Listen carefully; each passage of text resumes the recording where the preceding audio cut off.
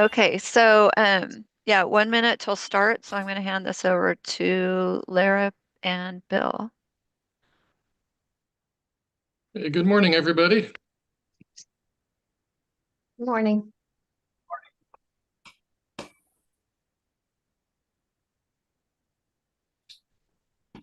Hey, Cheryl, are you literally in this museum? I am not, but I was. That's right. Very cool stuff. It's in Lisbon in Portugal. Oh, very nice. No, but I am on top of the Sausalito Peaks, so you can see behind yeah. me. And It's a there's little no wind breezy today. up here, but yeah, Your hair looks great. I know. Thanks. Good to see you, Don. Oh, I just said it's good to see you. Okay. Yeah, good to see everybody.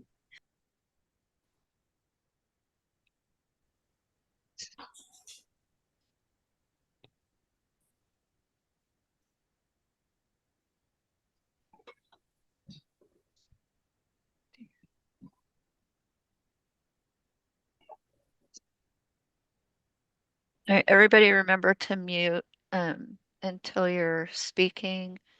You can have your cameras on. Cameras are great for the YouTube live stream.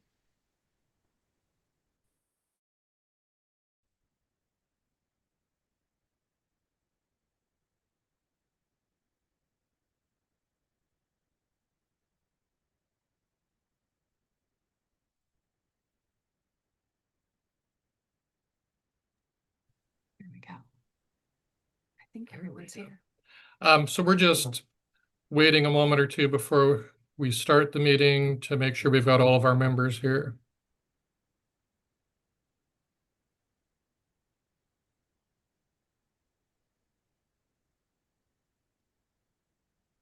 I'm looking for Gary Dunger. Gary, are you here?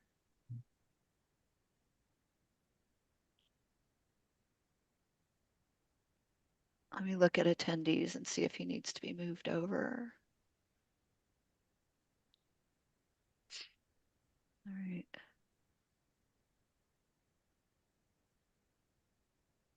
That's the only one I'm seeing not here, Lara.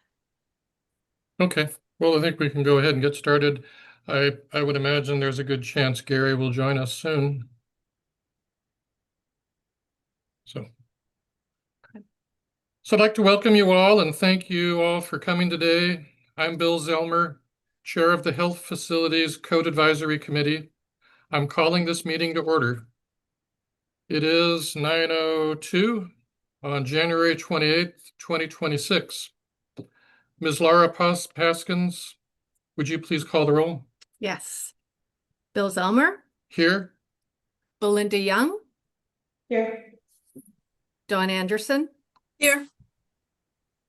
Renee Amy.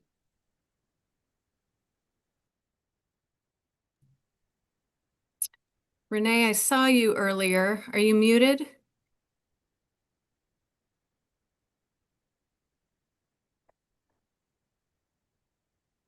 Renee is definitely on the list, perhaps not unmuted at this time. I believe I'm unmuted now. There's Renee. Thank you, My Renee. apologies. Every day and every way, technology gets better. Right. Sadir Agrawal, Here. Michael Stone, Here. Cheryl Domnich, Here. Sharon Goey, Here. Gary Dunger. Not here yet. Herbert Barrera Vite. Here. Stephen Guarino.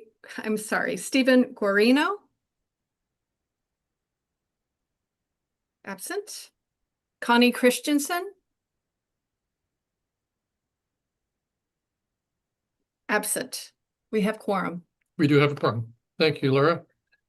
And I see Gary was in attendees, and I've just moved him to panelist. Can we, Good morning, Gary. Can you verify that you are here? Thank you. Yes, I lost the link, but I'm here. Thank you. Thank you, Gary. We again have quorum.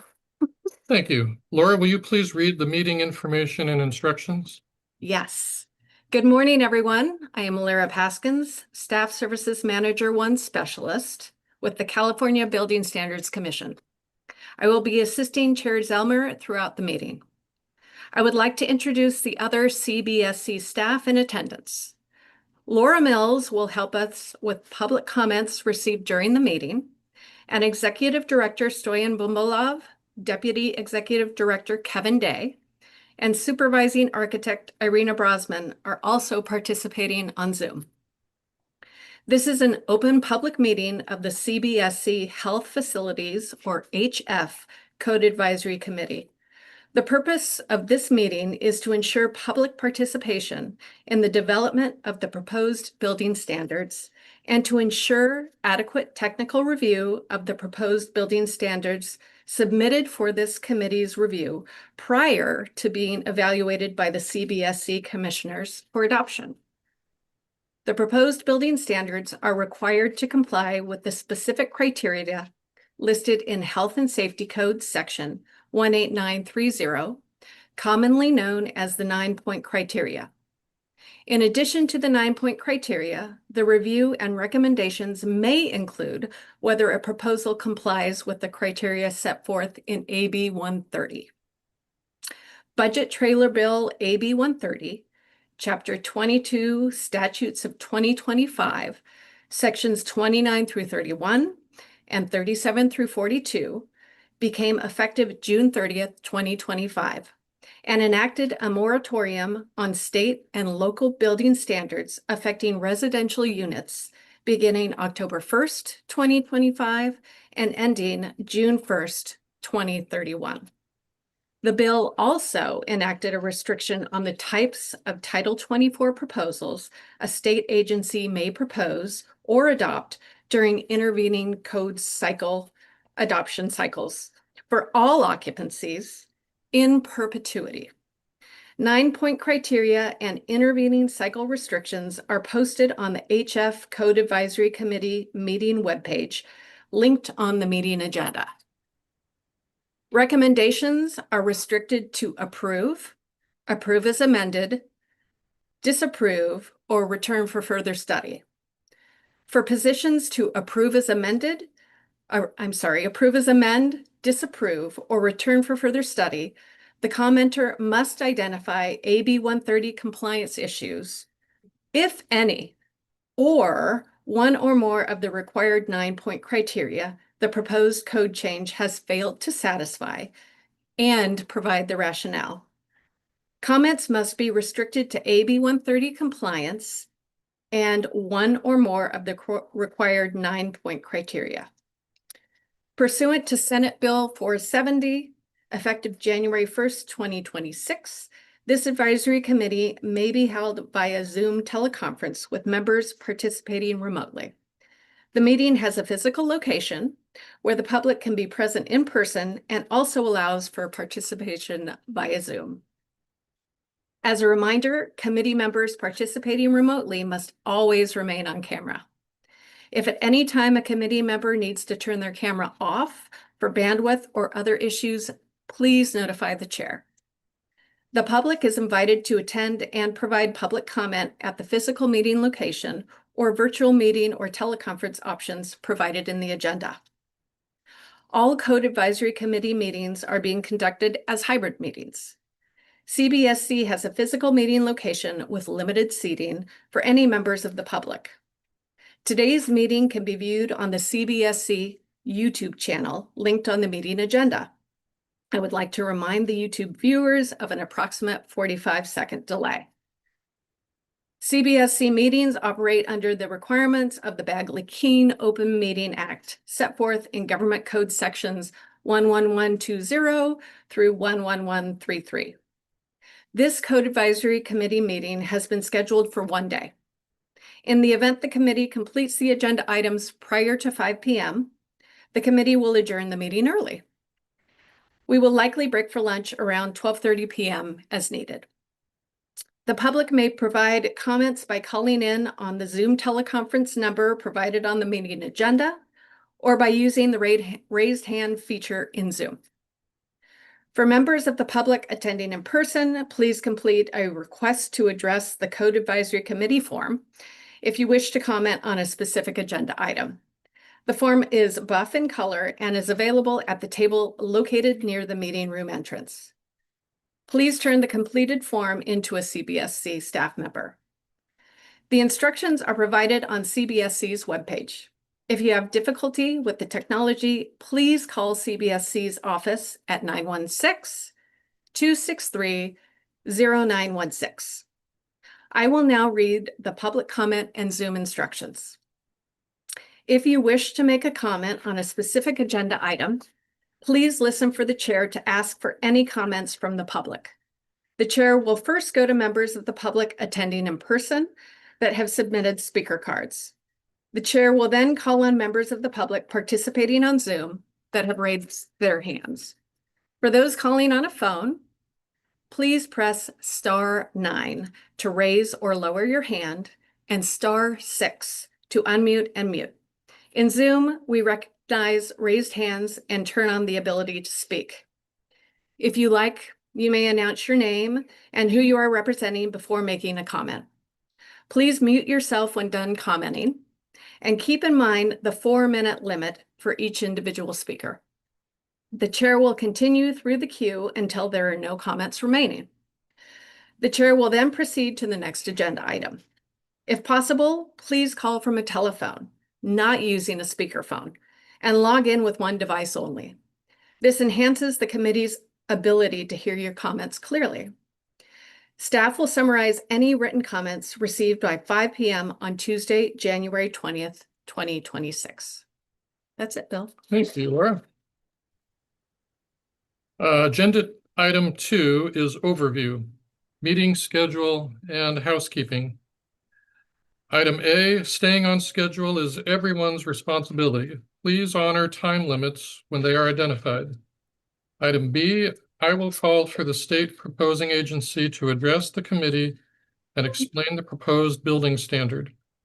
The committee will discuss each agenda item, then I will call for public comments.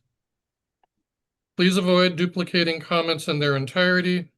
Support or non-support may be expressed, but for specified comments. Following all comments and discussion, I will call for a motion and second to recommend action on each agenda item relating to proposed building standards. A roll call vote will be taken for each motion. Please stay on the subject matter being discussed and avoid sidebars. Extraneous discussions disrupt the flow of the meeting and can be hard for persons on the telephone to understand who is speaking and what is being discussed. Please be respectful of others' time and opinion and avoid interruptions. We will take a lunch break around, we talked about 12:30, and the committee will decide on a good stopping point as the meeting progresses. Agenda item number 3, comments from the public on issues not on this agenda. The CAC committee may receive comments from the public on matters not on the agenda. No action may be taken by the committee on items raised during this agenda item.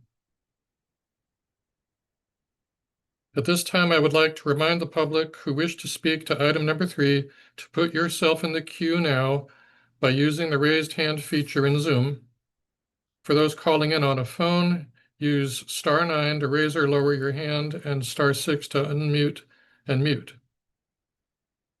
In Zoom, we will recognize raised hands and turn on the ability to speak. If you would like to identify yourself, please clearly state your name and who you represent. Laura, please check Zoom for commenters on item number 3. Before we start, Bill, I just wanted to remind Sharon Goey that you need to have your camera on at all times. And I also wanted to let you know that Connie Christensen has joined Okay, us. great. Glad to have you on the call, Connie. So do you have anybody from the public commenting on item number 3? There are no raised hands. Thank you. Moving to agenda item number 4. I'd like to nominate as vice chair Gary Dunger. Gary, would you accept this role? All right. Yes. Thank you, Bill. Okay.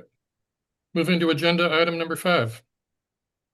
Did Yeah. there need to be a second? Do we need to vote on this? Oh, it does. Yeah, we do. I'm sorry. So we need a motion. We need a motion and Okay. a second. Can I make the motion? I'd like to make a motion that we appoint Gary Dunger as vice chair. Do I have a second? Second, this is Cheryl Domnich. Thank you, Cheryl. Any discussion? Hearing none, let's go to a vote. So do we have to go each person on these votes? I believe we do. Okay. Please call for the vote. Sure. Gary Dunger, Abstain? Belinda Young, Yes. Dawn Anderson. Yes. Yes. Sharon- Thank you, Dawn. Sharon Goey, Yes. Renee Amy, Yes. Sudhir Agarwal, Yes. Michael Stone, Yes. Cheryl Domnich, Yes. Bill Zelmer. Yes. Motion passes and carries. Okay, moving to agenda item number 5. The Office of Statewide Hospital Planning and Development proposed adoption of amendments to the 2025 California Administrative Code, Part 1 of Title 24. OSHPD representatives, please introduce yourself and present the proposal for item 5.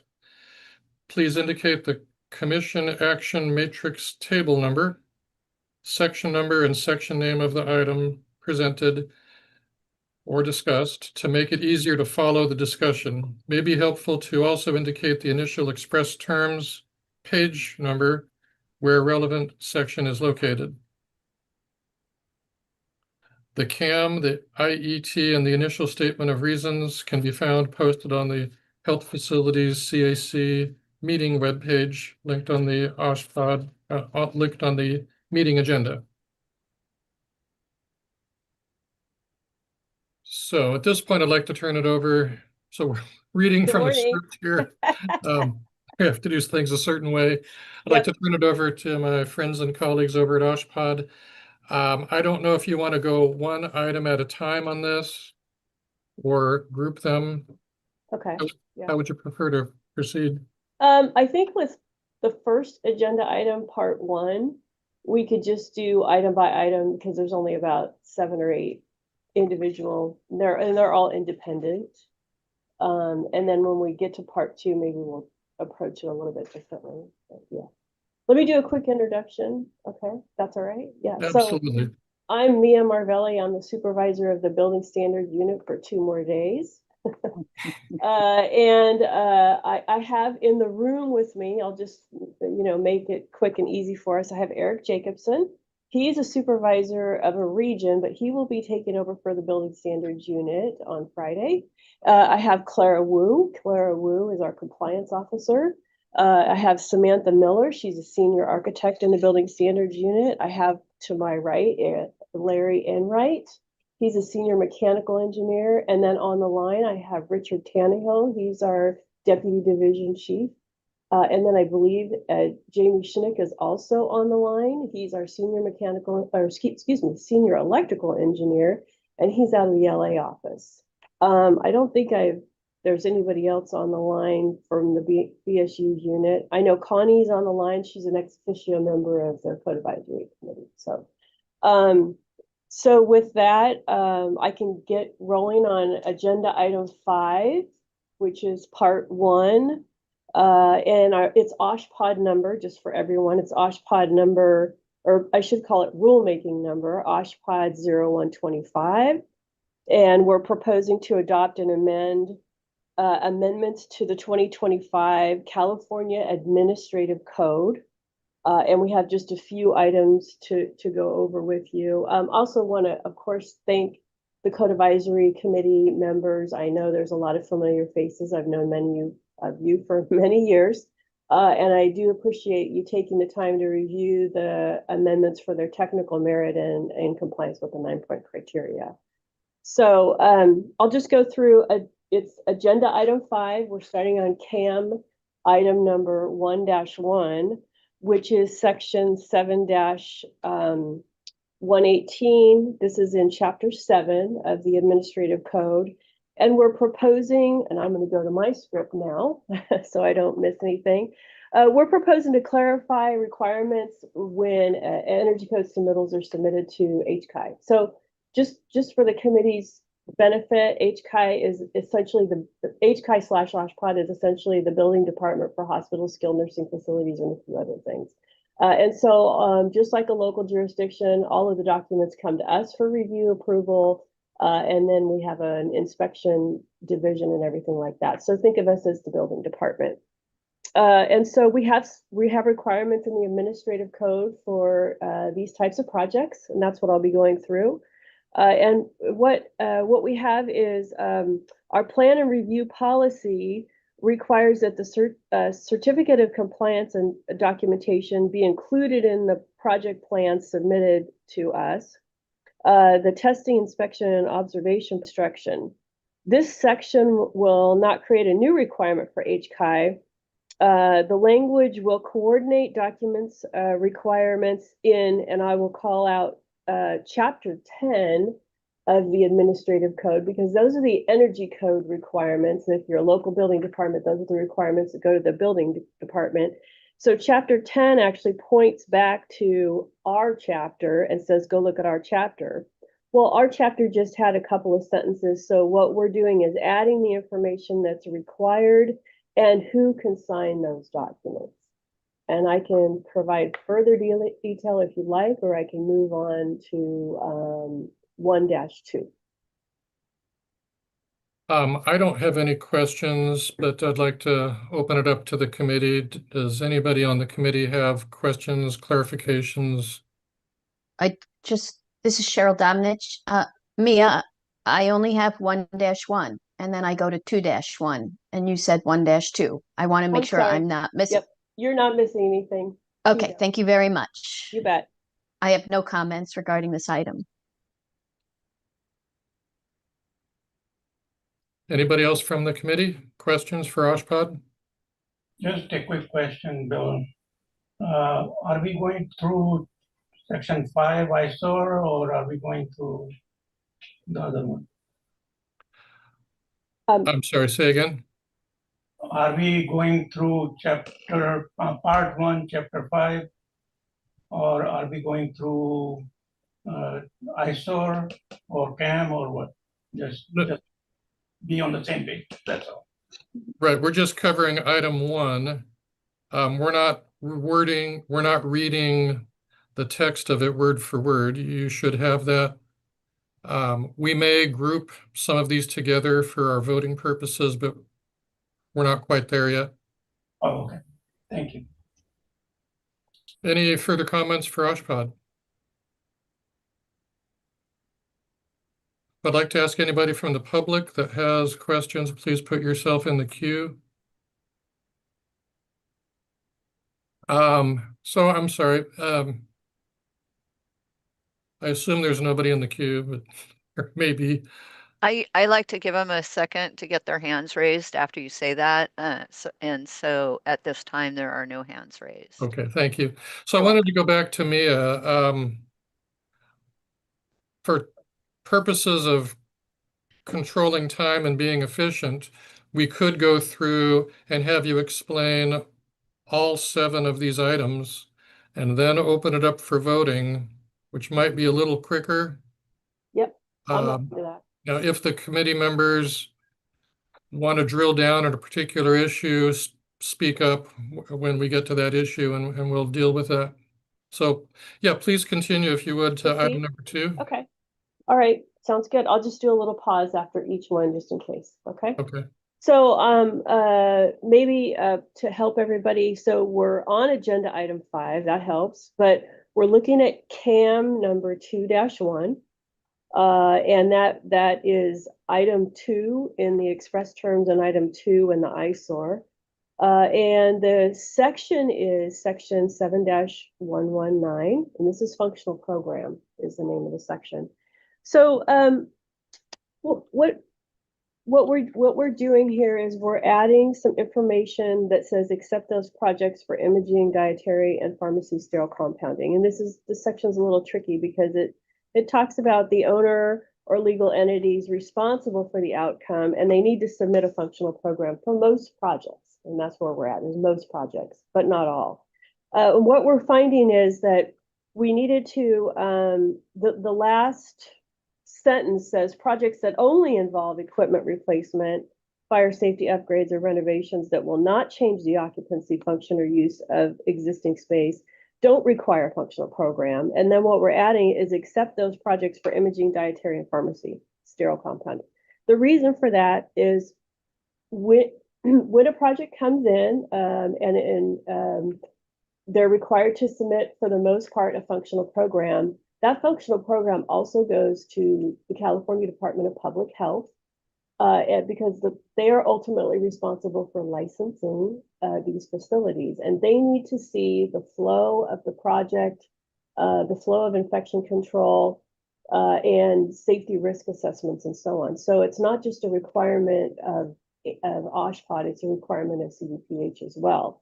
And what we're finding is that when imaging projects are submitted, and imaging, let's just say, well, for the sake of this audience, is a CT scanner, or there are different procedures that can occur when you're undergoing that type of radiology. And so what happens is we need a list of those procedures that can be sent to CDPH so they can concur on the classification of the room that's occurring in. And just to clarify that, there are different classifications of rooms depending on the invasiveness and the need for different sterile environments. That's kind of the simple answer there. So that's the reason for submitting a functional program for imaging projects. And then dietary and pharmacy already required that. That's a requirement also in Title 22. So we just simply put that here so we have concurrence between Title 22 and Title 24. It's kind of a long story for a simple change to the regs, but I kind of want to make it clear. I'm happy to move on to CAM number 3-1 if you're ready. What I'd like to do is have our committee members react to each item as we go in case somebody has a question. I don't want them to have to wait till the very end. Understood. So, to the committee, does anybody have questions for OSHPD on this item number 2? Yes, this is Cheryl Domnich. I just have a question, Mia. I find the language confusing, but it might be because it's not every day that I would have to address this, because in the existing language in the intro paragraph, it describes providing a functional program. And then further down, it states not require a functional program. And then it states accept those projects, and it lists the 3 changes. So it seems a little ambiguous to me. Is this clear enough for the users? Will it be very clear for the users? I think so. Eric might chime in. I think so. I think what, and I didn't mention this earlier, is we also publish what's called a functional program guide that helps assist the users with a variety of things. It has examples of functional programs, but it does provide guidance on what's necessary for different projects. So I think the language is clear, but it's not in practice yet. And I think if we receive comments back during 45-day comment period, obviously we can make some adjustments. But also as people use the regulations, we're happy to amend it next code cycle, but it seemed clear to us. Okay, thank you. Sure. Any further comments from the committee members? questions for Oshpod? Dawn. Uh, Dawn Anderson. Dawn Anderson? Yes, I'd like to just follow up with the last comment and just ask that if we are taking exception to the rule and the condition of the rule, then those are delineated as exceptions. Exception 1, exception 2, exception 3, etc. Okay. Thank you, Don. Further comments, questions for Oshpod on item 2?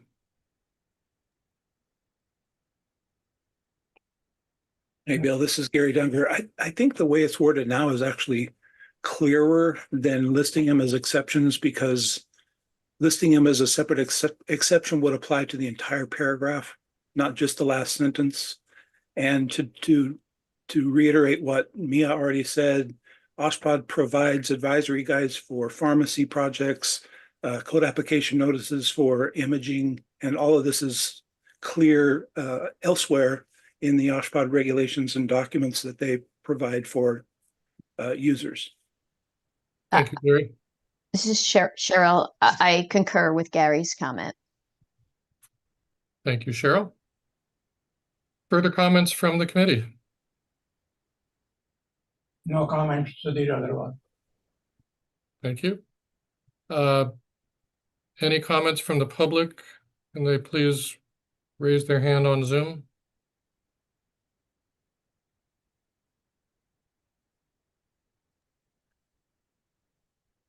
There are no hands raised. Thank Well, you. I'd like to jump in and just Yeah, let you please. know there have been no written comments received Oh, thank you. No regarding this item. no written comments received.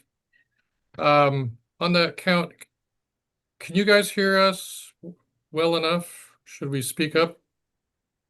We can Everything sounds good. Okay. we can hear you fine. Yeah. Okay, great. And I'm showing up on Laura Paskins, so my name isn't there on screen, but you guys know. We know who you are. Okay, moving on. Would you, Oshpod, please present item number 3? Certainly. So this is CAM item 3-1. The section is 7-126, deferred submittals. And remind me if I'm talking too fast, Laura, I know you will, or Laura. Sometimes that happens. You're doing great, Mia. All right, good. Thank you. So we're adding a clarification here, we're adding an F, which is review time. Review time for deferred submittals are subject to the same requirements associated with, and it points to a section. Essentially what this is doing is letting our clients know that when they submit a deferred submittal, our staff has adequate time to review that deferred submittal. It's very difficult to put a timeline on that because the deferred submittal could be small, it could be large. And so we had questions about this, but we're intending that it align with is similar to what a project review time would be, which for the sake of the audience, we have a calculator, if you will, on our website that when you submit a project, we can estimate how long it's going to take for us to review based on the type of project. It kind of gives you a window of time in which you'll receive comments back. Thank you, Mia. Do we have any questions for Oshpod on item number 3?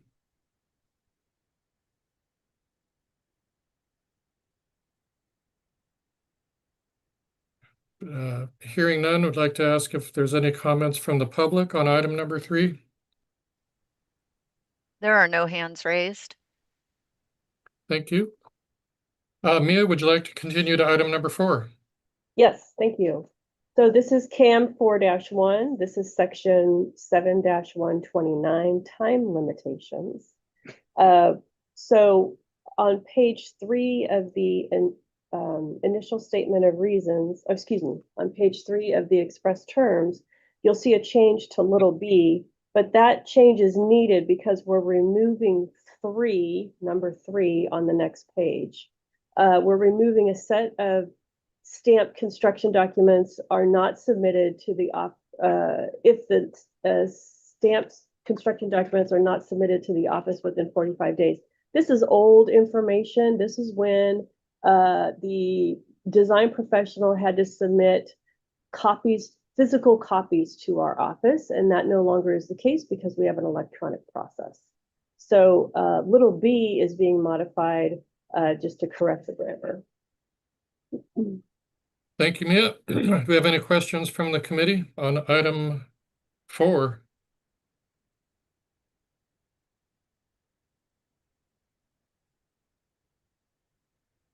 Hearing none, if we have any comments from the public on item number 4, There are no hands raised. thank you. Then let's move on to item number 5, please. Okay, this is CAM item number 5-1. The section is 7-133 fees. And in little o, we're removing the health and safety code reference section.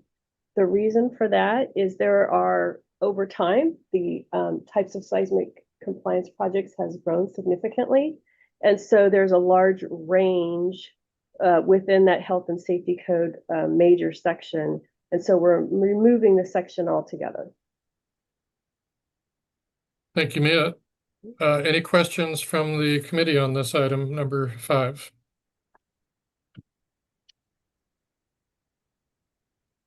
Hearing none, going to the phones. Do we have any comments from the public? There are no hands raised. Okay, let's go to item number 6, please. Okay, item 6. This is CAM item 6-1. This is section 7-137. This is notice of start of construction. We're repealing the entire section because these particular items, name, contract, price, date, so on and so forth, they're actually part of the digital online process that occurs when someone is submitting a project for a permit. And so there's no need to have this spelled out in the administrative code. It's part of the online process. Thank you. Any questions from the committee on item number 6?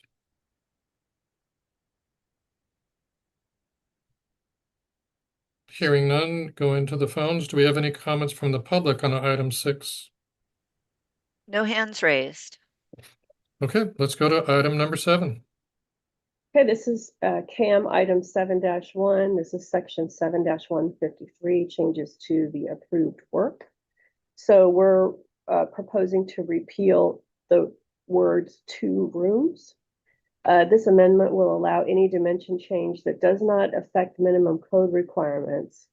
What was happening is they said, oh, this only applies to dimension changes in rooms. It's like, no, there could be other dimensions that don't affect the code requirement. Thank you, Mia. Do we have any questions from the committee on item 7?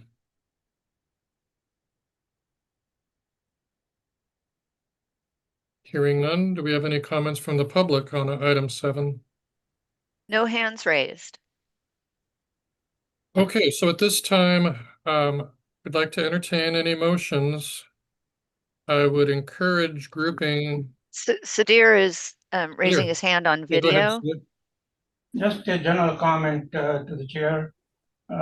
Nothing is specific. Like item number 6, most of the items were deleted. Should we renumber some of those numbers or eliminate that paragraph altogether? I can answer that. if you'd like. Please. Yeah, so renumbering, we try to stay away from it because it can cause havoc in the administrative code. So what we did is we added reserved, especially to the item you were talking about, Sadir, 6-1, it's section 7-137. We have reserved at the end of it. If committee is okay, I'm okay with that. Thank you. Thank you, Sadir. So I'd like to entertain a motion on where are we? I guess this is agenda item 5. So I'd like to make a motion. Oh, Dawn raised her hand, but then I'm it sorry, went go away. ahead, Dawn. Sorry. Dawn first. I was Okay. just going to make a motion, but if there's additional comments, that motion can wait. Are there any additional comments before we take a motion? I think you simply hit the buzzer first, Dawn. So Yeah, go ahead. Okay, very good. I make a motion to approve the items 1 through 7. I'll second it. Motion and second. Do we have any further discussion from the committee? Criteria number 3, I'm sorry, Sudhir, I don't understand. 9-point criteria number 3. You don't We don't to need, approve that. when we're approving, we don't need to cite a number. Thank you. So, back to, are there any other comments from the committee, questions, discussion? Hearing none, let's go to a vote. We don't need to go back to the public. We're good. I don't think we do. Okay. Gary Dunger, Sorry, yes. Belinda Young, Yes. Dawn Anderson, Yes. Sharon Goey, Yes. Renee Amy, Yes. Sudhir Agrawal.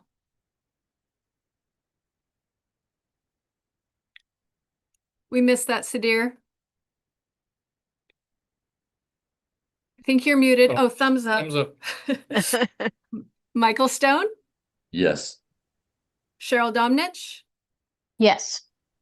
Bill Zelmer. Yes. Unanimous, motion carries. So that brings us to the end of agenda item 5. And I think we're ready to move to much larger agenda item number 6. So Mia, can you give me 1 second? I want to bring up my PDFs for this item. And You then I bet. want to turn it over to you to describe the first part of that. Laura, can you hear me okay? Yes. Thank you.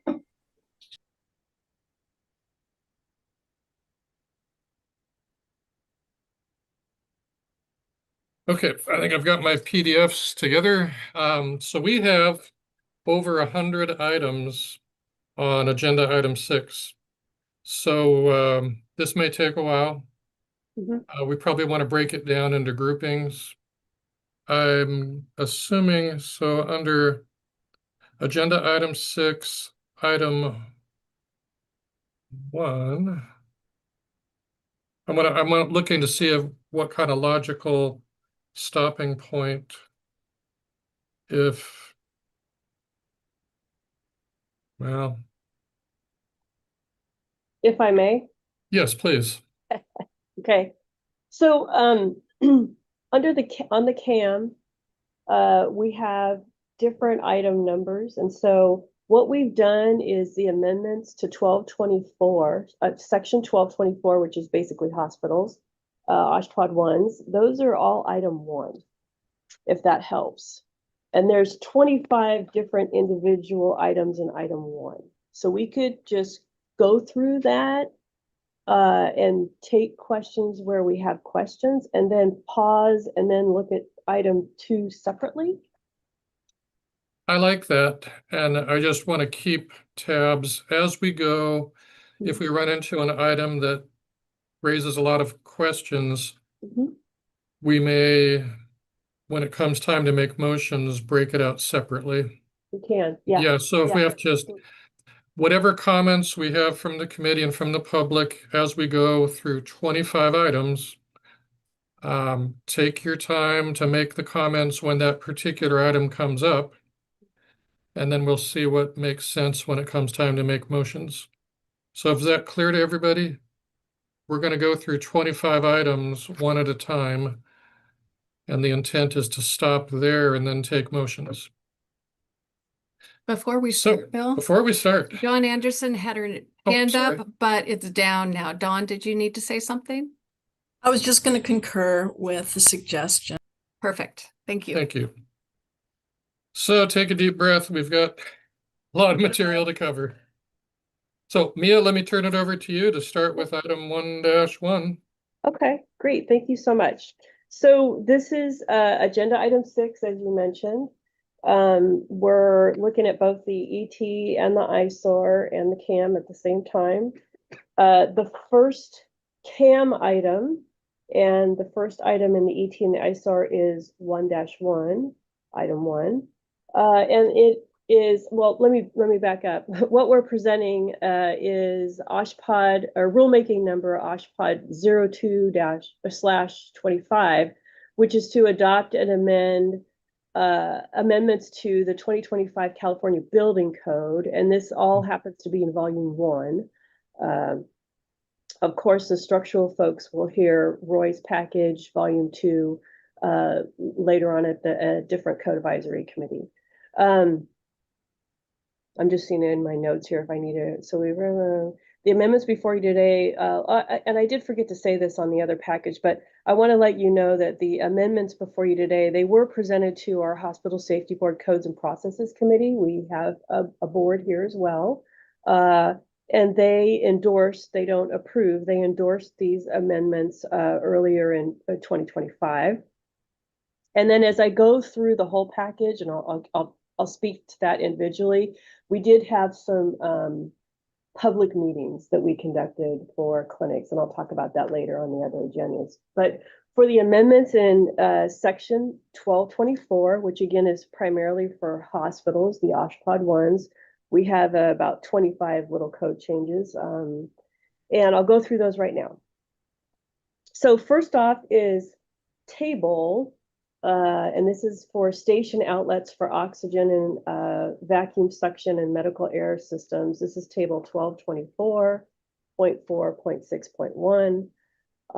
And I will read off my little script here to some extent. So we've added a new location, which is line item 26, and I know the font is small. And that line item is added for infant resuscitation. It's a space that is called out in the building code elsewhere, and I have sections listed in the ISOR. And an infant resuscitation space is required in a cesarean delivery room and a labor delivery room and recovery LDR. Although the infant resuscitation name has the same for both spaces, the requirements are different based on the patient acuity. So that was the need to separate out infant resuscitation space for an LDRP, and it has different requirements.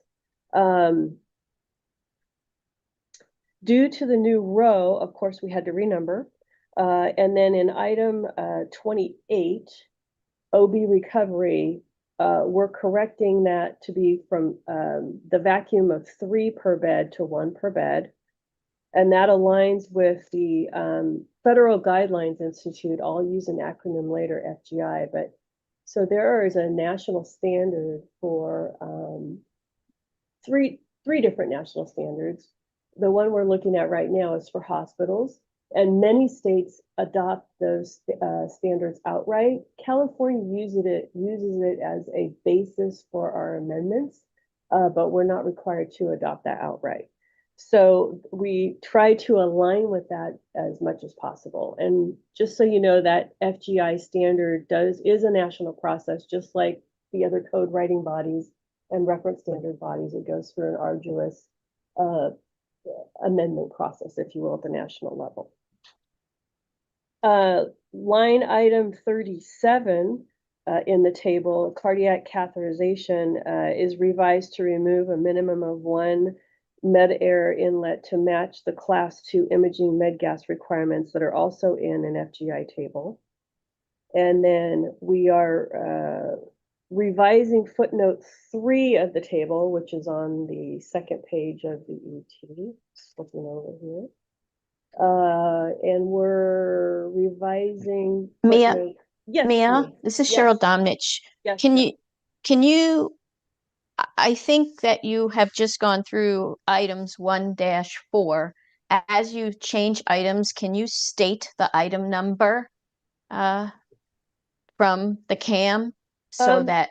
Certainly, I can do that. Yeah, actually, this table has a number of changes in it, and I'm still in 1-1. Okay.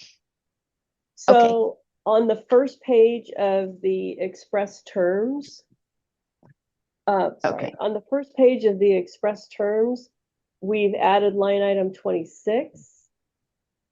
And then we've renumbered, and then under the vacuum column, under OB recovery, that's where you see the change to 1. So there's quite a number of changes to the table that are all part of 1-1. Okay, thank you. You bet. Yeah, it's yeah. Sorry, let me go back to, we're revising footnote 3 of that same table to coordinate with the FGI table.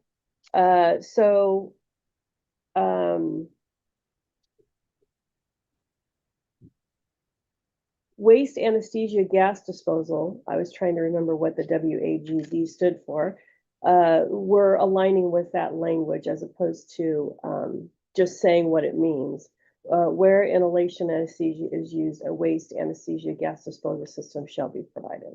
So it's if it's used. So that's it on 1-1. So as a reminder, if we could all raise our hands when we want to speak, and we'll try to be sure to look up on screen to see when somebody's raising their hand. So, stopping there, do we have any questions from the committee on item 1-1? So, Don has a question. Go ahead, Don. It's not a question, it's more of a comment. I just want to applaud the committee for aligning with FGI. I've done so many analysis between FGI and the California Building Code, and I am just very glad to see this alignment. So big kudos. Thank you, Don. So I'm going to raise my hand. I've got one question for Ashpad on the table. So the line 28, the OB recovery room, changing from 3 per bed to 1 per bed. Actually, both that and the item 26. Where did the numbers come from? And my concern here is the AB 130, that we're not creating new requirements so much as we are clarifying existing requirements. So where did the 1 bassinet requirement come from, as well as the that's item 26 in the table and item 28 in the table? Does that make sense? Yeah, I think what happened is I'm trying to remember months ago. So talking about line item 28, which is OB recovery, that's a recovery room. And so we had, I think, inadvertently put the 3 there. 3 is actually needed in the infant cesarean delivery and not in the OB recovery. I think we found that based on a project that was submitted. But I'm looking in my ISOR new location table, trying to read it. It's called out in Calvin. An infant resuscitation space is called out.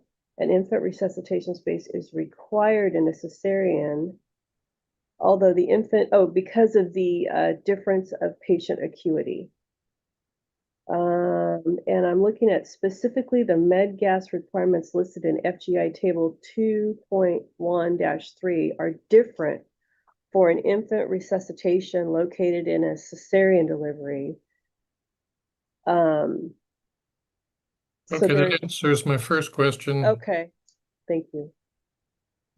And then it looks like I'm looking at the ISOR now, and it's right there in the ISOR, which I didn't know when I asked the question. It does explain in the ISOR, as I read it now, that it came from FGI. Yep. So that answers my question. I just want to make sure we're not creating requirements that weren't there before.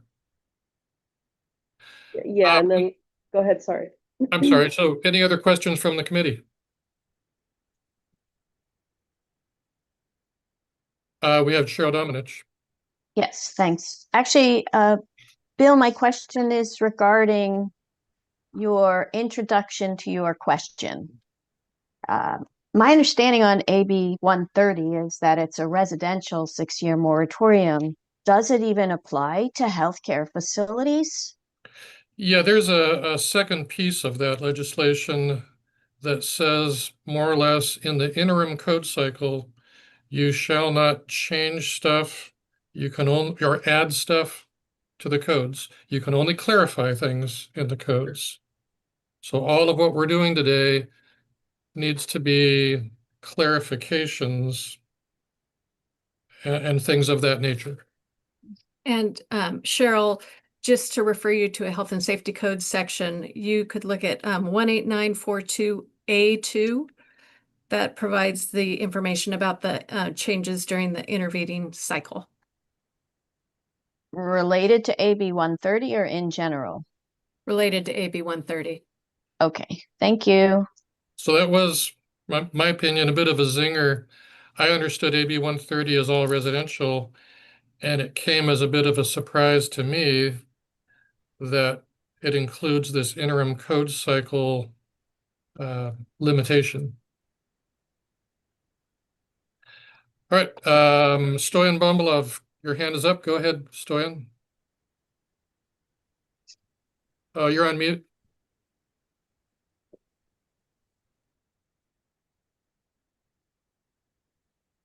Still can't hear you, Stoyan.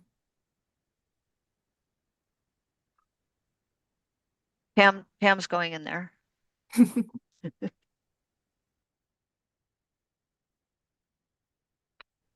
Nothing yet.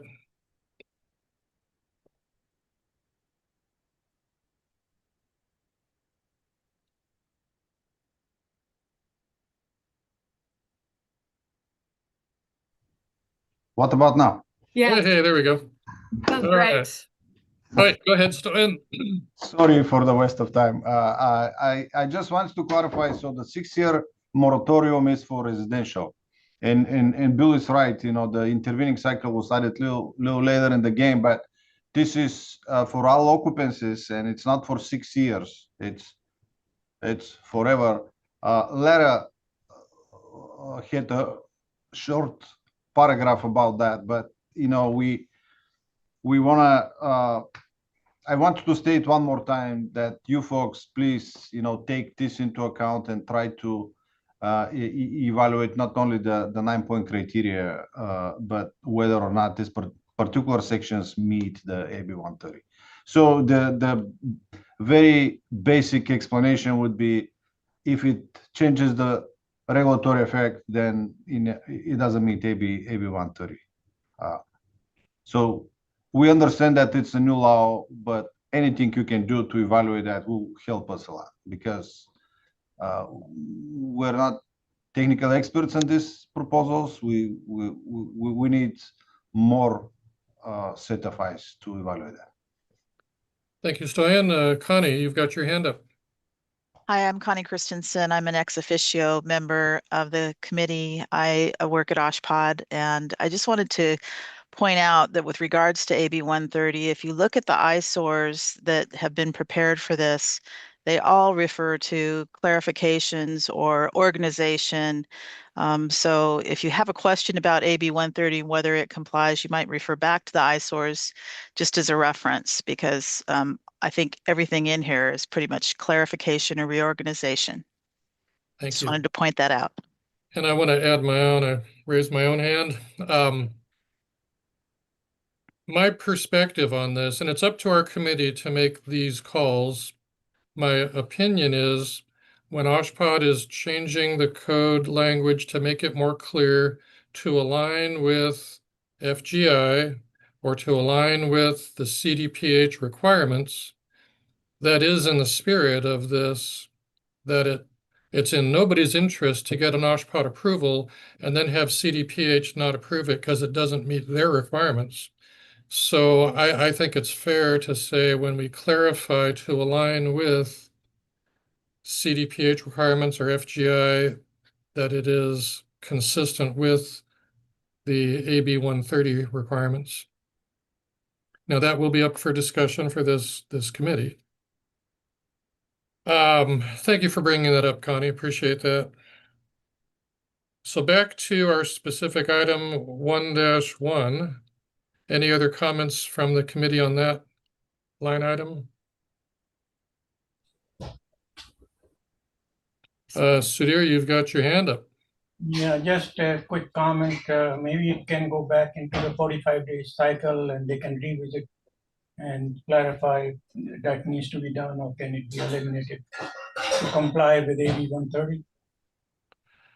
I guess we'll see as we go. There may be items we run into that end up being a further study. That's what I was. Yeah, okay, thank you. Any other comments from the committee?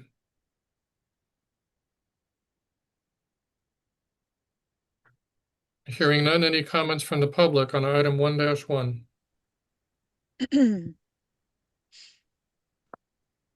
There are no hands raised. And I would like to say that there Yeah. were no written comments received for item 6. Okay, so no comments received on all of agenda item 6. Written. Written that is. comments, okay, good to know. All right, let's, Mia, can I go back to you to discuss the next item, Certainly. Yeah, so 1-2? I'm on CAM 1-2. This is table 24.4.6.5. This is the location of nurse call devices. On the ET page 2 at the very bottom is there are no changes on that page. It isn't until you get on page 3 of the ET that you'll see the change. The eyesore page 2 has the explanation for y'all. So essentially, and Cheryl, to your point, this spreads out over the course of a couple different sub items, we'll call them. So it's 1-2, 1-3, and 1-4. There's several changes. For some reason, I don't remember why, these are separated. So this table covers those CAM item numbers. So the 1-2 is specific to footnote 1, where we're adding language that says alternative birthing clinics, which means that the footnote 1, which is actually, if you look at the very bottom of the table, it's patient toilet rooms, and you look at column 126, that applies to clinics. That footnote is already there for primary care clinics, chronic dialysis, and rehab clinics. We're adding in alternative birthing clinics, and I can explain why. I will be talking more extensively about alternative birthing clinics later on in the code package, but alternative birthing clinics can be a part of a primary care clinic. And so by not having that in there, we could inadvertently require a nurse call in a patient toilet room in an ABC. And the reality is they can be licensed as primary care clinics. So that's our rationale there. 1-3 is specific to footnote 2 in the table. And what we're adding is for alternative birthing clinics with 3 or fewer birthing clinics, refer to, and it points you to the actual section. And what we're doing is, I'll dive a little bit into what we call ABCs, alternative birthing clinics. These are licensed through CDPH. We had a number of public meetings to discuss clinics in general. We had a very specific meeting to discuss ABCs with the ABC community and the public at large.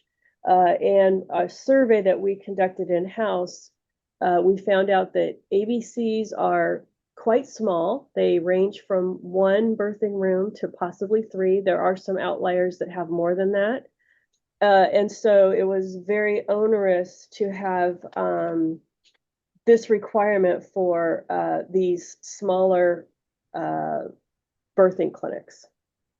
We had the California Department of Public Health attend those meetings, and they weighed in on this as well.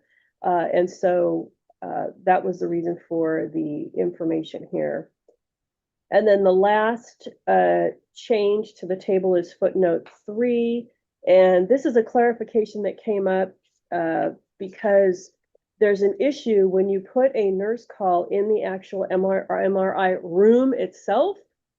That can degrade the MRI equipment, but it can also degrade the nurse call itself. And so the preference is to have the nurse call in the control room. If you can visualize an MRI room, the staff goes into a control room where they're monitoring the patient that's in the MRI equipment, and that's a safety reason there. So open to questions on those three sub items. So Mia, I'm looking at items 1-2 and 1-3 and 1-4, those three items? Correct. Okay. Do we have any questions from the committee on any one of those three items? Do you see Belinda's hand? Oh, I didn't. Belinda, thank you.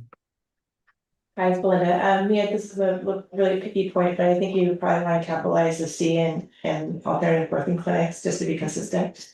Good call. Thank you. Thank you, Belinda.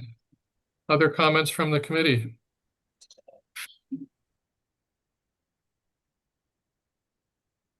Hearing none, do we have any comments from the public on items 1-2, 1-3, or 1-4? There are no raised hands. Okay, back to you, Mia. Great. Okay, I'll move on to 1-5.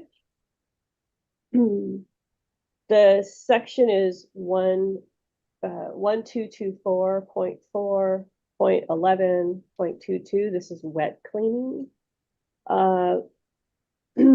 So the first part of the change is the charging language itself.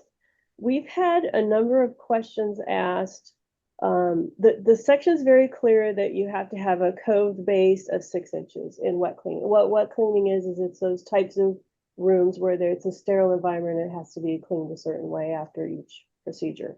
And so that was very clear that the cove base had a 6-inch requirement. Where we received questions was, what about the casework in there? And please understand that casework in another section, it's not allowed to have any porous materials. So it's generally, those are metal things that come in that are easily sanitized. But nevertheless, the question came up because oftentimes casework only has a 4-inch toe kick is really. And so what we've done is modified this section to include that all exposed sides of permanently installed casework also have to have that minimum 6-inch. So that's the first part of the change. And then on the page 4 of the ET, we've also added 2 room types to the laundry list of things. Primarily because those 2 room types are also spelled out in a different section of 1224 that require wet cleaning. And then emergency department trauma rooms are closely aligned with an OR. And so that was the reason for adding that room. I also want to dip my toe in a little bit into the AB 130 is there are items we do not have in our express terms.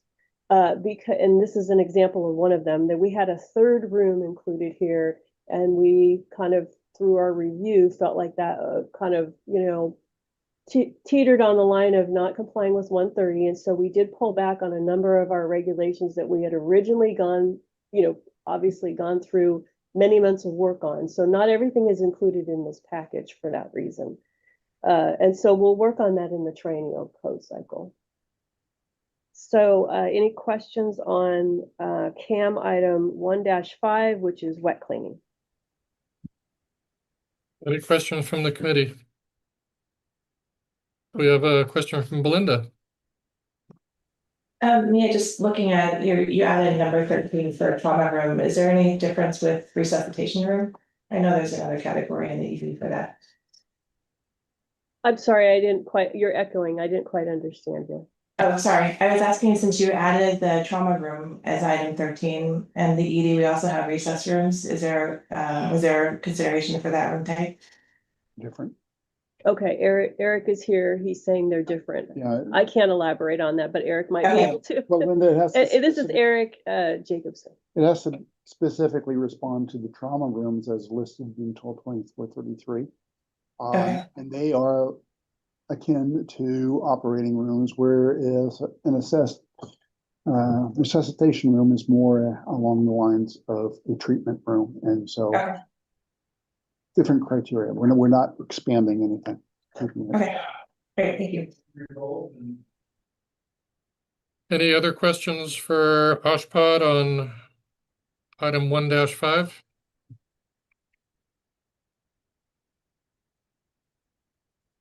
Hearing none, going to the public. Do we have any questions from the public on item 1-5? There are no hands raised. Thank you. Okay, Mia, let's go back to you. Item 1-6. Okay, this is an editorial change to the noise control table and the footnotes below it. This is just an ASTM numbering correction from 90 to E90.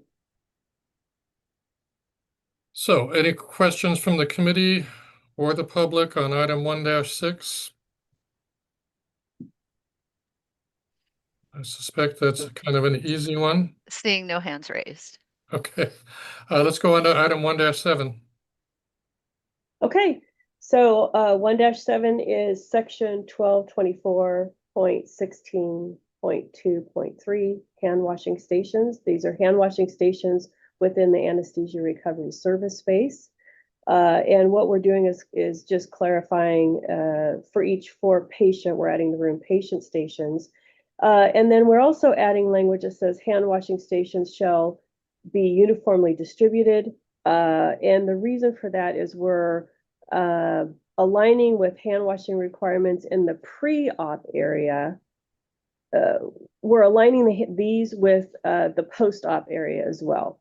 So these amendments also align with a section in FGI national standards. And then FGI requires a ratio of one hand washing station for every 4 patients among the patient stations. So there's another code requirement elsewhere that clarifies that they have to be uniformly distributed. They're not all lumped together. Thank you, Mia. Do we have any questions for Oshpod on item 1-7?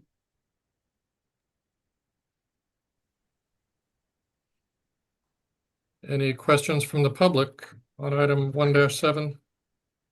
No hands raised. Thank you. Let's go to 1-8. Mia. Okay, this is 1224.18.3. This is computerized tomography, CT scanning. This is editorial. We're simply, the charging language says if it's provided, and then the subsection says if provided. We're just repealing if provided, and that's first sentence of the subsection. Seems very straightforward. Any questions from the committee or the public on 1-8? Thank you. 1-8. No hands raised. Okay. Let's move on to 1-9. Okay, great. So I'll just say, excuse me, now I'm, so I'll just say 1-9 through 1-13. We received feedback from the Board of Pharmacy on our proposed code language. They're also making some amendments in their law. And so the majority, or I shouldn't say the majority, these changes align with what they're doing in their law or what they've done in their law. It's basically number reference changes. There's a couple word changes where, we've spelled anteroom a number of different ways throughout the code, and we tried to catch those where we could. That is 1-9 through 1-13. Thank you for grouping those all together.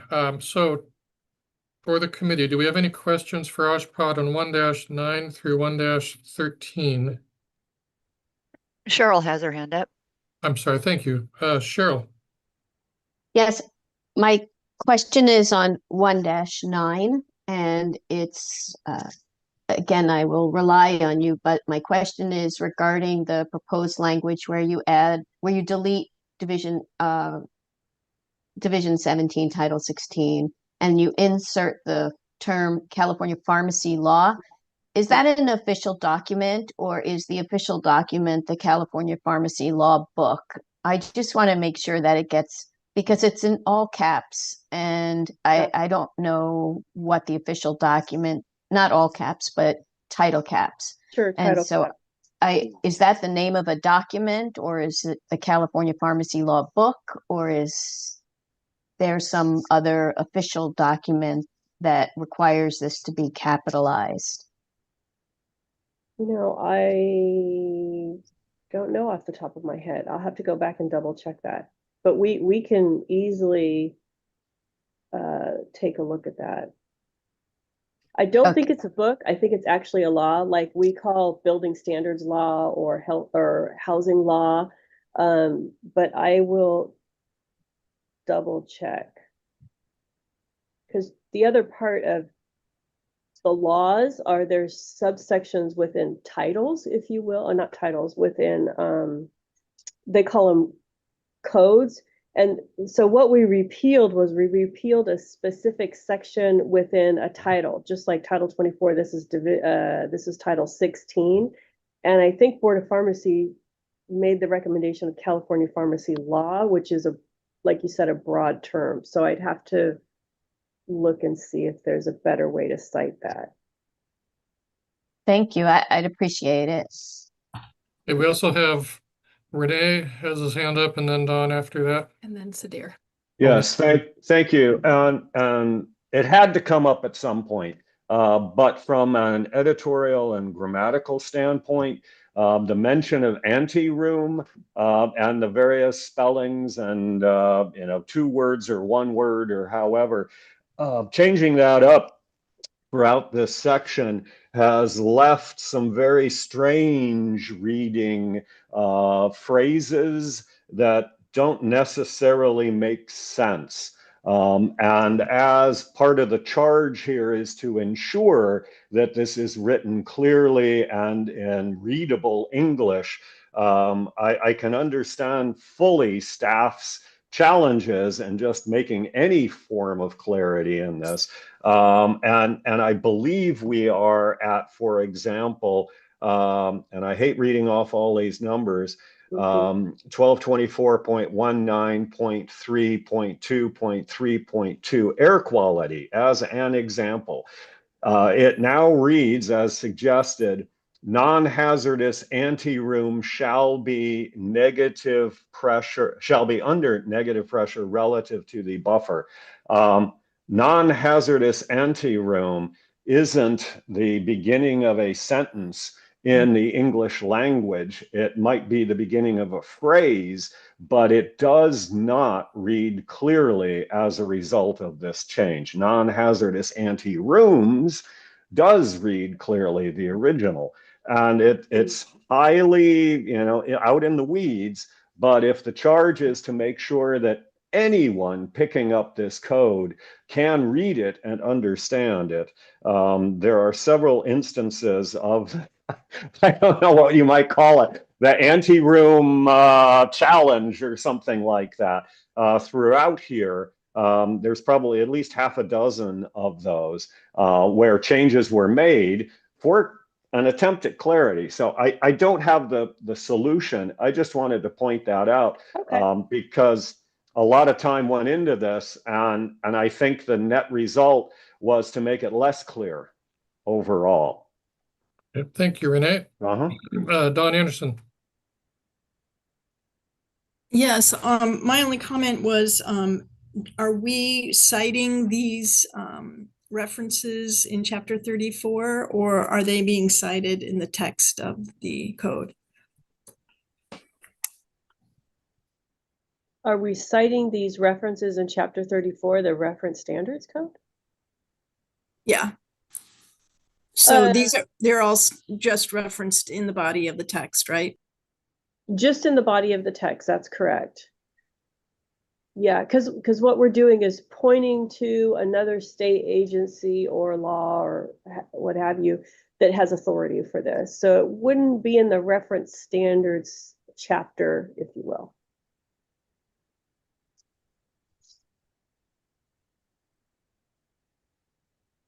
Okay, thank you. Sudhir, did you have your hand up earlier? Did you have a comment? You're on mute if you're speaking. Okay. My on.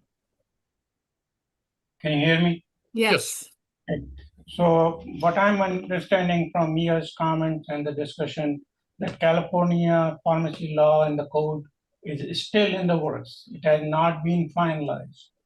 So I think this item should be tabled for further discussion.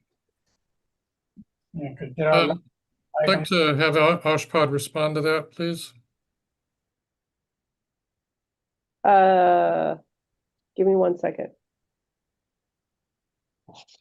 Let's see. So amendments to remove references were requested by Department of Pharmacy. They stated the reference is only compounding, has to conform with all pharmacy law. This amendments for clarification doesn't. I'm trying to find if, I know that we had communication back and forth with them, and I would have to verify. I can't verify that right now. I would have to verify. I think they are done with their changes, but I can verify that. And we can fix that in the eyesore. Okay, thank you. So we can certainly come back to that topic, Sudhir, but I want to make sure if anybody else has comments or questions for these items, please raise your hand if anybody else has a question or comment.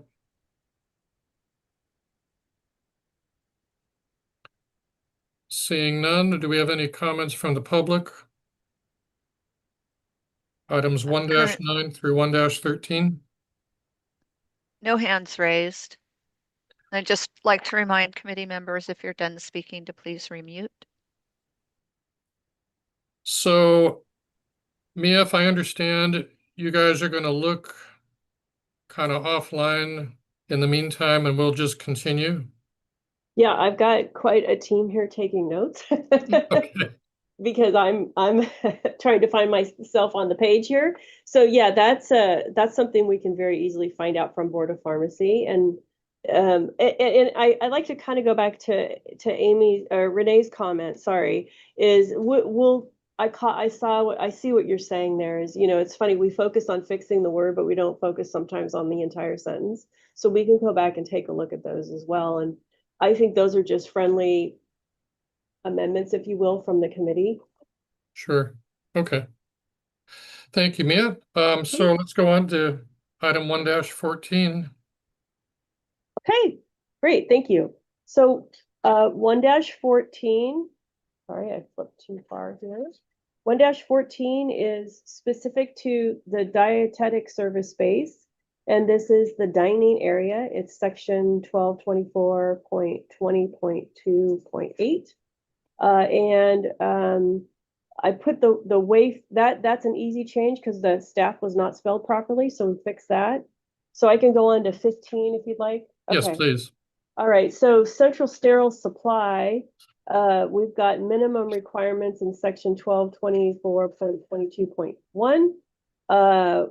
What we've done here is added a sentence for soiled work area, that a clinical sink and a hand washing station shall be provided, and that in clean working area, a hand washing station is required. This may look on its face like a new requirement, but I'd like to point out that the mechanical code, the plumbing code already requires this in that specific area.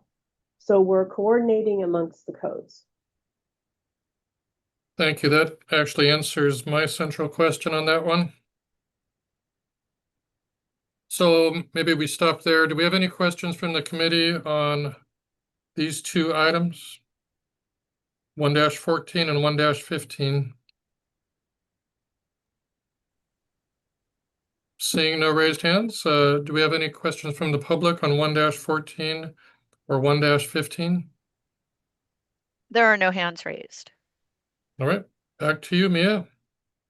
Okay, so I'm on 1-16. This is intensive care units. This is the support area for those. 1224.29. I'm sorry, Mia, can I interrupt for just a moment? Absolutely. Looks like we do have a hand raised. Cheryl, go ahead. Actually, it's on this upcoming comment, so item. Beat the buzzer there. Okay, so maybe we have Mia present it first and then we'll go to you. Sure, yep. So what we're doing is under item 6 for gurney and wheelchair storage, we're adding a note that in the NICU, this storage is provided for infant support and incubator gurneys. What was happening here is when design professionals were submitting a NICU project, they were thinking, do we have to have wheelchair in there? And it's no, that area is specifically for equipment needed for infant transport incubators with self-contained power.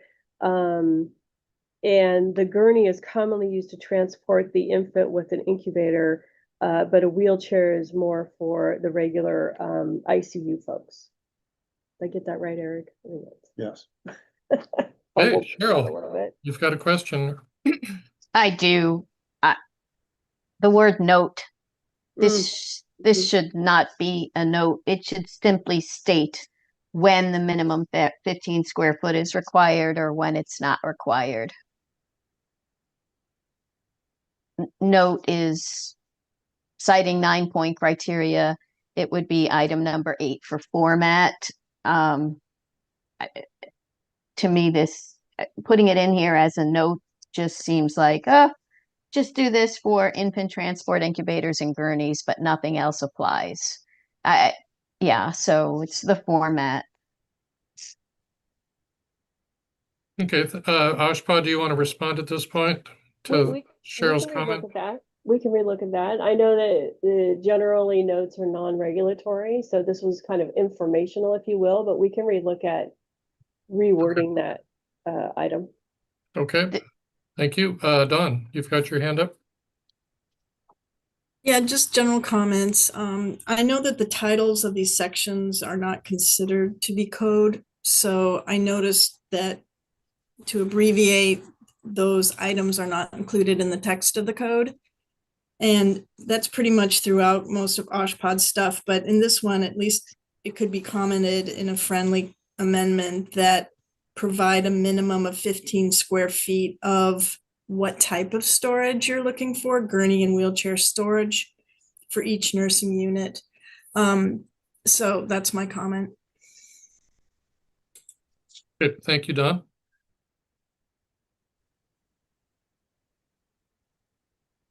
Do we have other comments from the public? I'm sorry, from the committee? Cheryl again? Cheryl? No. No, hand down. So I've got a question for Ashpad on this without looking it up right now in the middle of this. I know a NICU is a subset of an ICU.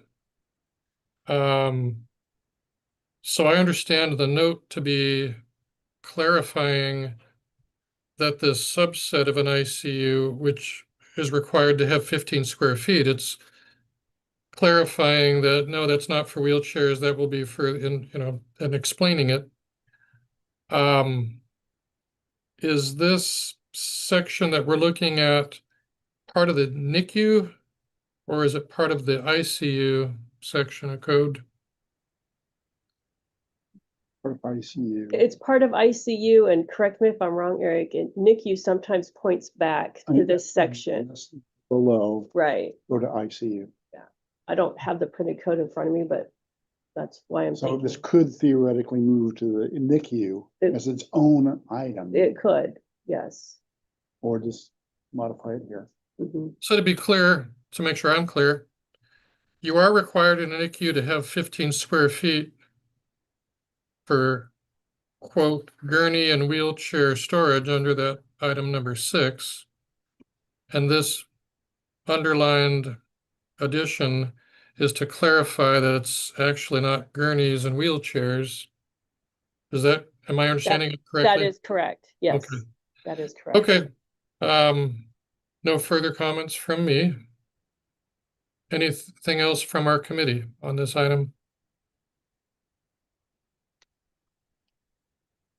Hearing none, do we have any comments from the public? There are no hands raised. Okay, so help me get this right. We're on item 1-16. 117. So now we go to 117. Correct. Okay, go ahead, Mia. Great. So we're in OB facilities, or obstetrical facilities, excuse me. And this is the housekeeping. So when we were going through the code, we noticed that there's some titles without any information after them. We're trying to pick those up. So this is simply adding information that a housekeeping room shall be provided in accordance with the requirements, and it points back to this section. There are many other areas in the code that do the same thing.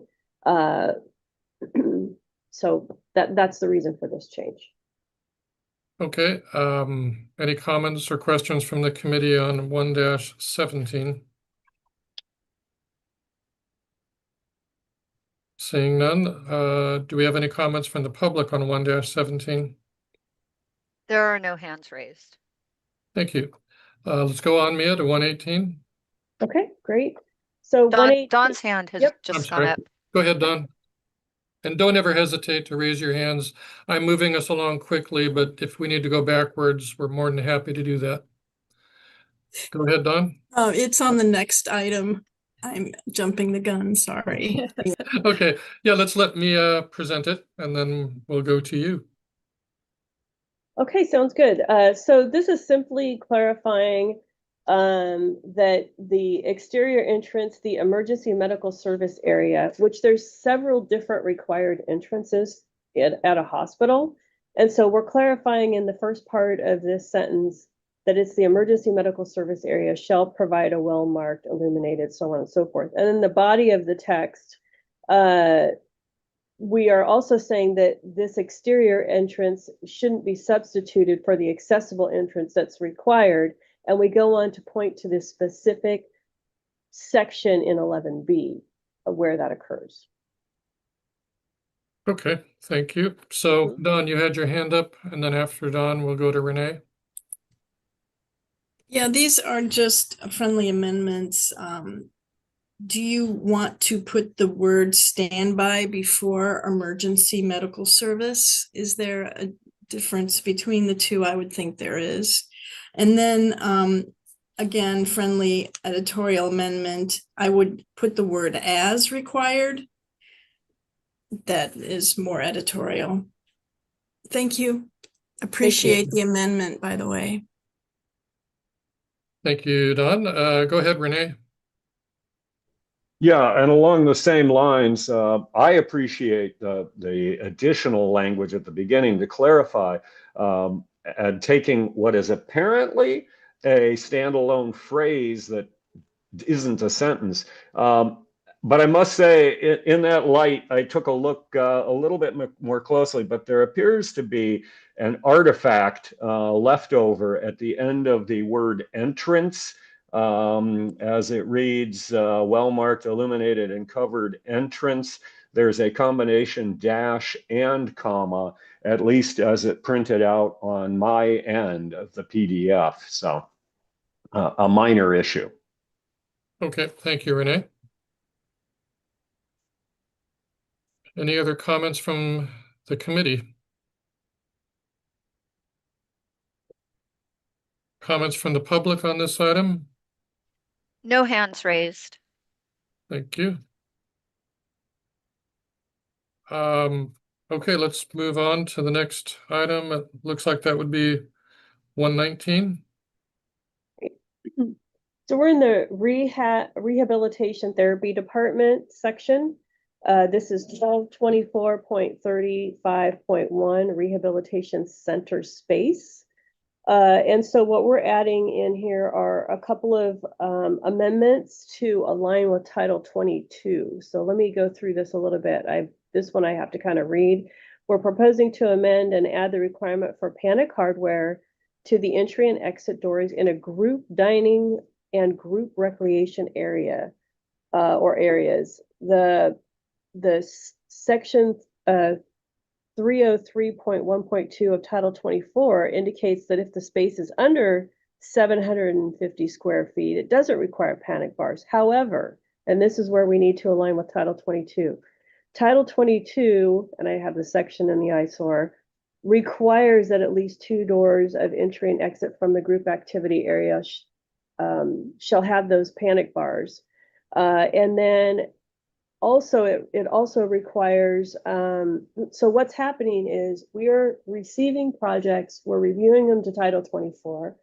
And then what happens is CDPH goes in later and physically goes into the built environment for licensing. And they have caught in a couple instances where those panic bars were not there.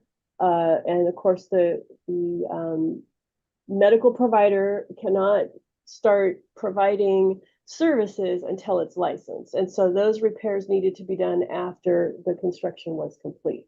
So this was necessary to align with Title 22. We've had, you know, as you can imagine, we've had multiple conversations with CDPH to make sure we're coordinating these items, because just some history here for you is when we receive a project and some things like this come up, and then we find an inconsistency between Title 22 and Title 24, we flag that and we add it to our code package for the next code cycle, if you will. So this is one of those items that has come up. And during that time, we have conversations with CDPH. In some of those conversations, we say, hey, you know, this doesn't align with these other requirements. Are you willing to accept it this way? And they're working on changing Title 22, but that is a lot longer process. We're able to adapt quicker and fix Title 24. Just a little history there. And so in this section, let me just make sure I didn't miss anything. We're also proposing, so on the next page, page 9 of the ET, there's other amendments to other items where we talk about grab bars needing to be added. So keep in mind, these are, in addition to accessibility features elsewhere, these are grab bars that still need to be on both sides of the toilet because this is a rehabilitation area. So these are not accessible. These are requirements to help the patient. And then that's listed in a couple areas in the training toilet room. And then at least this is another one that has come up during construction is there was not specificity on the training bathtub height. And so we worked with CDPH to agree to a range of 14 to 19. And these are training bathtubs. So this is a person who is receiving rehabilitation so that they can go home and live in their possibly non-accessible environment. And this is to help them do that. Training bathtubs are of standard height in the area for teaching daily living and may not need to provide access on 3 sides. This is also clarifying there are areas where there has to be access on 3 sides. That is so that the staff can help the patient. And in this case, a training bathtub would not have that because they need to be able to work on helping themselves. That's 1-19. Okay, thank you, Mia. Very much appreciate the background on that. So we've got a couple of hands up. Let's go to Cheryl first. Thanks, Bill. So my first comment is on item number 4 on this, which is regarding the panic hardware.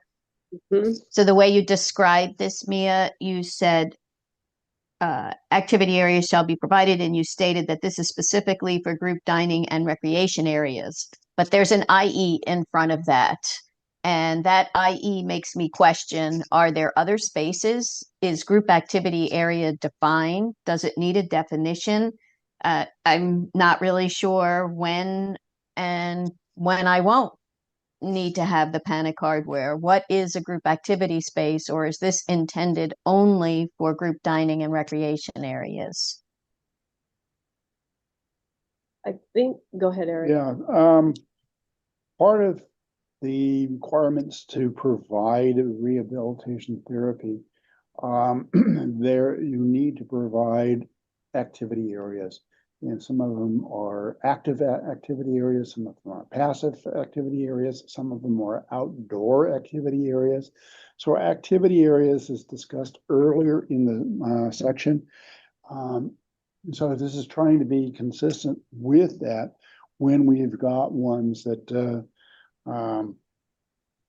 such as dining and recreation, which are the indoor ones more than anything else. Those are the two examples of the activity areas that are supposed to be inside the building. The group dining being relatively passive kinds of activities, whereas recreation activities are more active.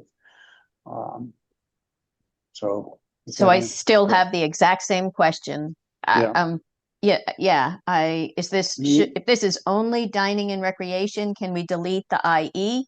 Or if this applies to panic hardware being required on outside spaces as well, whether it's to egress through the interior of the building or if to the outside, I think the it's intent not is clear. limited to these. The IE is used instead of EG. It's not examples given this specifically. This is what we need. Then that should be, then the IE should be deleted completely. Okay, thank you, Cheryl. I'm sorry, I'm not done yet. Oh, yeah, I'm sorry, go ahead. On item number, I'm looking at the IET on page 9, and it would be the new item 12 regarding at least one patient training bathtub. I read this, and to me, the language is completely contradictory. It says that you have to provide access to both sides and one end. And then further on, it says activities may not need to provide access to 3 sides of the bathtub. So first I read it, you need it on 3 sides, and then I read may not need, which means you only need it on 2 sides. So I really have no idea what the intent of this item is. I think I'm trying to rack my brain. So at least one patient training bathtub of standard height, and we give the new range, and located to provide access on both sides and one end of the tub. And then we also are requiring training bathtubs of standard height in an area for teaching daily living. That's a different area.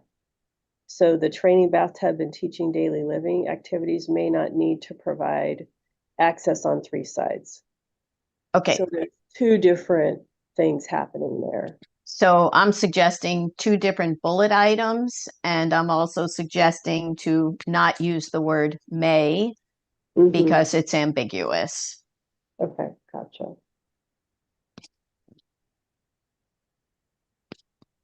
Okay. I have no further comments on this right. item. Thank you, Cheryl. Going on to Belinda. My question is regarding item number 4.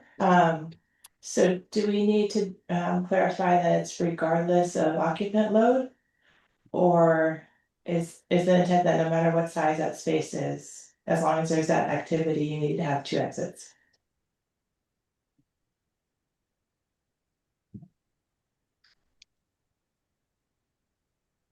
I'm making a note, Belinda.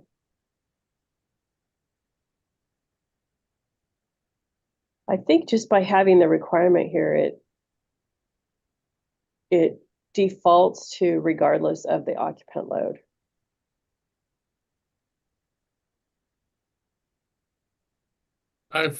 For my part, I've presumed that's exactly what they mean. There would be no point in having this requirement, otherwise you just follow the fire code exiting requirements. And then this is specific to this section. So Right. this is required. That's how I read it, but. Okay, I was just, if a room is only like 100 square feet for that activity, trying to put 2 doors in there seems a lot, right? So I think that's why I started the question. Gotcha. Okay, if there's nothing further there, I want to go to Dawn Anderson. Yes, I had a question or a friendly amendment on line item number 11. Just making sure that the grab bars do meet the structural and the requirements of chapter 11. unless you feel that grab bar is adequately defined in the code so that structural and accessible elements like the width and the height are all complied with. 1224.4. So, Eric, go ahead. Yeah, Don, there's a general statement for regardless of where things are when they show up.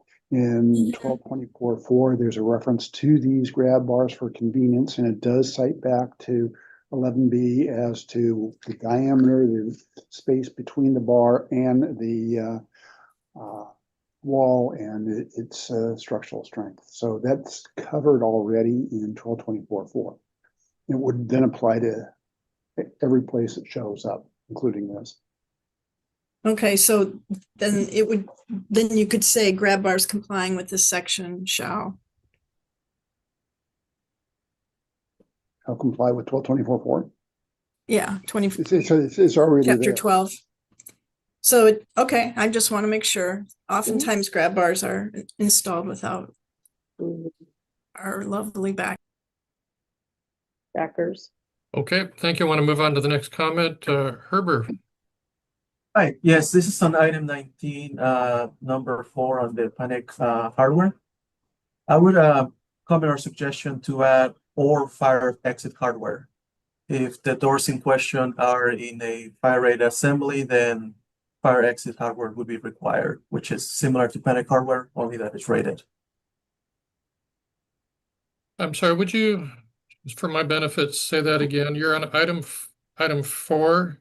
Yes, item 4, where we have all such exit doors shall be equipped with panic hardware. My comment is that to add or fire exit hardware. And the reason for this is if these doors are on a rated assembly, then panic hardware would not be compliant. It has to be fire exit hardware. Okay, thank you. Cheryl. I'm sorry, Cheryl, I think you're on mute. I agree with Herbert on his general comment, but I think that the language in chapter 10 on the building code also doesn't differentiate. I could be mistaken between panic hardware and fire exit hardware in that section. I think it just says shall be provided with a panic device, which covers both fire exit hardware and panic hardware. So technically I agree with Herbert, but I guess I would like to suggest that either Herbert's language gets incorporated or chapter 10 on panic and fire exit hardware gets reviewed to make sure the language is consistent. Thank you, Cheryl. It was Gary Dunger, you've got your hand up. You're on mute. Thank you. Sorry about that. In response to Cheryl's comment just now, section 1010 of the 2.8 of the building code does refer to panic hardware or fire exit hardware in the body of that language. But secondarily, I wanted to dovetail on Belinda's question. Is it the intent of item number 4 to require two means of egress from rooms that don't serve an occupant load of 50 or more and require panic hardware where those rooms don't serve an occupant load of 50 or more? It seems to conflict with chapter 10. The answer is yes, because Title 22 requires it. And that was where we were, we explained this to CDPH as well, is that that may not be necessary in a room that doesn't meet chapter 10, and their on-site review people are looking clearly what's in Title 22, which requires that panic hardware, regardless of the size of the room. Thank you. So this one keeps generating more comments. So Gary, did you finish yours? I did. Thank you. Okay, Cheryl. Yes. Herbert, and then I want to jump in my own hand after Herbert. Go ahead, Cheryl.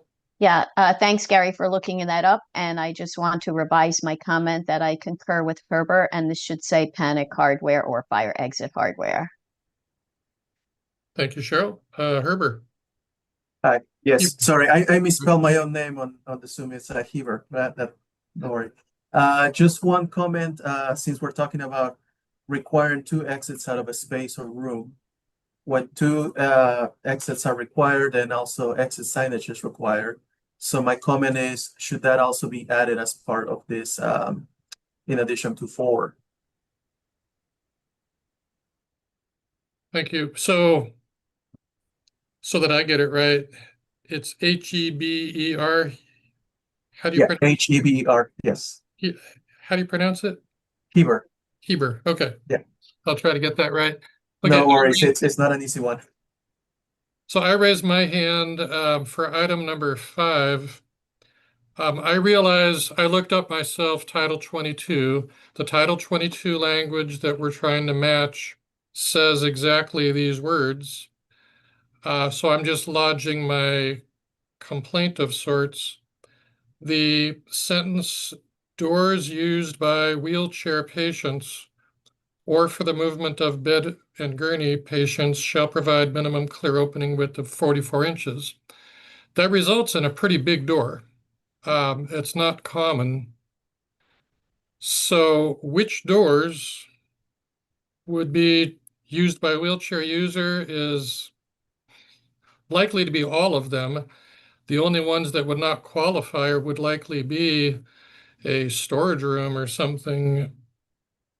So again, I realize you're simply copying the Title 22 language so that CDPH does not come along after we've built it and then tell us we didn't comply. But it leaves all of us having to assume all of the doors will have to have a 44-inch wide clearance unless I'm not understanding this. Yeah, Eric's gonna chime in. Yeah, you may remember that rehab spaces have a requirement of 100% accessibility. So there's an assumption that all patients are going to be mobility impaired, at least for a while. And so any door used by a patient, or you're going to be moving a patient into or out of, is what's being referred to here. As rehab can be outpatient in some respects. And so, Josh, is that following outpatient or is it following inpatient? It's really need the 44-inch width. And so this is clarifying that, yes, in a rehab space, it does need to have the 44. Okay. Well, that's good to know. And I'll just point out the accessibility requirements would be a 32-inch clearance at a door. This is substantially more than that. This So is Richard it is Tannehill. what May I it is. chime in? I'm sorry, I missed something there. Say again? This is Richard Tannehill. May I chime in? Yes, please. Yeah, I understand what you're saying, Bill. We did look at this. It's actually where the patient's access for the rehab. It's like if there's an office there, that would require only a 3-foot or 32 inches clear. But where the patients for training would be entering and exiting, that's where the 4-foot, Okay. 44 inches clear would be required. Thank you. Appreciate that. Okay, we've had quite a bit of commentary on this one. I don't want to cut it off if we have more. Are there any further comments on item 119. 1-19? We have any comments from the public on 1-19? So before we go on to 120, we're going to go through items 120 through 125 shortly. Some of you may want to start considering which, if any, of these line items would be of concern to you, because we'll want to pull those out separately. And then the ones that are not controversial, we're going to try to group those together and have one motion to approve a whole bunch of them. So moving forward, back to you, Mia, item 1-20. So thank you. This is still part of rehab. This is the physical therapy service space. So I'm on express terms, page 9 is where the item 1-20 starts. This is section 1224.35.2. The changes are on the next page at the top of page 10 of the ET. We're adding item 7, and it says a patient toilet room shall be immediately accessible. Grab bars shall be installed on both sides of the toilet. So we've talked about the grab bar requirement before, but this is showing that you need to have a patient toilet room readily or immediately accessible to that physical therapy room. And actually earlier in 1224, we define what is immediately accessible. You know, they have to be able to get to that room easily, because what we're doing is we're in a PT space. They're not in their patient room, so they need to have a toilet room nearby. And then the exception is when approved by the licensing agency, which would be CDPH, small and rural hospitals are exempt from items 1 through 6. Okay, thank you. So is that 1-20? That's the full extent of that one? That's the full extent of 1-20, correct? Okay. So do we have any comments from the committee on 1-20?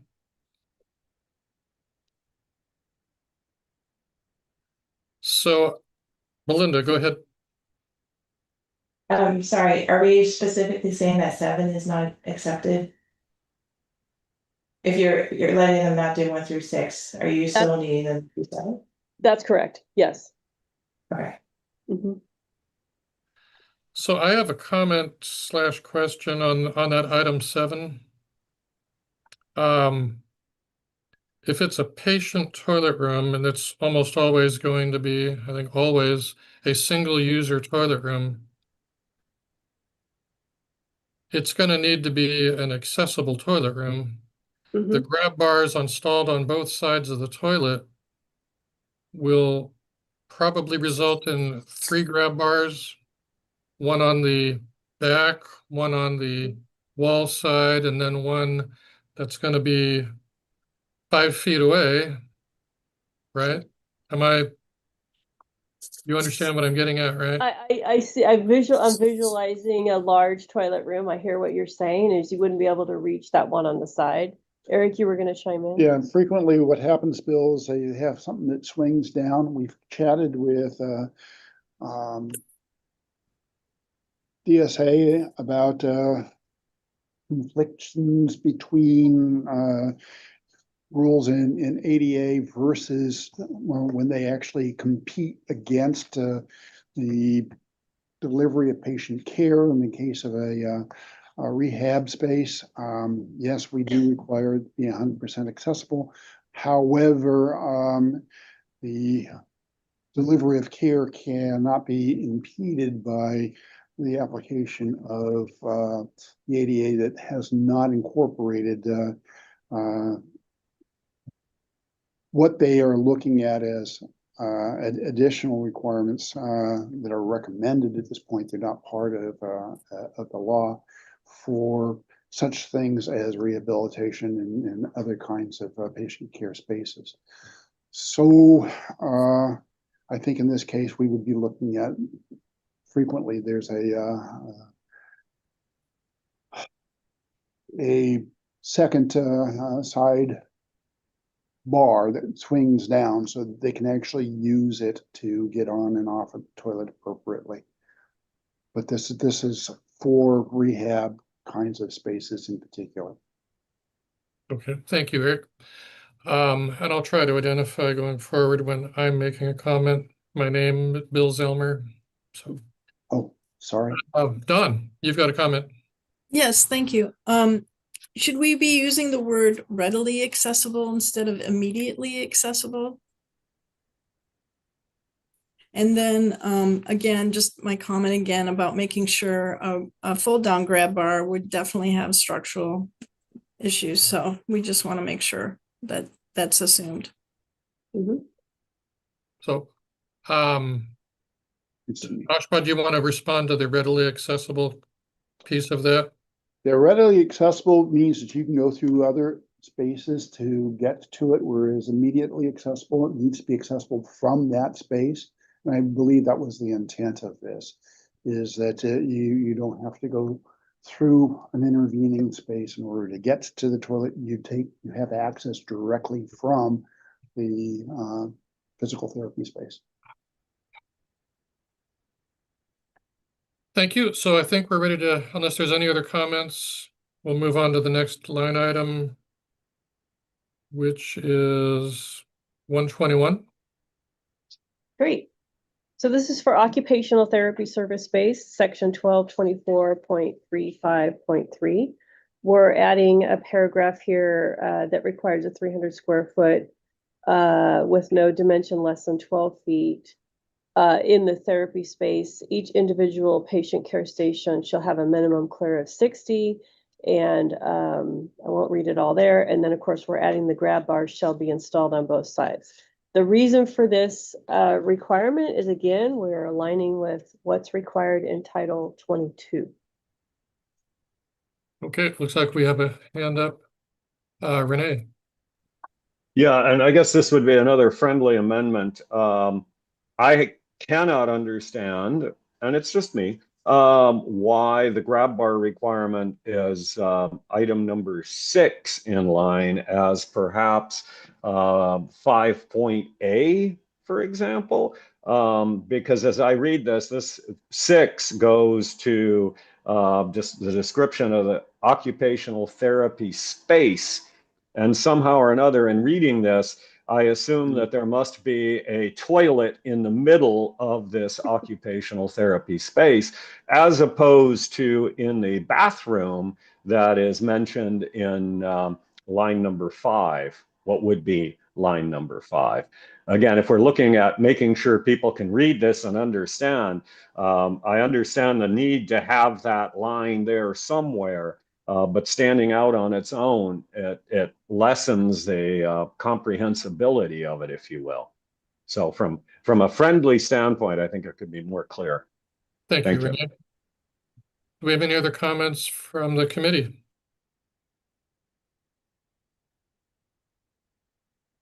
Hearing none, do we have any comments from the public on 1-21? There are no hands raised. Okay. So once we finish these 1 through 25, we'll take our votes, etc., and then we're going to take a break after that. Just so you know where we're going. So back to you, Mia, 1-22. Okay, great. Thank you. So 1-22 is we're now in renal dialysis service space. This is within the treatment areas, and this is section 1224.36.2.3. This is individual patient treatment areas. And this is some clarifying language. There shall be at least a clearance of 4 foot. And we had a lot of questions regarding the use of the word around. And so we're being very clear here that 4 foot clearance is between the sides of the bed or any fixed obstructions and not the head of the bed. That was part of the problem around was causing. And then a minimum clearance of 4 foot shall be available at the foot of each bed or lounge chair to permit the passage of equipment and beds. Thank you, Mia. So I raised my hand, Bill Zellmer, just real quick. Is the English correct to say foot or should it read feet? That is common on another 10 items. Oh boy, okay. So I don't know if Clearance of 4 feet, okay. Well, yeah, we may, I don't know, that may be something we could look at in the future and do a scrub. We call it a scrub. Thank you for that. Cheryl and then Renee. Cheryl first. I don't know, Mia, what you meant look at in the future, but I'm going to agree with Bill. This should either state at least a 4 foot clearance, or it should state a clearance of 4 feet, 2 words. And that first portion of this individual patient treatment areas, period. And then it starts shall contain, and that is an incomplete sentence. Gotcha. So that needs to be completed as well. And then on this grammar item, as Bill said, this occurs throughout the remainder of this entire document. Gotcha. Okay. Maybe what we'll do this code cycle is fix obviously what we have up for amendments, but I think what's happening is we're finding these other areas in the code. And so we won't introduce that this code cycle because that would expand the rulemaking. We'll just stick to what we're amending this time and make a note for a future code cycle to look at the other areas where we've done that. Thank you. Any other comments on 1-22? Seeing none, do we have any comments from the public? No hands raised. Thank you. Let's move on to 1-23.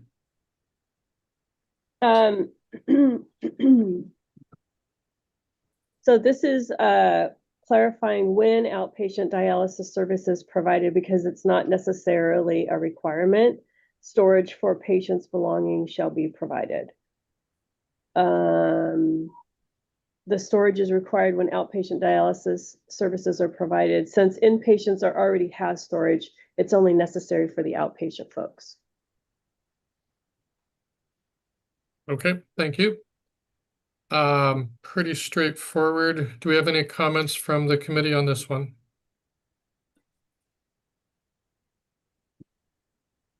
Seeing none, do we have any comments from the public? No hands raised. Okay, let's go to 1-24. Okay, this is also in that same section. This is for the waiting room there. And the exception we're adding is basically saying that the waiting room is not required if the renal transplant unit is only serving inpatients. Any comments from the committee on 1-24?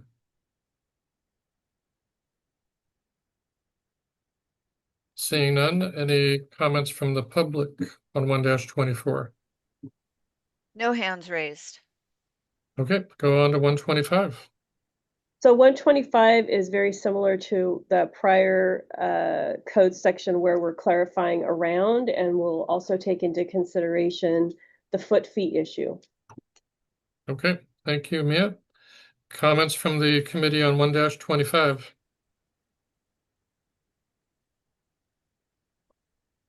Seeing none, do we have any comments from the public on 1-25?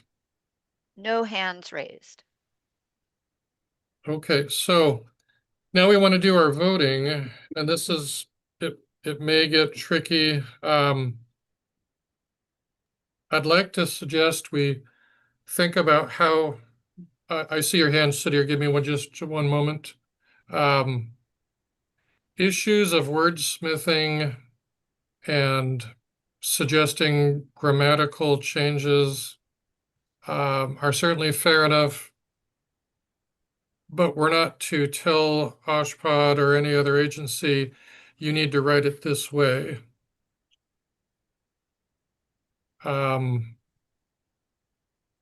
So if we're going to send back for study anything that's English or grammatical, we can do that. I'd like to suggest a standard comment suggesting further study for cleaning up the language or wording to that effect. So let me stop there. And Mia, to some degree, I rely on your experience on both sides of the table. Would that work from your standpoint? Do you have any suggestions on how to do that? Well, one idea is, well, let me go, can I just take a peek at the motions real quick? Sorry, I have it listed here. Yeah. So, minor amendments to the proposed standards may be suggested by the state agency, cross-referencing, renumber, and clarify editorial. How about approve as amended? So, okay, continue, please. I was just gonna say the motion approve as amended could be used for those editorial comments. So if we do that, do we have to specify some specific language now? No, you can just say, friendly, approve as amended, and we talked about the grammatical issues. You do have to cite a 9-point criteria Okay. for that. I suspect that's going to be a lot of what we do. We'll see what the committee members do. But I think Kevin put his issues have been camera raised. on. So Kevin's probably better at speaking from the Building Standards Commission's point of view. Yeah, thanks, Mia and Mr. Chair. I was just going to agree with Mia that, approve as amend with a 9-point criteria analysis, usually in the cases that have been discussed when it's wordsmithing or, improving clarity. Criterion 6, the building standard is not vague or ambiguous. That's often one the committees recommend. So just, if you're going to take a cluster of those, that might be, the committee may wish to consider that criterion. Hopefully that helps. Okay, thank you. I see Cheryl, you've got your hand up. Go ahead, Cheryl. Yes, I was going to make a motion. I'm going to make a suggestion for a motion, and then if everyone can tell me what they think. As far as the grammatical changes, my suggestion would be this. I would like to make a motion to approve as amended items 1-1 through 1-25, with the exception of 1-16 and 1-19. And and we will give free rein to OSHPD or HCI for the approve as amended on all the other ones except 1-16 and 1-19. And for those to pull them out. And I think those two need further study, but for now, is that just as a general comment? I can elaborate further, but what does the committee think in general of that? Sadir had his hand up. Sadir, go ahead. You've got your hand up. I think with all these comments 1 through 19 through 25, there are too many confusion, too many extra requirement, structural, grab bar, panic hardware, 44-inch door. It all will add up the extra cost to the facility. And looking at criteria number 6, my recommendation, again, I'm not making a motion yet, further study may be a good way to go, and instead of making the amendment. And if we make the amendment, we have to go to the specific what amendments we are trying to propose. And between all our committee members, there are so many of them. And adding the cost is just a concern to me that it is too much addition to cost. Okay, thank you, Sadir. So Cheryl and then Renee. I'm sorry, I'll wait for Renee. Okay, go ahead, Renee. Yeah, since Cheryl asked, I would say I would not only second, but I would support her motion if that motion were to be made. So go, Cheryl. Okay, thank you, Renee. So I raised my hand, Bill Zellmer. I like the suggestion, Cheryl. I'd like to extend to the committee if there's any other specific line items other than 16 and 19 that you feel need a little further discussion before we group them all in, let us know. Otherwise, this motion would go forward with 16 and 19 only pulled out. Belinda, go ahead. Can we shall we clarify the question remaining on item 16? I agree with 19 needs to have a little bit more stuff to work with, but the confusion with the NICU piece of it, my view is that note is not appropriate regulatory language, and it's still unclear to me in there the intent of why this is calling out the storage only for infant transport, incubators and gurneys, and what's included and what's excluded. So it's just it's unclear. I don't really understand the intent of this at all. Okay, Belinda, does that clarify your concern? I think so. I think the recommendation was to, or this was not the one where we separate out, but potentially excluding wheelchair as a requirement for NICU would help clarify. I don't know if that would be the solution, but if that's an amendment that needs to have approval by everybody, then yes, I guess that one would be excluded too. But from my perspective, 19 wasn't one that I wanted to have further discussion. Okay, so procedurally, of course, we will discuss 16 and then we will discuss 19, and everybody will have the opportunity to have their input. But by pulling those out, it allows us to go into a little more detail on those so that everybody on the committee is comfortable before we take the vote. So I don't by any means want to cut off any concerns, any issues. I do see the methodology as being expeditious if we group 1 through 25, except 16 and 19. So let me stop there before we entertain a motion. Is there any other comments before we start entertaining motions?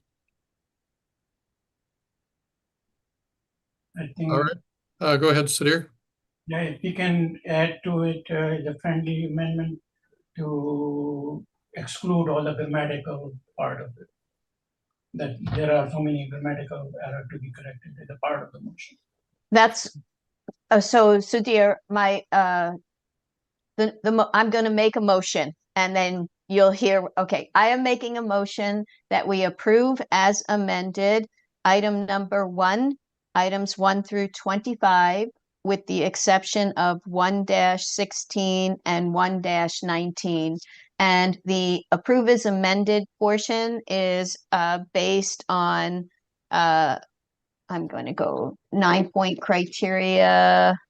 I'm going to go, is it 8 for format or 6 for grammatical errors? For 9-point criteria number 6, to correct all the grammatical errors that are located and we've discussed in the remaining items.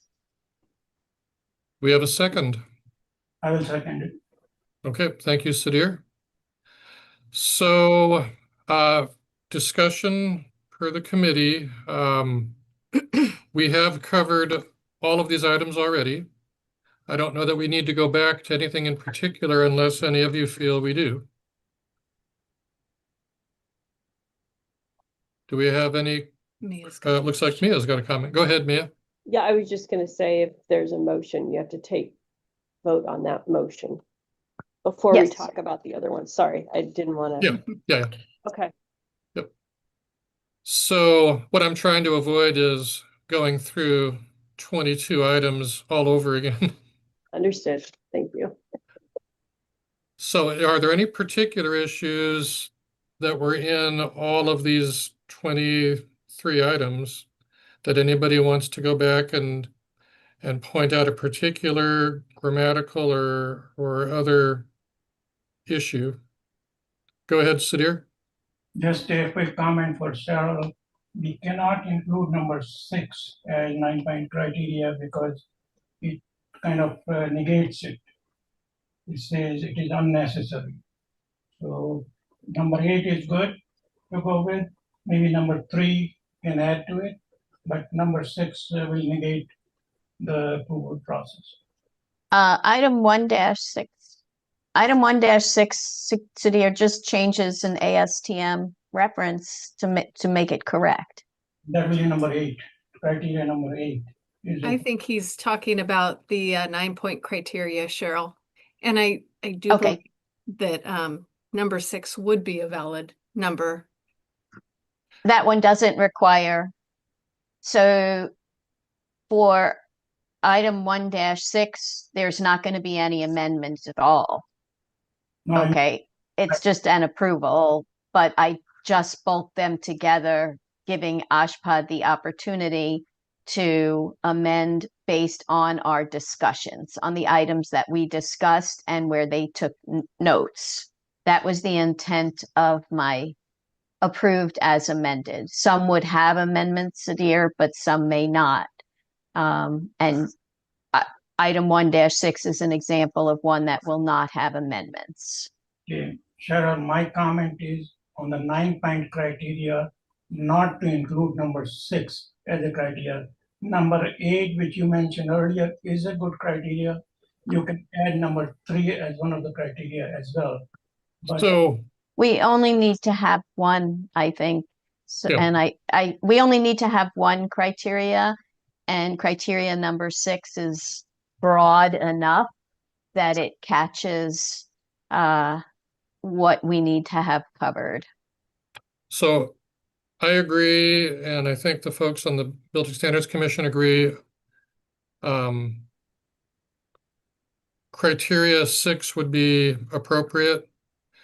Now, Sadir, if you don't agree and it's going to change your seconding, then you certainly have the right to pull out and no longer be the second on this.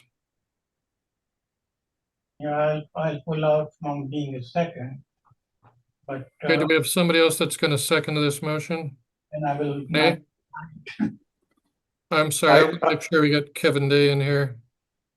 Kevin, with the Building Standards Commission? Yeah, just a comment on the motion before it's seconded. Apologies, Mr. Chair.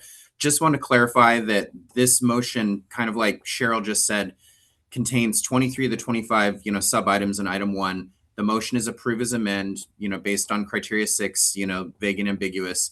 Like Cheryl said, if there are one or more items that don't require any amendment or that no suggested amendments have been discussed, my understanding of the intent of lumping them together is comments like the foot versus feet issue, where that might be throughout the whole item and we haven't really zeroed in on those, or any other like far-reaching, editorial fixes that we didn't zero in on specifically. Because what'll happen is if the committee's recommendation is approve as amend based on criteria 6 for sub items 1-1 through 1-25 minus 16 and 19, if there's nothing to fix, Oshpod's response to that comment would likely be disagree. So I just want to make sure everybody understands that, because there's nothing to fix, So as long as that's okay, we can do it that way. But there's going to be a lot of disagrees from Oshpod when there's nothing to fix. So hopefully that, just want to point that out.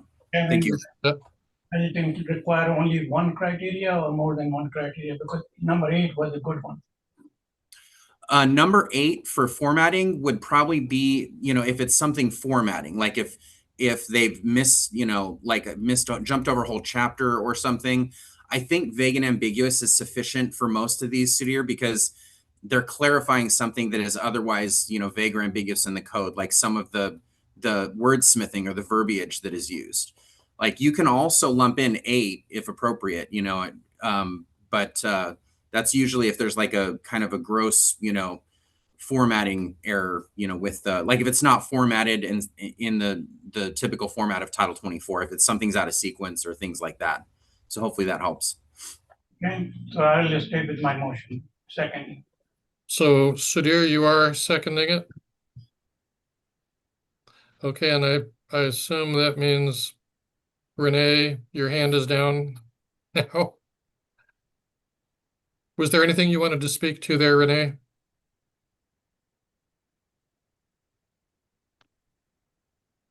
Renee, we lost you. Sorry, I was hoping the various animated hand gestures and head shaking. No, I'm good. Thank you. Okay. All right, then I think we're ready to go to a vote. Laura, would you take the vote? Gary Dunger, Yes. Belinda Young, Yes. Don Anderson, It looks like she's on the phone. Uh-oh. We'll come back to Dawn in a moment. Sharon Goey, Yes. Renee Amy, Yes. Sudhir Agrawal, Yes. Michael Stone, Yes. Sharon Domnich, Yes. Bill Zelmer, Yes. and we'll come back to Dawn Anderson. Still on the phone. So that's a no vote, but we have 8 in favor and 1 no vote, 1 unvote. So motion carries. Motion carries. Okay, so we've got that done. I'd like to entertain another motion. Cheryl, you've got your hand up. I really need a break. Okay, yeah, let's take can we do a 5-minute break? We'll have lunch most likely around 12:30. So let's take a 5-minute bio break and we'll be back at 11, let's go 6 minutes, 11:30. We'll come back. Thank you.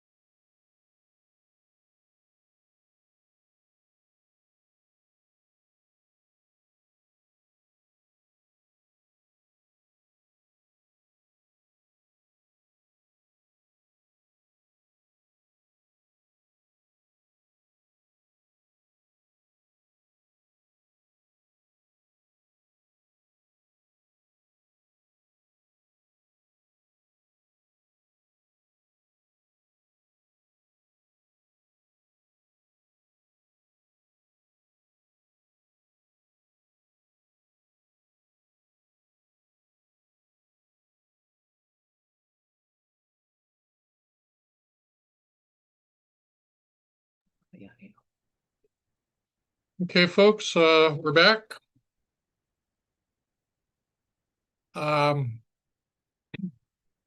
So Cheryl, I presume you have a particular concern on 16.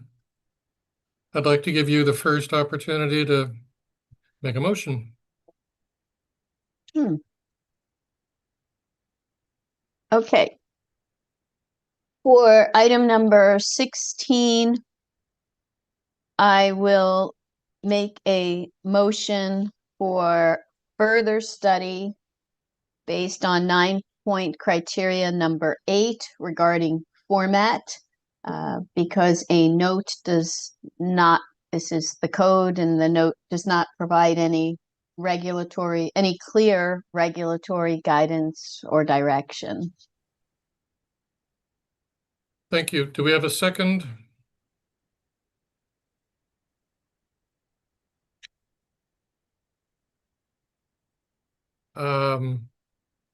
So Renee Amy is seconding it.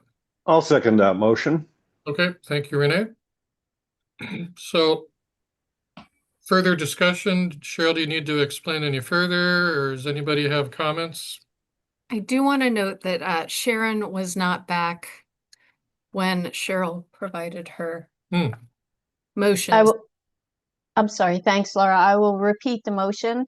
This is on item number 1-16, and my motion, did I say my motion was for further study? Is that what I said? Further study, and it's based on 9-point criteria, item number 8 regarding the format, due to the note at the end of this paragraph, which does not provide clear code guidance, and it is unclear to me exactly what this covers or doesn't cover.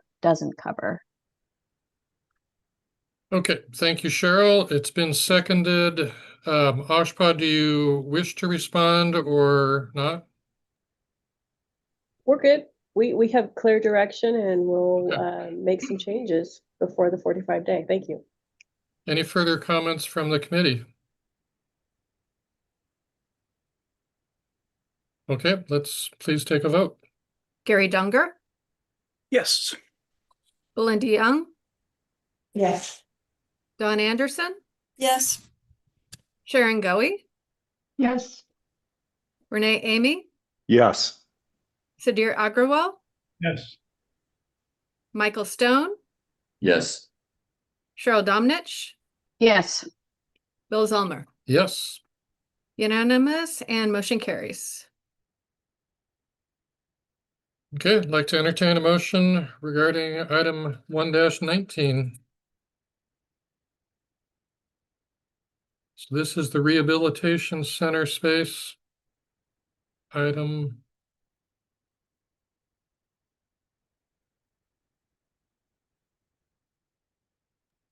Okay, if nobody else is going to make a motion, I will make a motion for further study on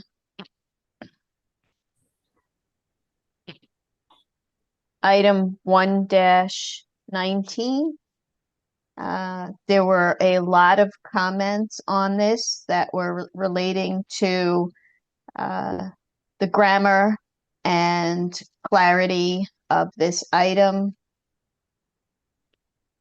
and some contradictory language as well. There were a lot of things covered, so I have a 9-point criteria, but I'm just gonna look up a different criteria on this.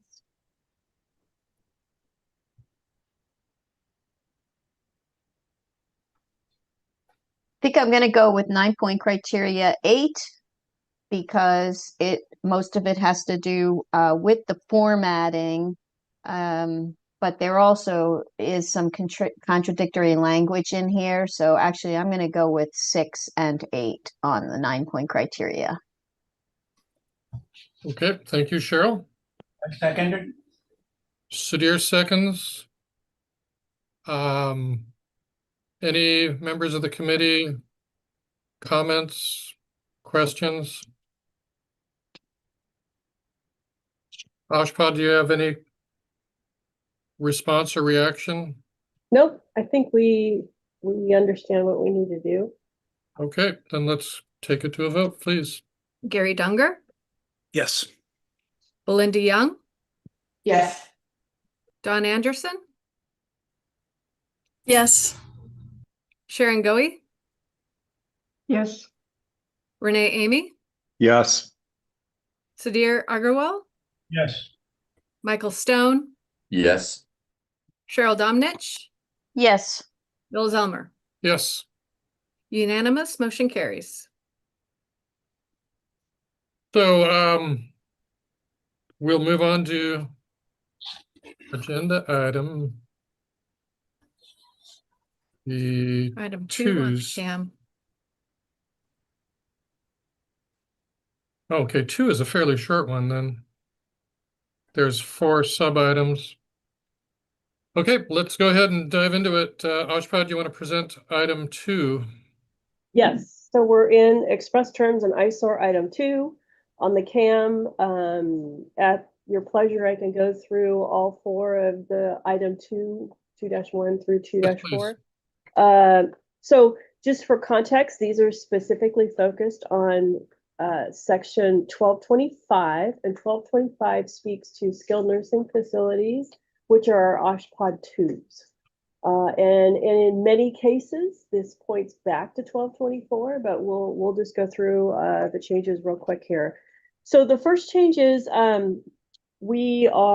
this is section 1225.4.1.7. This is patient/nurse call system. And we're essentially removing the language that's written in the section and referring the code reader back to section 1224.4.6.5, which contains the nurse call requirements. And if you recall earlier, we talked about a very lengthy nurse call table. That nurse call table contains the requirements for OSHPD 1, OSHPD 2, OSHPD 3, OSHPD 4, OSHPD 5, and so on. So this points back to that. I'll keep going if that's okay. Yes, please. All right, so CAM sub item 2-2, which is in reference to section 1225.5.1.1, general construction. This is for telecommunication systems. So we're adding some sub items, and I'll explain why. So what we had done before is general construction, we said point back to 1224.4 through 1224.13. And what we're saying is we just want you to go back to 1224, the general requirements, because if you actually go look at the code and you look at 1224.4 through 1224.13, many of those are items reserved. And so what we've done is provided specificity for telecommunication systems, which is basically, we'll call them the IT rooms that are necessary in a skilled nursing facility. So it used to be that we pointed back to the general provisions, but unfortunately back in 2026, the 1225.5 was assigned to telecommunication, and the language in there was requiring that the skilled nursing facilities have to use what was in 1224.5, which was quite lengthy and onerous, and it was more applied to hospitals. So what we've done is we've scaled that back for skilled nursing facilities, and we're only requiring the technology needed for a skilled nursing facility, and this aligns with FGI. The other thing that has happened is during plan review, because we did talk to our plan reviewers, is they know, and the design professionals quite frankly know, that you don't have to have all of the things that you would need for a hospital for telecommunication. So when skilled nursing facilities are designed by a design professional, they're providing the adequate space and equipment for that smaller facility, if you will. And our design reviewers, our plan reviewers, excuse me, are reviewing to that criteria. So this does look like a significant change, but it's really scaling back what would most likely be required for a skilled nursing facility. And I can keep going if you like. Yes, please. So for 2-3, which is skilled nursing facilities, this is the recreation area. Let me just scoot over here. We're amending to clarify that outdoor activity space is required for skilled nursing facilities. It already is required in Title 22. The design professionals know that, and they do provide activity space in a skilled nursing facility. This amendment proposes to add this requirement because it's already required for licensing. Okay, thank you. And then, Renee has a question. oh, I'm sorry, we have a hand up. Renee. Yeah, and on that, the number 3 there, honestly, without understanding the circumstances, the clarity is absolutely lacking to me. Everything above that, number 1, number 2, indicate a minimum size or some reference. What we then have is number 3, that just says outdoor space for activities and recreation. It doesn't say shall be provided pursuant to some other section or anything. And so honestly, it looks like the entire phrase there looks like an editorial mistake. There's no verb like shall, for example. It's just a phrase. Understood. Okay, we can look at the grammar of that. Thank you, Renee. Thank you, Mia. Are there any further comments before Oshkosh presents item 4? Yes, Cheryl. Yes, I just want to make sure that what I heard Renee say, I'm not sure I heard an adequate response, because the response was, we'll look at it for grammar, but I have similar concerns relating to the minimum size of the space. Both the recreation room and recreation and dining have minimum sizes, and there's no minimum size indicated for this outdoor space. And so I'm just following up on Renee's, because I did not hear Oshpod's comment on that portion of his comment. Thank you, Cheryl. Oshpod, do you want to respond at this point? Yeah, I think we'd have to take a look at what that would be. I think we were following the format of Title 22, which just says that they need to provide that space. I think it's dependent upon the size of the skilled nursing facility itself. But currently Title 22 doesn't have a, in some cases it's 15 square feet per person. That's just one example. That's not necessarily for outdoor space. I think that because Title 22 lacked that, we didn't put that in there. So we can look at it. Thank you, Mia. And I'll add, Bill Zellmer, my recollection is exactly the same, that the requirement in Title 22 does not specify a minimum square footage. But nonetheless, Cheryl's and Renee's comments, I see their point. That maybe it needs to be wordsmithed and say, you shall provide an outdoor space. Moving on, unless there's other comments on this, let's get 2-4.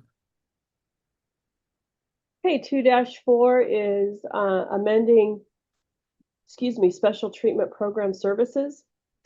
This is in 1225.6.6. So a special treatment program can be part of a skilled nursing facility. It could be the entire skilled nursing facility could be used as a special treatment program. And there's a provision in Title 22 that says they need to have a minimum of 30 beds. And so when we originally amended this code section last code cycle, we added the whole last sentence that said the skilled nursing facility shall have a minimum of 30 beds. And the reality is, what we should have written was the special treatment program shall have a minimum of 30 beds, and then pointing back to Title 22. Okay, thank you. And that's the end of item 2. Okay, so I'd like to have us, oh, I'm sorry, go ahead, Belinda. Sorry to go backwards. I had a question on 2-2 in terms of the code sections that are applicable to the comm systems that you have referenced. And sorry for my ignorance if there's things that are in the mechanical code or plumbing code, but I understand the electrical code as being part of the reference. Do we have sections in mechanical and plumbing code that would be applicable to the communication system? Yes, actually we do. And when the plumbing, electrical, and mechanical code packages are heard next week or the week after, there are amendments in the electrical code and the mechanical code that they don't repeat this language, but they do point back and fix that. Instead of looking at 1224 for skilled nursing facilities, you got to go back and look at 1225 now. Okay. Yeah. Okay, thank you.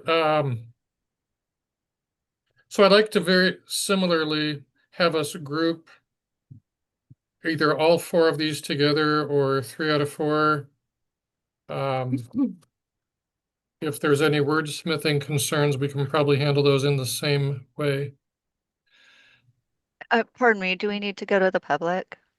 I'm so sorry. Yes. Thank you. Thank you for reminding me. So are there any comments from the public on any of the items in item 2? There are no hands raised. Okay. We still needed to do that though. Of course. Dawn had her hand. There she goes. Yeah, so go ahead, Don. You've got your hand up.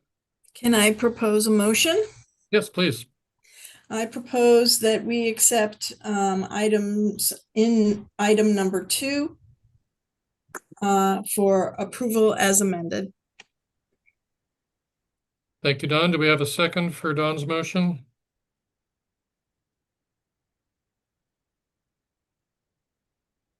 I will second Don's motion. Bill Zelmer.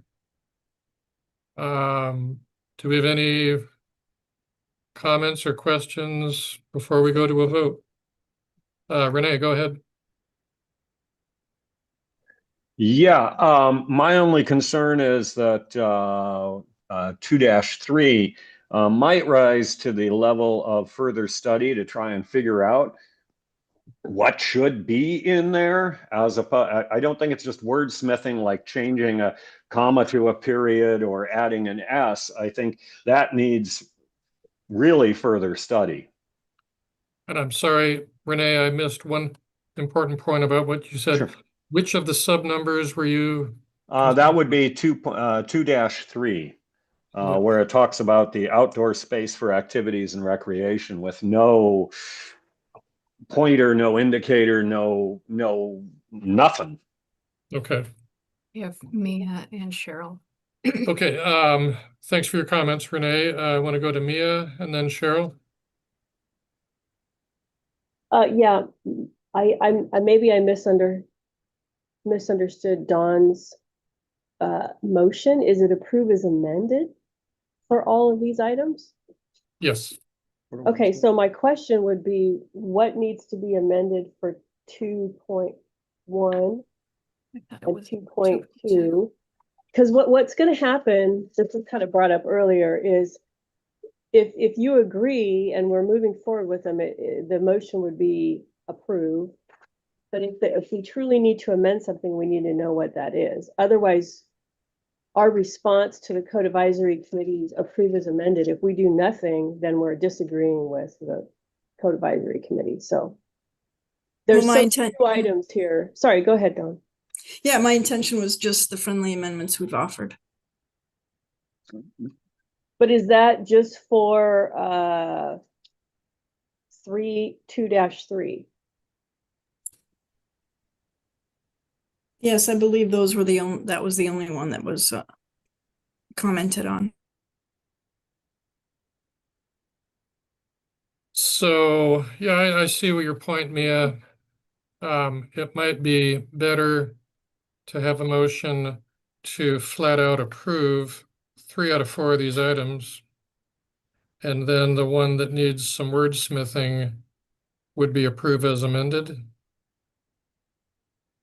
That way, OshPod has a purpose. Otherwise, their official response will be disagree. Cheryl. So, your hand up. Cheryl, your hand is up. Yes, I understand that we have a motion on the floor and a second. So it would either have to fail vote or be retracted. But I want to say that for items 2-1, 2-2, and 2-4, I would support a motion for approve. I cannot support the motion as is because I agree with Mia on 1, 2, and 4 that we did not discuss any potential amendments. So I would not be supportive of the current motion. But I would support 2-1, 2-2, and 2-4 as approved. And then we address 2-3 separately if the motion's retracted or if it should fail. Thank you, Cheryl. So Don, I assume you're tracking along on that. What do you think? Yes, I think Cheryl should make a motion. So procedurally, you would have to either retract your motion or we have to follow through and vote on your motion. Let's retract the motion. Okay, we retract the motion. So we need to, is there any other process for that? It's a great question. Kevin, is there any other process? Bill has to retract also. Second. Okay. I think the motion can be retracted and a new motion can be introduced. Okay. Perfect. Then the floor is open. Cheryl, your hand is up. I would like to make a motion to approve items 2-1, 2-2, and 2-4. Okay, do we have a second on that? I will second it, Sudhir. Sudhir? I think we've had the discussion we need, but there are other further comments? Hearing none, let's go to a vote. Gary Dunger, Yes. Belinda Young, Yes. Dawn Anderson, Yes. Sharon Goey, Yes. Renee Amy, Yes. Sudhir Agrawal, Yes. Michael Stone, Yes. Cheryl Domnich, Yes. Bill Zellmer. Yes. Unanimous, motion carries. Now I'd like to offer to Dawn, did you want to offer another motion? Nope, that's not needed. Okay. So we still have to deal with 2-3. Do we have a motion on that? Cheryl? So I would like to make a motion for further study because I truly feel something's lacking on this item. However, based on our initial discussions that we had in item 1 regarding AB 130, I am a little concerned that if we address minimum square footage, minimum sizes for the size of this outdoor recreation area, that it's, or even maybe as is this adding an additional code requirement that should not be in the code? So someone is going to have to offer some guidance on AB 130. But my motion, I'm going to first say my motion is further study because of my concerns regarding the size and clarity of the outdoor space. But I would like some input on AB 130. Thank you, Cheryl. Let's get a second on that and then we can discuss it. So do we have a second? Renee, your hand is up. I'll second that motion. Okay. So Cheryl, from the Bill Zellmer, my understanding is this requirement is already in Title 22. The essence of putting it in here is so that the architects don't miss it and the facilities and somehow design and build a facility without an outdoor space and then CDPH rejects it. The specificity of what it is and how they word it, I think it's fair enough to say that's a further study. So I don't think there's a AB 130 issue. Yeah. Mia, then Connie. Yeah, I was just going to mention in our further study, we can also look at what FGI recommends. Thank you, Mia. Connie? I just wanted to direct us back to the eyesore, which says the amendment should not disproportionately affect skilled nursing facilities in urban areas because of the licensing language in Title 22 specifically notes supervised daily walks is an acceptable outdoor activity. So it kind of seems like this is left vague in some deliberation because there are different circumstances to provide the open space. The idea is to clarify how it would conform with 22 so that the architects don't miss it when they're going through their CBC 1225 section. Thank you, Connie. Just want to point that out. Appreciate that. Heber? Yes, so this proposed amendment, I'm looking at the published code right now, and the very following section for intermediate care facilities also has a number 3 that it says outdoor space for activities and recreation. So my comment here would be if HCI is revising the language for that amendment, that proposed amendment, to also take a look at the following section, which it says the same thing. Thank you.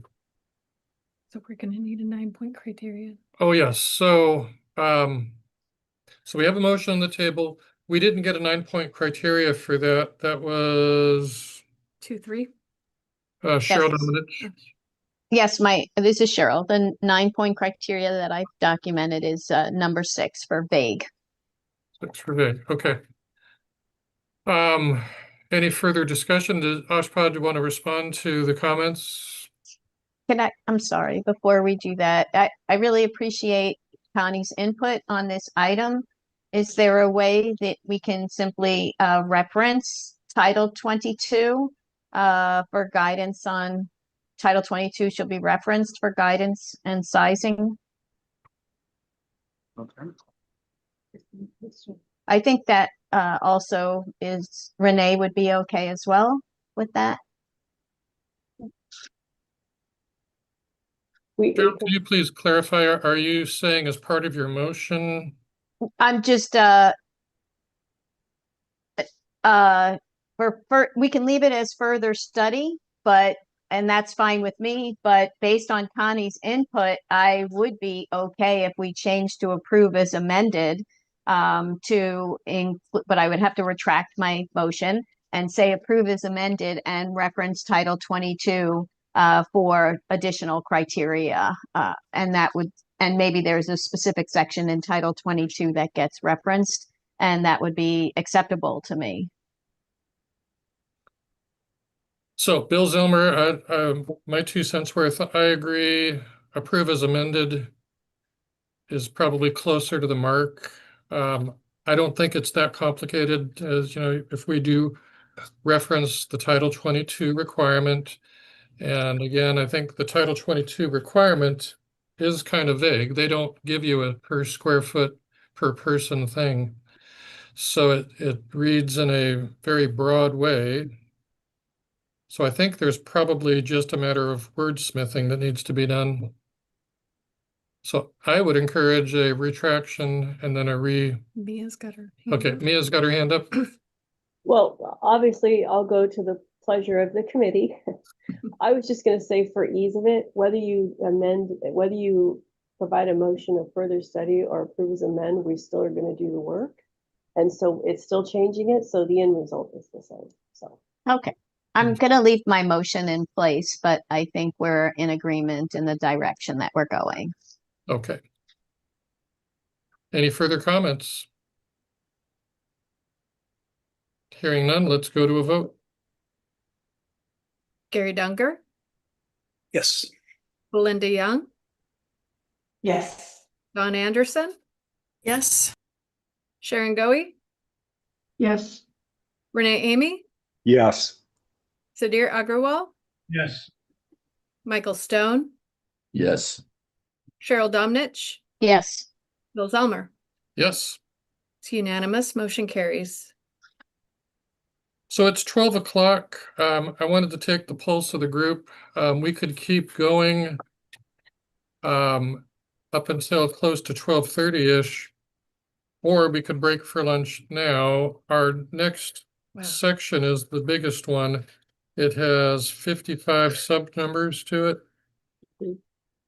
It's, I'm guessing, going to take us at least an hour. So my thought is to break for lunch now, and then we'll pick up after lunch, the big one. Does anybody have a problem with that if we break for a half-hour lunch? No concerns? Sounds great. Okay, then I'm going to break for lunch. So what do we officially, we're not adjourning, but we're taking a break for lunch A meeting back at at 12:30. 12:30. Thank Okay, you. thank you all. We'll see you shortly. Thank you.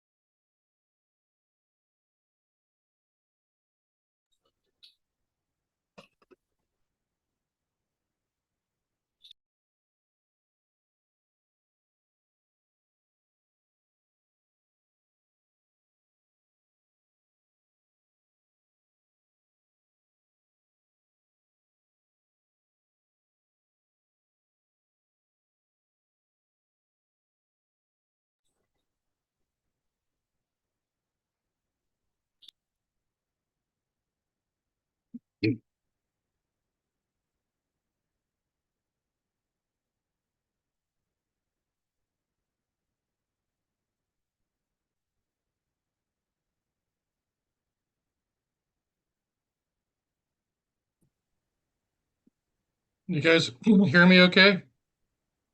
You folks at Oshpod, Yeah, you'll appreciate. I tried to run down to Mezcal on the corner here. Fantastic food, but it took too dang long. Uh-oh. Got Well, about 3 bites in. Oh dear. Okay. It's all right. Life goes on. you can hear me okay? Yes. Yes. Laura, is it okay if I go off camera just for a minute? You didn't give me long enough lunch to make it to the airport, so I pulled off to the side of the road, and I'm still listening. I just don't want to have my video on, or I can stay put until we take another break. Kevin, is that okay? That should be fine. Thanks, Belinda. Thanks, Kevin. Okay, do we go to a roll call to make sure everybody's back? Laura, can you let us know if everyone's back? I can see the entire committee. Everybody who doesn't have their cameras on is a non-committee member, so looks like we're good. All right, let's get back into it. So I'll turn it over to Mia and the folks at Oshpod in just a moment. So we're on item number 3, right? No, yeah, Right. yes. And it's a biggie. It has 55 separate parts to it or sub items. So let's just go ahead and get started. And then if there's a natural breaking point where we want to stop, we'll do that. So Mia, I turn it over to you. Okay, sounds good. So we're we're continuing on with the regulations amendments to Part 2, Volume 1. And we're now on Commission Action Matrix number 3 and item 3 within the rulemaking package. And this is specific to clinics. So this is section 1226, Oshpod 3 clinics. And we have quite a number of amendments to 1226. And I'll go through those. I'm going to do kind of a high level reason for the changes to 1226, and then I'll go through the sub items individually, and we'll pause and see how it flows from there. Okay. Okay. So our primary goal is to rearrange sections and improve the flow and add health and safety code sections, law sections, to clarify the licensing with the California Department of Public Health for clinics. Senate Bill 1382 back in 2024 amended the Health and Safety Code that authorizes HCI to establish construction standards for community clinics and rural clinics, known as primary care clinics, in consultation with the association called the California Primary Care Association. They have a subcommittee called the Community Clinic Advisory Committee. And in years past, Oshpod has worked with that committee to develop the regulations in 1226. And in 2024, the legislation kind of rebooted or kickstarted that again. And it said if we're going to make any changes, they can't exceed what's already in 1226. So that's our goal there. But it was a kickstart, and the law also required us to have 2 public meetings with the association. And I'll talk about that in a little bit. We did conduct those meetings, and the purpose was to solicit public comment on any proposed new standards. But the other reason we had those meetings is we wanted to hear from the clinic community on what were the challenges with getting clinics licensed, remodeling clinics, so on and so forth. So that was the purpose of the public meetings as well. One of the things we did during in advance of the public meeting is we created a comparison table, and that comparison table compared the regulations in Title 24 to the regulations in Title 22. And then we also took into consideration any FGI regulations for clinics, or outpatients is what that guide is called. And we looked at those and we discussed that with the public and the committee and the commit and excuse me, during the public meetings. We solicited a lot of great, received a lot of great feedback, and that feedback helped us focus on key areas, which we'll go into. And some of those were when are specific rooms required, or when they may be shared for different types of clinics.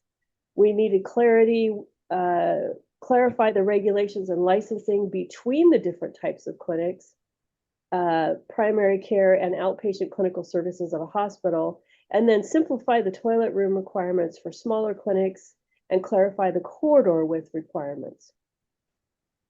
So just a reminder, we presented this material also to our Code and Processes Committee in September, and they endorsed the proposed amendments. We also, well, in addition, during those public meetings, California Department of Public Health members were in attendance, and then we have submitted these code changes to CDPH for their review as well. We've got specific rationale for the code changes below. They're necessary to conform to existing law, SB 1382. And then in addition to that, well, I'll just stop there. So I'm going to go to CAM item number 3-1, which is the first section that we amended, which is scope. And what you're going to see in this section is that we actually are repealing some language. And the reason for that is we wanted to keep the scoping very broad for all of 1226, and we will be reintroducing some of this language into the specific sections later. Because as we go through the path of 1226, there are different sections that address different types of clinics, such as primary care clinics, specialty clinics, and psychology clinics. So that is 3-1. I'll move on to 3-2 if that's okay. Yes, please. Okay. So 3-2 is application. This is section 1226.2. We're merely adding in complying with the applicable OSHPD 3 provisions. We wanted to be clear that, you know, it could be the applicable provisions of the electrical, mechanical, and plumbing code, but we want to be clear that we're pointing people to the OSHPD 3 amendments that are in those codes. And then OSHPD requirements apply to licensed clinics. Again, what we do is our unit receives quite a lot of calls, if you can imagine, on clinics in general. And we want the message that we put out to our public members is that the regulation, the OSHPD 3 regulations apply to these specific licensed clinics by CDPH, not all clinics. Clinics is a very broad term. So we will get quite a few calls from, you know, somebody doing a regular doctor's office that isn't licensed through CDPH, or a lot of times there's a lot of clinics popping up for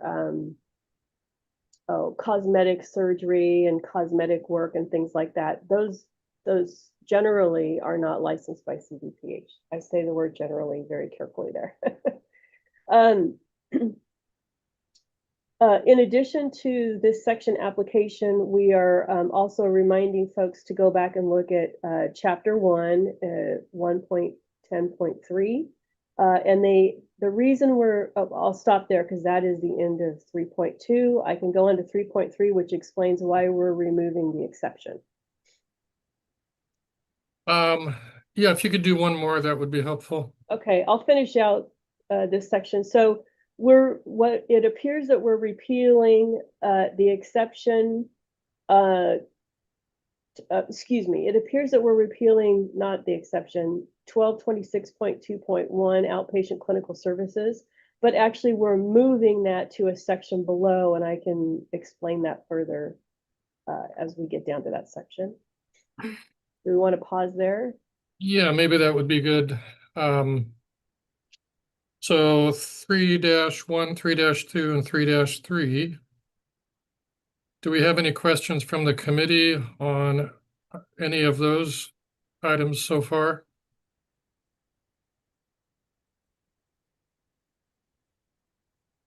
Anything from members of the public? There are no hands raised. Okay, thank you. So yeah, go ahead. Mia, continue. Okay. So 3-4 is 1226.2.2 special services. And actually, this is being renumbered and moved down to 1226.2.1.1 because this is actually a subsection of outpatient clinical services of a hospital. The name is getting changed as well because it's very specific to cardiac cath clinics. And that will also be discussed in a couple minutes. So Bill Zellmer, it is a little hard for me to process this because we're seeing it not in its final form. Yeah. To see where does this section land? I trust that you know what you're doing. Yeah, actually, I can point to that, if it helps. So if you look at the bottom of the express terms, I'm on page 13. So it just so happens that these are on the same page, which is helpful. So if you look at 1226.2.2, we're repealing special services. It's becoming at the bottom of page 13, 1226.2.1.1 is being called cardiac catheterization laboratory services. And it says in gray, renumbered from that number. And we're not changing, I'm verifying, we're not changing the context of the language. We're just changing the title and the section number. But again, for relocation purposes, what this does hierarchy-wise is right above it, it becomes a subsection of the section above on same page, chapter or page 13, it becomes a subsection of outpatient clinical services of a hospital. It was kind of a lone ranger up there all by itself. Yeah, okay, I appreciate that. Okay. Cheryl's got her hand up. Yeah, question from Cheryl. Yeah, I have my hand up at the same time because my comment is similar to Bill's because I know we're not there yet on the relocation, but I don't understand how it fits in to, I mean, I have the code open and I have the initial express terms open and 1226.2.1.1 falls under outpatient clinical services. And then there's just this one subset on cardiac catheterization that's being added. And then it goes to 1226.2.2. I mean, to me, this location implies that the only type of outpatient clinical service is a cardiac catheterization lab. I'm not, it's confusing. We can wait until we get to 3-6 if you prefer. Yeah, look at the amendment that you're putting down on the second paragraph for outpatient clinical service. Okay. Specifically drives you to Yeah. where Cheryl's looking. I see what you're saying, Cheryl. Yeah, maybe it would be best if I talk about 3-5 real quick. Okay, yeah, that's fine. But I have a similar comment to Bill's, so Okay. and it's not made clear to me yet. Yeah. Yeah, I can empathize with this. If you can imagine, we've been having a war room, if you will, where we were rearranging things to make it more clear. I think, unfortunately, for the purposes of the ET, it's challenging. It's almost like you need to take Post-its and move them around on a board. So we're renumbering 1226.5, which falls really far down in the printed code, Cheryl. And we're bringing it up higher to outpatient clinical services of a hospital. And we're explaining in that section, the outpatient clinical services of a hospital are licensed by CDPH pursuant to 1250. One of the themes that we're doing throughout the code is making sure we're connecting the law to the type of clinic we're discussing in 1226. So that's what's done there. And then there's another piece in the second paragraph, it says the services listed in sections 1225.5, which are in the current code, through 1226.5.14 are essentially outpatient clinical services of a hospital.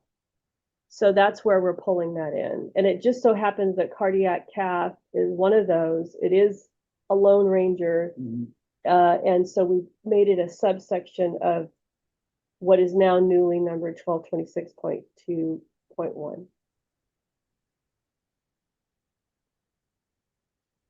Can I continue without raising my hand? So I do not even if it's a Lone Ranger, because the other ones are listed in 1226.5.5 through 1226.5.14. Why wasn't this given a 1226.5 number? We could certainly do that. It just, as we were going through it, our rationale worked here, but if that makes more sense, we could certainly renumber it to a section below. Well, it is the cardiac catheterization laboratory services an outpatient clinic of services of a hospital? It is, and without going into too much detail, because we aren't amending the section itself, it's only specific to certain hospitals in the law. So we didn't want to make it sound like every hospital could have that.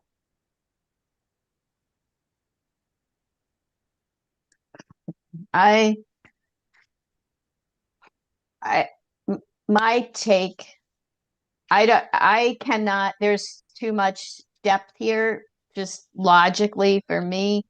It seems like it is in a location where nobody will see it. That they'll skip over it if 1226.5 is the outpatient clinics. But I'm not feeling really confident about that statement because you know your users better than I do.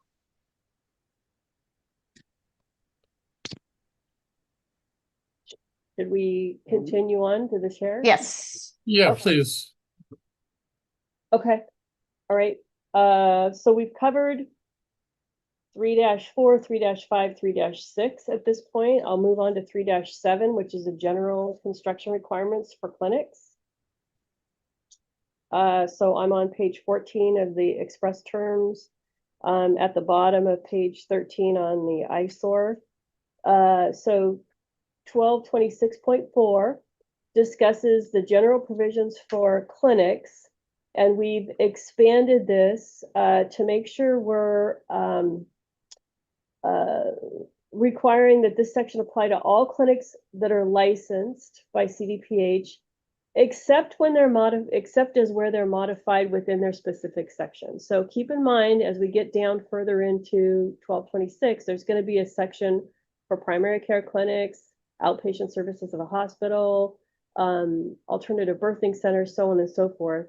And those are going to have more specificity. So these general requirements, in some cases, and you're going to see where we state when required, because they are not necessarily required for all clinics, but we need to remind users they need to take a look at these items. So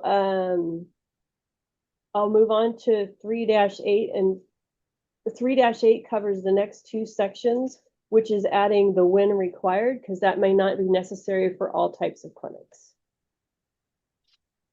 So I'm sorry, Mia, can I go back to get the numbering right? 3-7, general construction. The wording, so there's looking at the express terms. The underlined paragraph, that's all new language, kind of in the middle of it, I've highlighted for my own purposes where it says based on the services and functions provided, that the general construction requirements are applied to licensed clinics based on the services and functions provided. The question I have is, who decides and how do they decide? When we're back at the office designing one of these OSHPD 3 clinics, we wonder which of the pieces and parts in this section are we obligated to provide, and it says based on the services and functions provided. So do we sit down and say, well, we're not including this service and this function, so I don't need this kind of room? And it's not a small issue for us. We really struggle to figure out what are the parts that we need in this 1226.4 general construction. So I'll give one example, and this actually might be clear. So if you were developing a primary care clinic, which we'll talk about in a couple of minutes, examination rooms are required in a primary care clinic. However, treatment rooms are not required. But if you were going to provide a service that necessitated a treatment room, then you go to the specificity of the treatment room is needed. And depending on what you're doing, you might have to have different sterilization equipment, those types of things. So that might be triggered as well. There does have to be some open-endedness to this a little bit. But what we tried to do is when we got into the specific types of clinics themselves, we tried to say these are the services that are required, or these are the rooms that are required to support the services that are given in that particular clinic. Okay, well, that does help. The example helps me process this. Cheryl's got a question. I'm sorry, go ahead, Cheryl. So I have the same thing highlighted that Bill does, and I for the same reason, a single item to me, the example that you gave is one example. So this whole paragraph still seems vague and ambiguous to me. I don't understand the purpose of why it's here. And I also find it really ambiguous.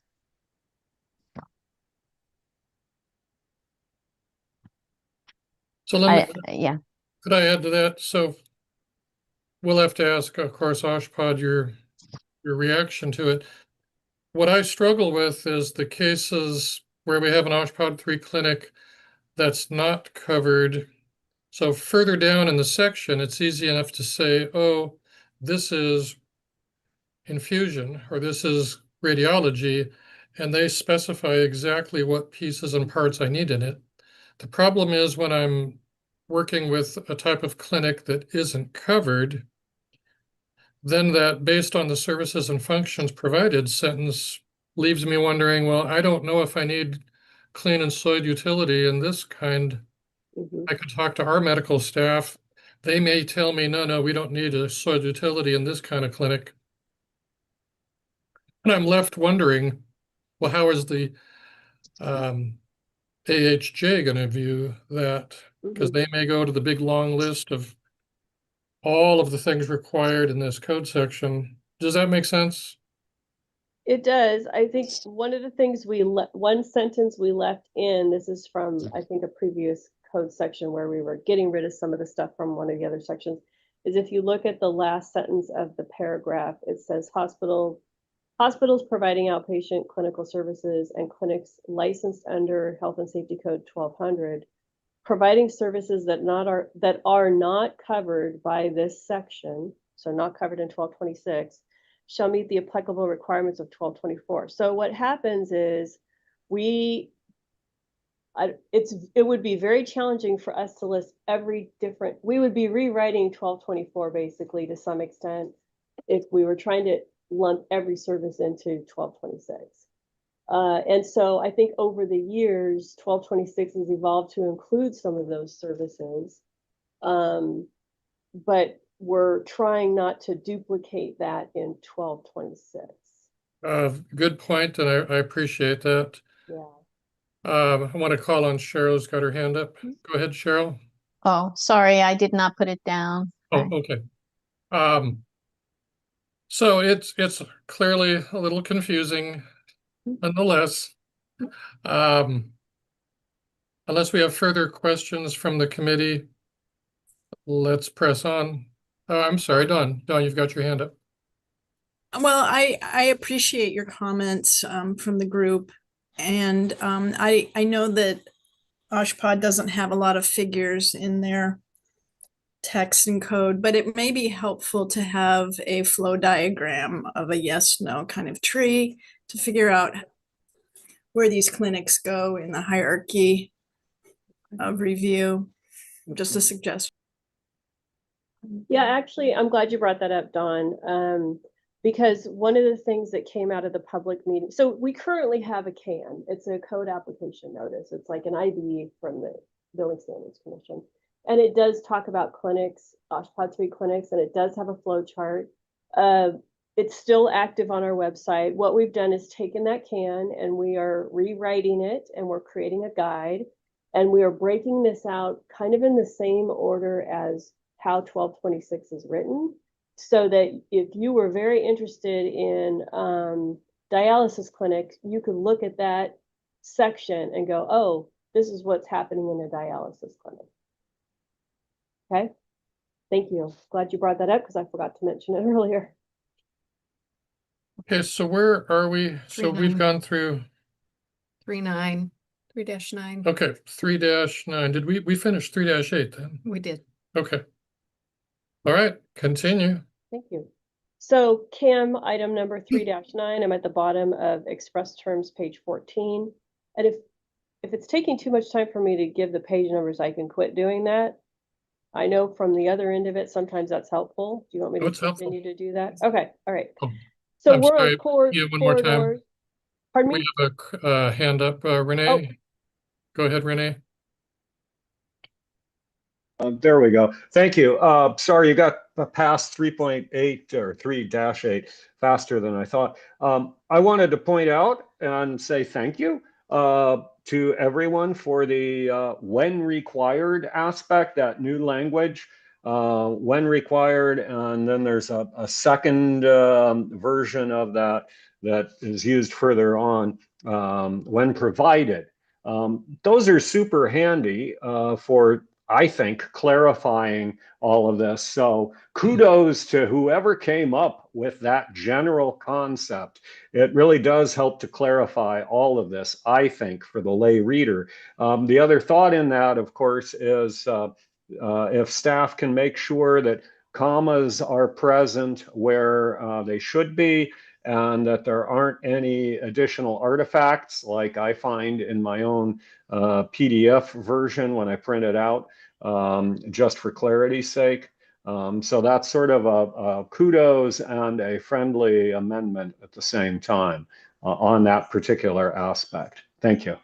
Perfect, thank you. Thank you, Renee. Mia, go ahead with 3-9. Okay, great. So corridors was a standalone title. It didn't really have a description. And then it went right into different types of clinics or different types of widths that were required. So what we wrote here is corridor width shall comply with one of the following requirements, depending on the services provided within the clinic. So this again is one of those really challenging things where throughout section 1224, and I did say 1224, so 1224 has a lot of requirements for different widths of corridors that are needed. The 8-foot would apply to where you have gurneys going back and forth, and that has a lot to do with patient safety and moving of patients. Very less likely in a clinic for that to occur. Outpatient services refer to 1224, 473, and then corridor widths, of course, is pointing back, and I don't have them memorized off the top of my head, but what we've done here, and this goes back to Dawn Anderson's comment, is we have a whole section in the guide talking about corridor widths and scenarios of when those different widths would be triggered. So the language itself isn't changing, just the corridor first charging sentences is helping everybody out there. Okay, yeah, please proceed to 3-10. Cheryl's got a Oh, comment. I'm sorry. I can't, sometimes I don't see that It's hard to hand. see. Okay, go ahead, Cheryl. So, the intro to this reads corridor widths shall comply. But then 1226.4.3.4 relates to handrails, which generally speaking is not about the width, unless that reference, which I did not look at, to 1222.4.4.7.4 is specifically relating to the infringement that handrails can have. If I recall, So- Cheryl, if I may, I think it's actually reminding folks that the handrails are required in the corridor in rehab.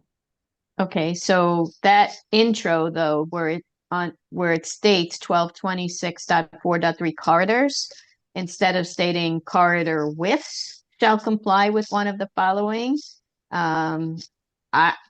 because this last item is unrelated to Gotcha. the, Just say corridors. Mhm. well, yes, but then if you say shall comply with one of the following, then it doesn't pick up handrails. Or, I mean, Mhm. handrails should be required Mhm. maybe in all of these. So there's some conflict here.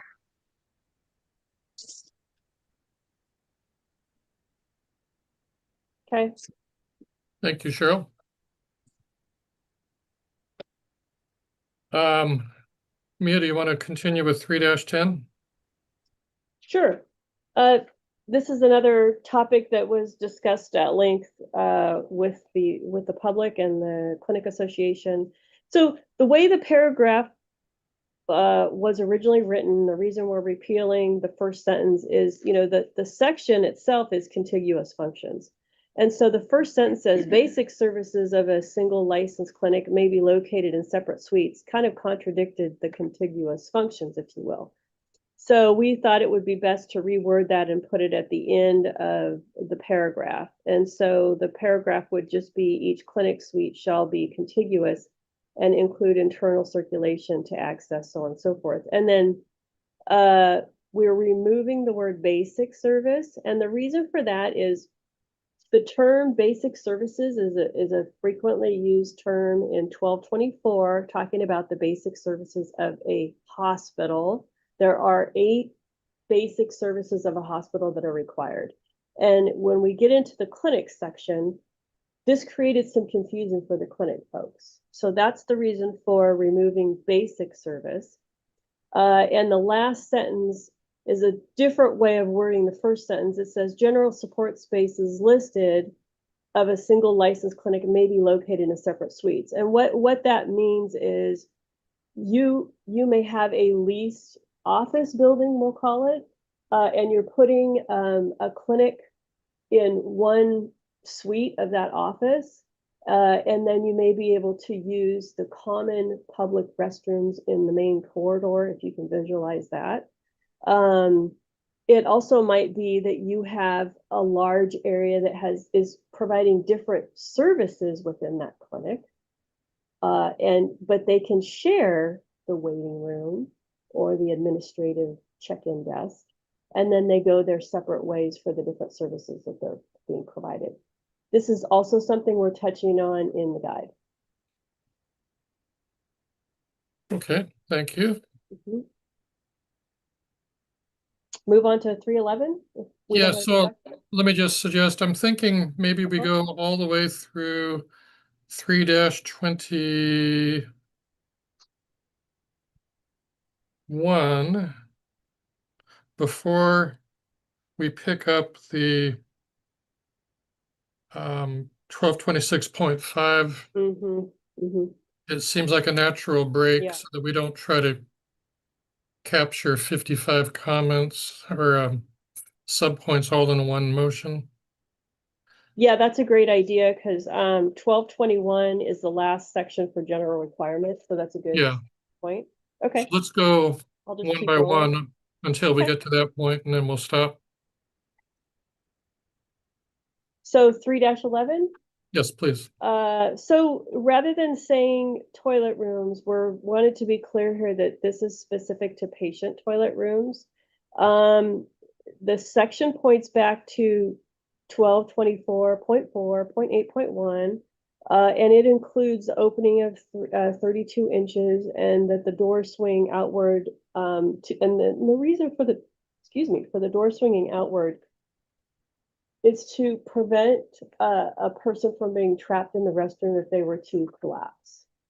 So we want that door to swing outward and not trap the person in the toilet room. So what we're saying here is patient toilets and single occupant toilet rooms in the waiting area. Because if you can visualize a clinic, oftentimes they'll have a large waiting area in a clinic and they will have a single occupancy toilet room in there. And those patients are the same patients that would be, they're patients, except they're also visitors, if you will.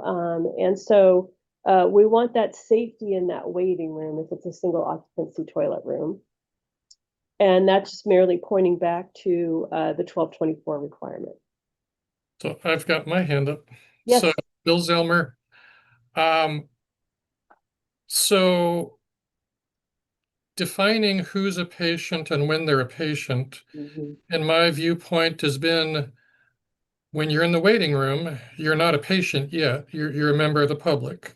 And they call your name and you go back into the back part of the clinic, you become a patient when you pass through that door into the corridor.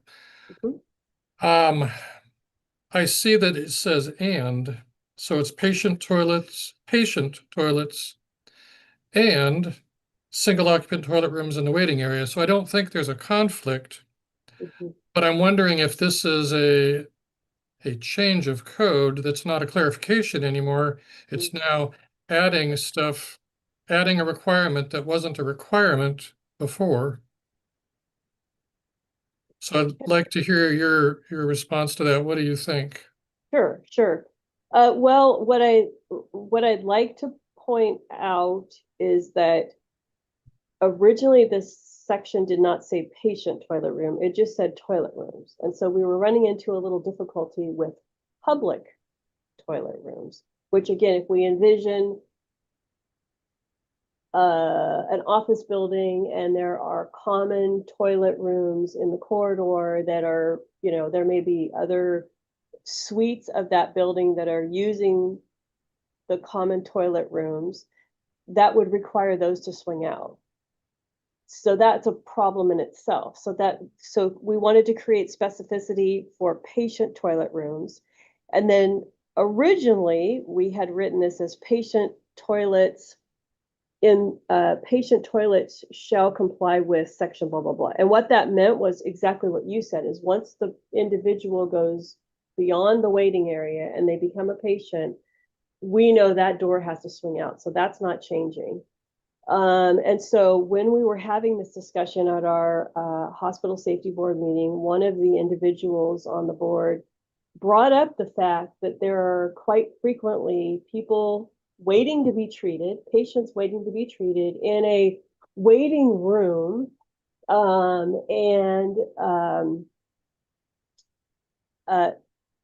This safety measure, we'll call it, to prevent them from being entrapped into a single occupant room, they felt was good to add in this instance. And that's why we made it specific of a single occupant toilet room in the waiting area.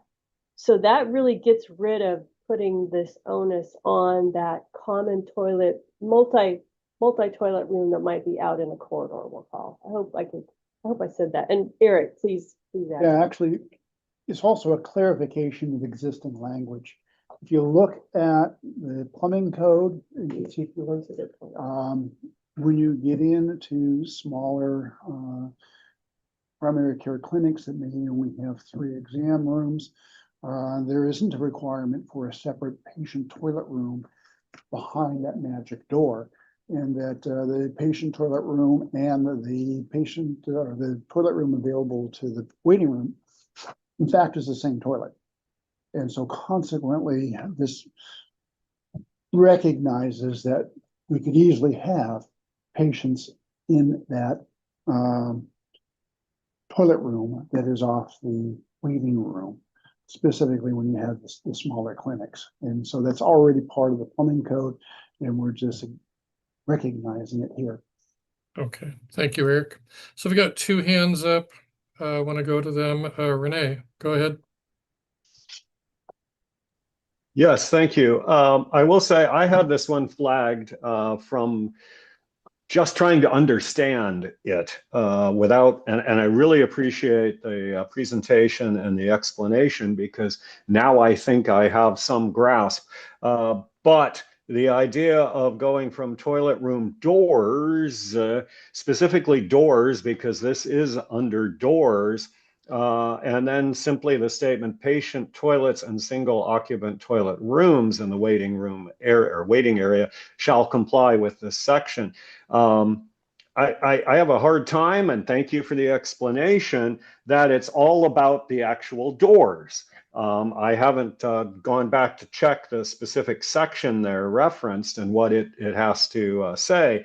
But I hate to say this is cumbersome, but if we're supposed to be writing clear and understandable codes, this makes no sense to me on the surface. But it does with some explanation. So I would think there's a much more clear way to explain that this is about the doors, actually, in the verbiage. Hopefully that makes sense, what I'm saying. It's just reading this as a standalone is as clear as mud to me. Thank you, Renee. Gary. I think I'd like to expand on Bill, your comment and Renee's as well.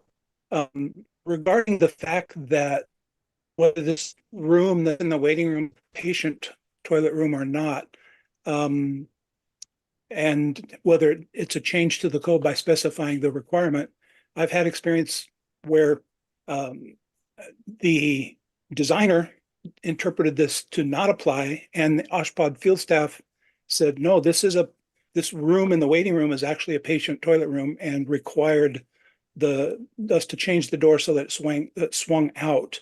So I actually support this language that really clarifies it for everybody so that designers know exactly what the intent is.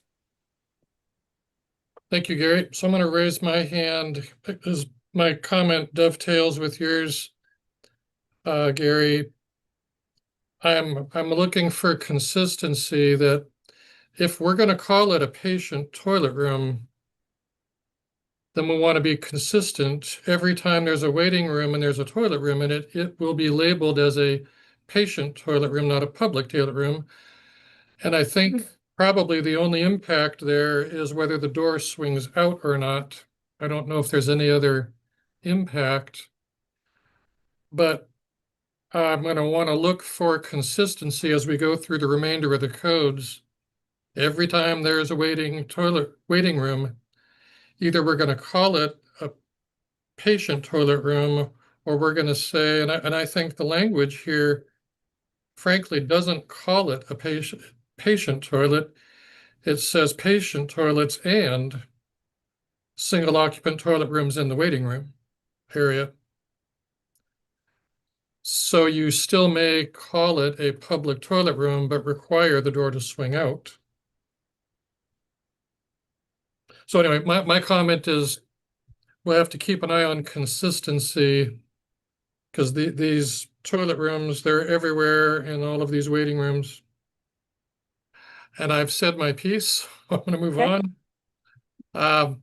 Gary, your hand is still up. Did you have a follow-up? Yeah, just a clarification. And I'm sure everybody knows this, but just so we can say we said it, the reference section 1224.481 doesn't require necessarily for the door to swing out. It allows us to have hardware on it that will allow the door to swing in, but also manually be able to be swung out. So just clarification there. Thank you, Gary. So I know we could keep debating this for a while, but we need to move on. I think the points have been made. So Mia, I'd like to turn it back to you. We're on 312. Thank you. Laura keeps me on track. Me too. All right, so 312, we're repealing the section that says dimension, but we're rewriting it. And so what was happening with this is, I'm going to go back to my, not try to go off script here.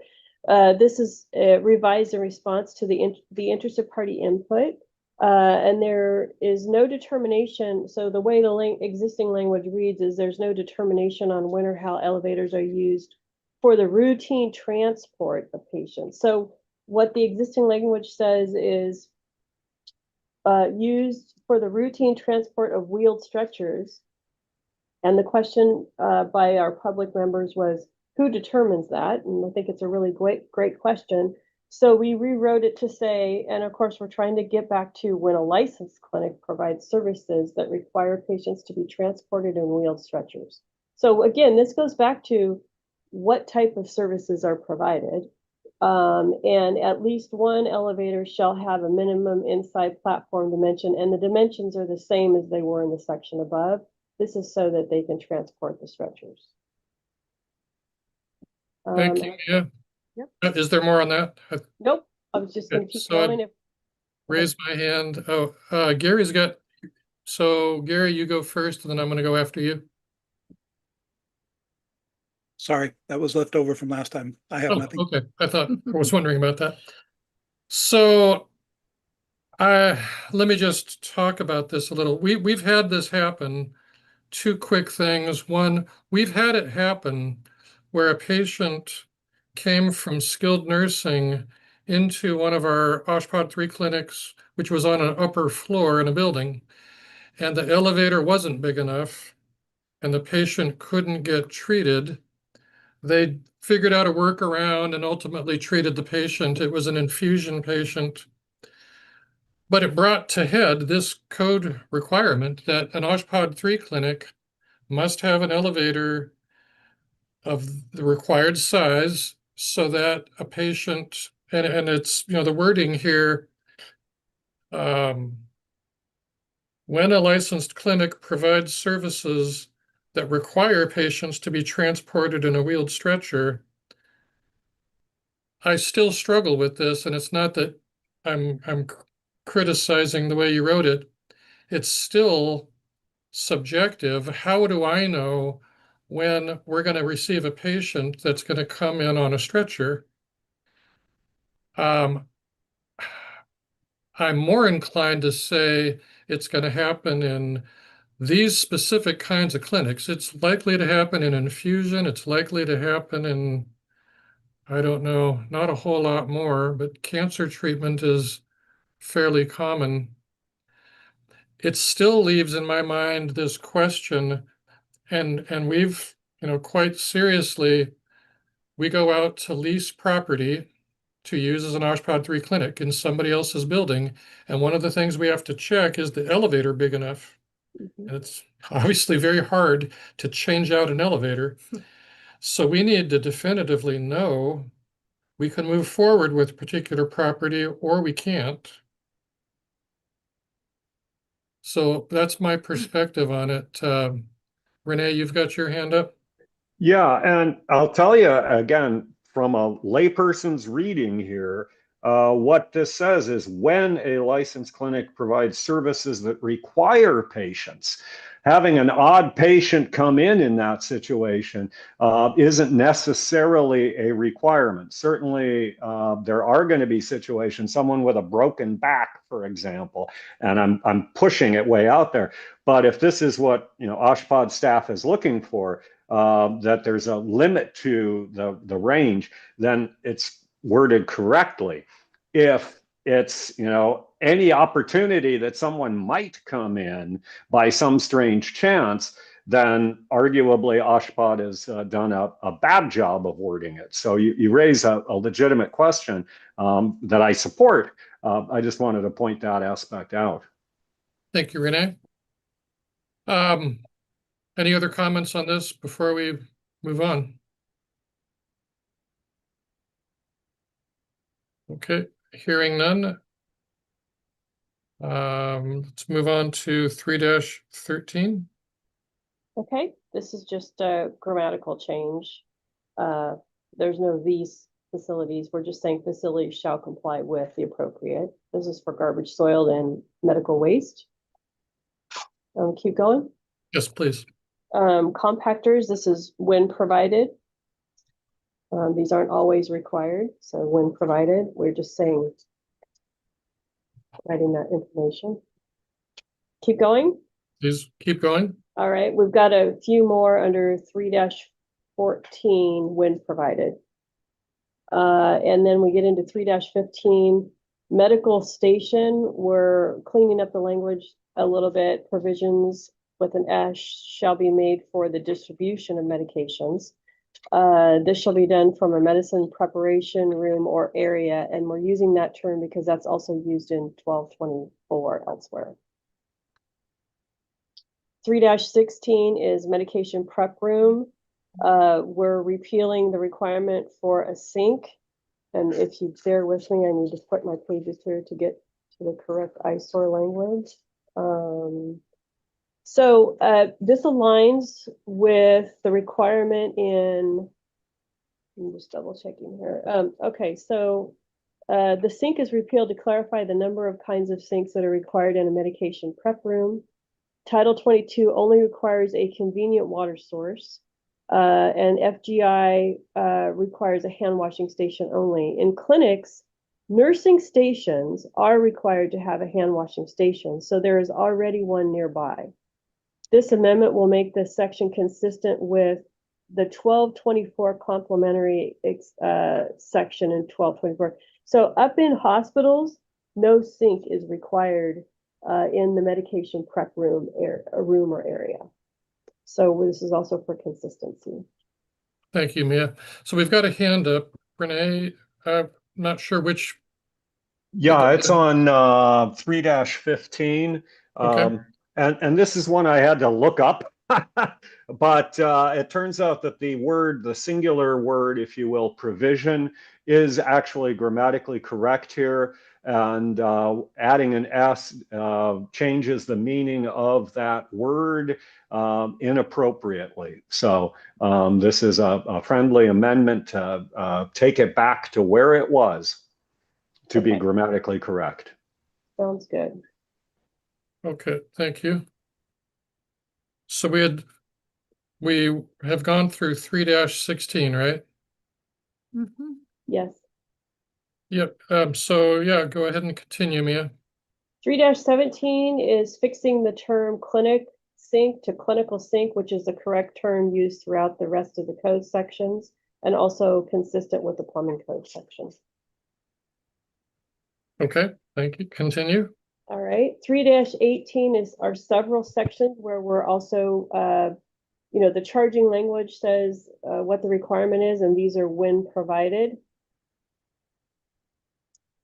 And then 3-19, this is support areas for patients.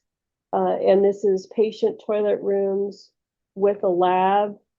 And that's not changing, but when we get to the exception, it currently says for primary care clinics where the facility contains no more than 3 examination or treatment rooms, the patient toilet room shall be permitted to serve the outpatient waiting area. So what we're doing is this exception applies to all clinics, not just primary care clinics.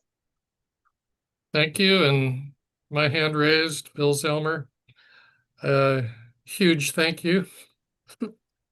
Because when it said primary care clinics, that ruled out application to outpatient services of a hospital because we're not primary care clinics. So we'd have to plead with OSHPD that what it was intended, blah, blah, blah. So anyway, thank you. You're welcome. I also wanted to double check. So there's another provision in the code that talks about if an outpatient clinical service in the hospital is consistent with primary care clinics, that those can apply as well. So this isn't too far of a stretch on that. And then we also wanted to make sure because of because of what we're doing in alternative birthing centers, I kind of want to repeat that alternative birthing centers can be in a primary care clinic. So by removing this phrase primary care clinic, this allows us to apply to alternative birthing centers as well. So that was another key reason for doing this. I'm gonna keep going. I can't see hands Please, raised. I So think two more. Okay. So 320 is, again, this is when required. 321 is a when required. And that's where we sort of pause for a second. Fantastic. Thank you, Mia. So I want to take stock. I think I want to encourage us to take motions on this grouping. We'll probably pull out some specific line items. I need to look myself at areas that I think were candidates to pull out. I did want to add, I'm in favor of, what is it, the medicine prep room line item, must be 3-16. We discovered, as well as you guys did, the standard was actually higher on an OSHPD 3 clinic than it was on a hospital, that a medicine prep room was being required to have a sink, whereas the hospital version of the same code section didn't require the sink. So now when you have lined it out, it makes them the same now, which makes more sense. So we've got 21 line items. I think a couple of these, 3-9, 3-11, and 3-12, maybe candidates to pull out. To the committee, and then of course I need to remember to ask the public for comments too. Maybe it'd be good to do that at this point. I think we've gone through quite a few sections without reaching out to the public. Anybody in the public who has a comment on any of the items 3-1 through 3-21, please get in the queue now. I'm not seeing any hands raised at this time. Okay, thank you. So to the committee, we want to entertain motions to group some of these together. Kind of like we did before. Does anybody have a motion?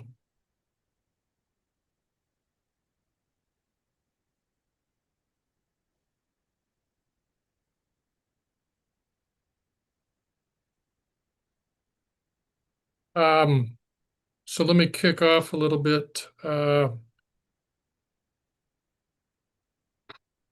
Cheryl, you had some comments about the language in one of the earlier sections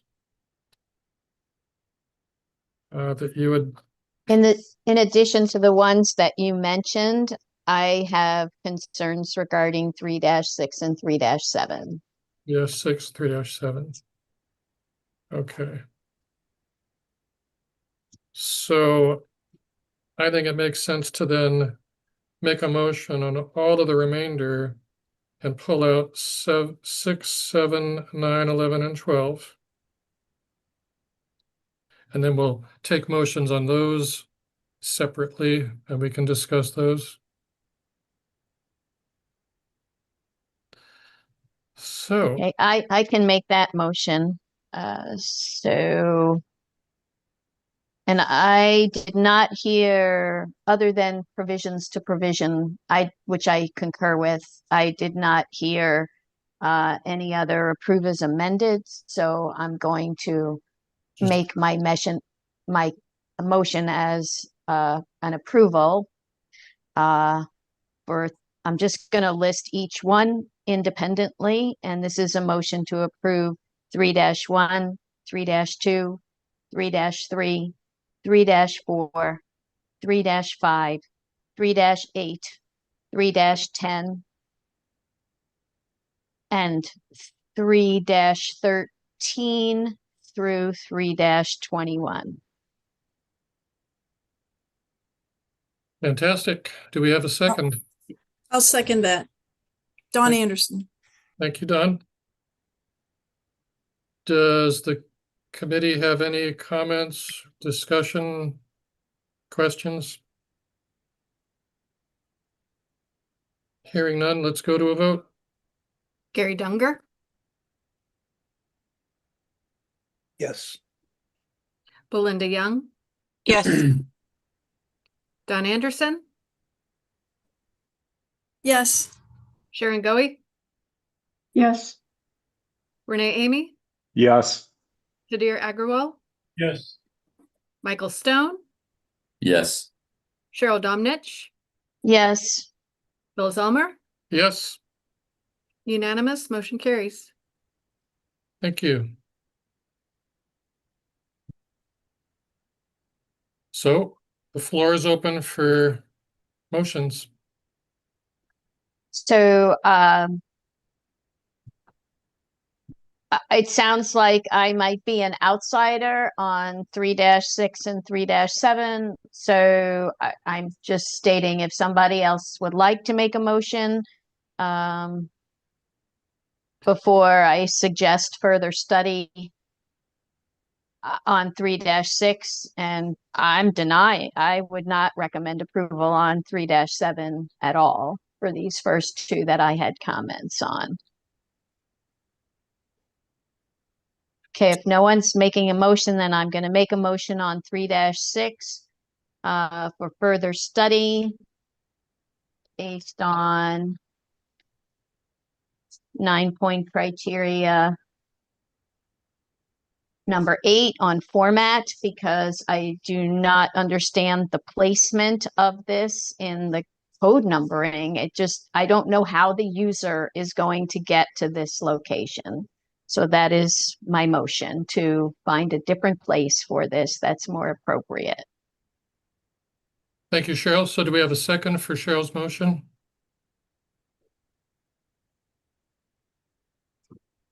I'll second it, Bill Zelmer. So I'm not the world's greatest authority on these cardiac cath labs. What I remember just from memory is there is law involved that was crafted pretty specifically about cath labs, that there has been a serious question on where are you allowed to perform this kind of service? And it was placed in the law a certain way, and that's what's tied, well, it's not tied OSHPD's hands in the way they have written this, but it makes it a bit of an outlier. And I think that has driven why they've placed it the way they have. But I've seconded the motion because I understand the question of clarity, and maybe I can't say definitively right here and now that I know the best way to write it.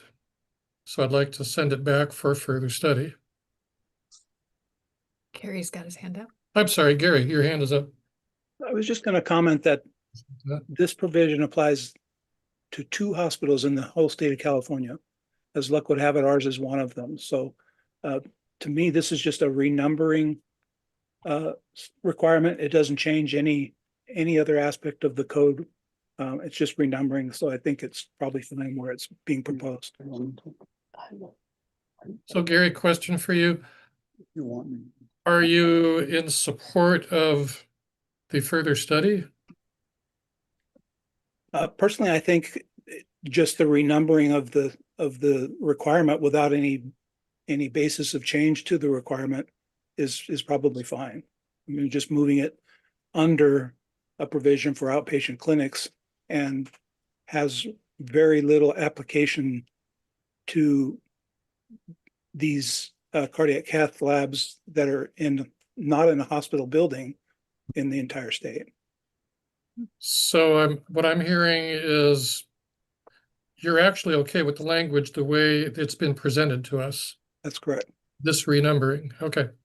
But okay, Gary, can I ask you a question on the initial express terms? am I hearing you say that it would be appropriate to place this under section 1226.5.5 and 1226.5.14 and say make this a 15? Would that be the appropriate place? That's part of my problem, is that the location where it is, I don't understand it. And I also don't understand if this alternate location that seems reasonable to me, but may not be reasonable to anyone else in the healthcare industry. Because if you tell me that that's the appropriate spot, then I could support that. Do you mind if I'm sorry, go ahead, Gary. I was going to say, if you're looking at the express terms, section 1226.2.2 has been struck out. So that's being removed. And this section 1226.211 is being moved up into that place with no substantive change to the requirement. So it's really just a renumbering thing. And it doesn't belong in 1226.5 because that's being moved to 1226.2 anyway. But to me, it doesn't belong under 1226.2.1.1 because it implies that 1226.2.1 only is related to a cardiac catheterization laboratory service and nothing else. That's the way that I read it when we make it a subset of 1226.2.1. I think I probably have to disagree because it is a clinical service of a hospital. And by giving it a 1226.2.1.1 subset, it's then makes it specific to that particular application and separates it from that distinction while it's still a subset. So I've got my hand up. And I think the comment was made by Oshpod earlier. If this were to be moved down to 1226.5 with all of the other outpatient services of a hospital, the experience has been all the other hospitals think, oh, I'd like to do that. I'll put a cath lab in my Oshpod 3 clinic, but you're not allowed to by law. Law has been written that says only these two hospitals are allowed to do this, and that's really out of our hands. So if you put it down there, it leads people to believe they can do this when they really can't. By putting it under this application section, and there's immediately a reference to the health and safety code, I think that's the best we can do to put it in the proper location, my opinion. So there's a motion and a second. So we can go around and deny, and then someone else can make a motion if it doesn't get approved. That sounds fine. Let's, are there any other comments? Do we have anything else to say? Gary, your hand is still up. Sorry, nope, I'll put it down. All right, if there's no other comments, let's go to a vote. Gary Dunger, I would say no. Belinda Young, No. Dawn Anderson, No. Sharon Goey, No. Renee Amy, No. Sudhir Agrawal, No. Michael Stone, No. Cheryl Domnich, Yes. Bill Zelmer. No. All right, 9 object, 1 in favor. Motion does not carry. Okay, the floor is open for another motion. I'll make a motion to approve. Do we have a second? I'm sorry, Which number? approve. Yeah, I know. I'm taking a shortcut. Approve item 3-6. Gary Dunger, I'd like to second. Gary Dunger, second. Is there any further discussion? Hearing none, let's go to a vote. Gary Dunger, Yes. Belinda Young, Yes. Dawn Anderson, Yes. Sharon Goey, Yes. Renee Amy, Yes. Sudhir Agrawal, Yes. Michael Stone, Yes. Cheryl Domnich, No. Bill Zelmer, Yes, 9 in favor, 1 objection, motion carries. thank you. So I'd like to entertain a motion for 3-7 and or other remaining items. Gary's hand is up. Gary, your hand is up. Go ahead. I've got to figure out a way to automatically let it go down when I stop talking. Gary's hand is always up. Exactly. So I assume that means you don't have a. I do not. Okay. At this time. So 3-7 is the 1226.4 general construction paragraph. So I had brought up a number of issues on this about the phrase in the middle of that paragraph, based on the services and functions provided. We talked quite a bit about that. And I think I understand it a little bit better. So I would make a motion to approve as is. I second that motion. Okay, Belinda second. This is 3 points or 3. 3-7. Okay. Discussion from the committee?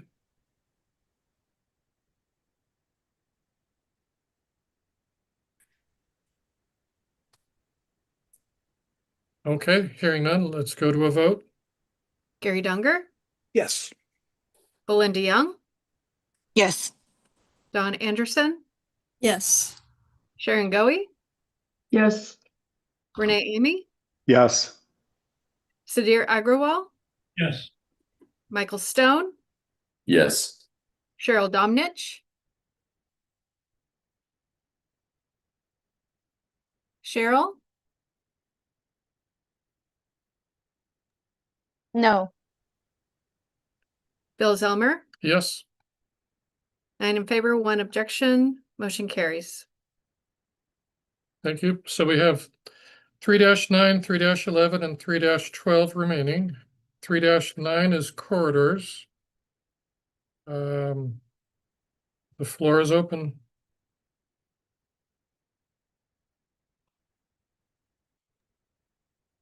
I would make a motion to approve as amended to address just the logistics, because the intro paragraph is corridor widths. Handrails are not related to the widths in general, so this just needs some reformatting. So I'm going to suggest approve as an amended for clarity and format based on the 9-point rule number 8.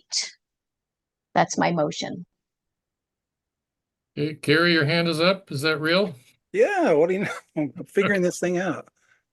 The reference to handrails, and specifically as it relates to the requirement for handrails in rehab service spaces as well as skilled nursing, which is a different section, does speak directly to the projections into the required width of the corridors. If anything, this could be clarified easily, I think, by referencing or in where it says refer to section 1224.474. It could also say and section 1007.5. If that would clarify it further, but the section, I think, for handrails is specific to projections into the required clear width of corridors. So it does have. Yeah, sorry, I started to look at that and then got distracted.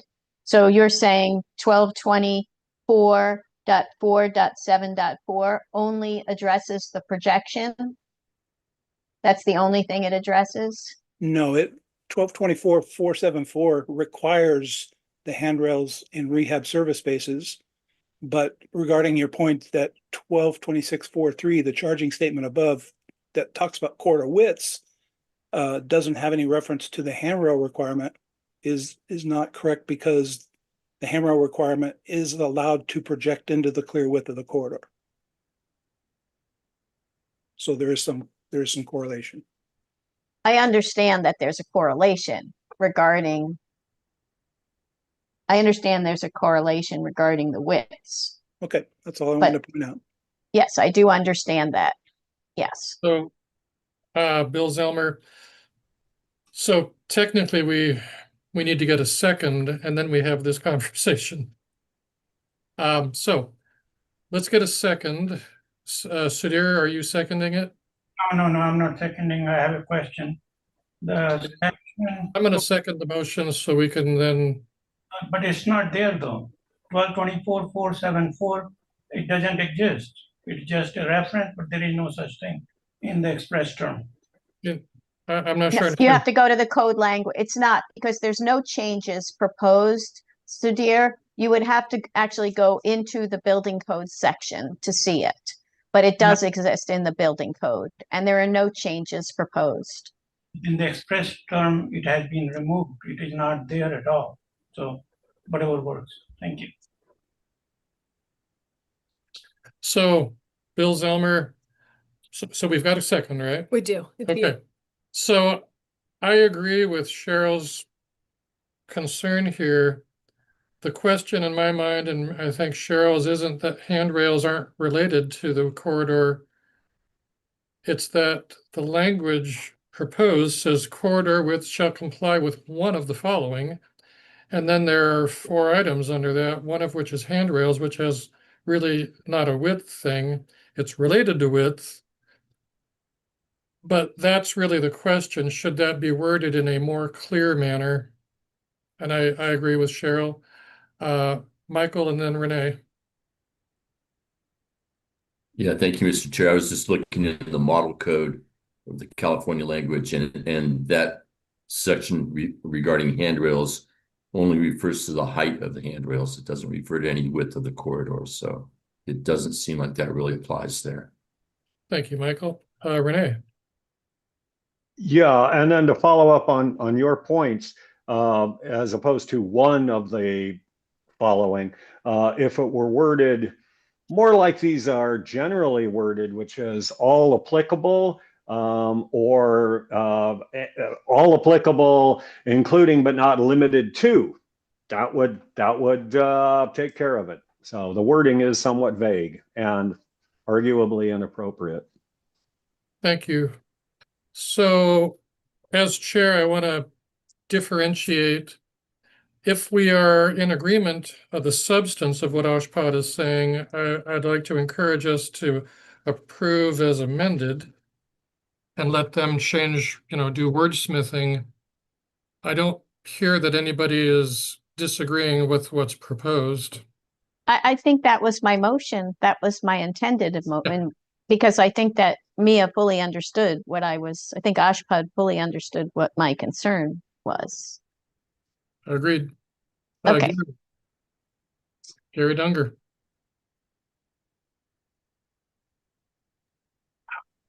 I tried to lower my hand that time. I did it physically, and what do you know, it popped back up. Oh dear.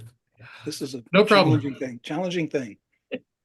Yeah, I gotta admit, I'm in a position, I don't have to deal with that in my role here as the chair.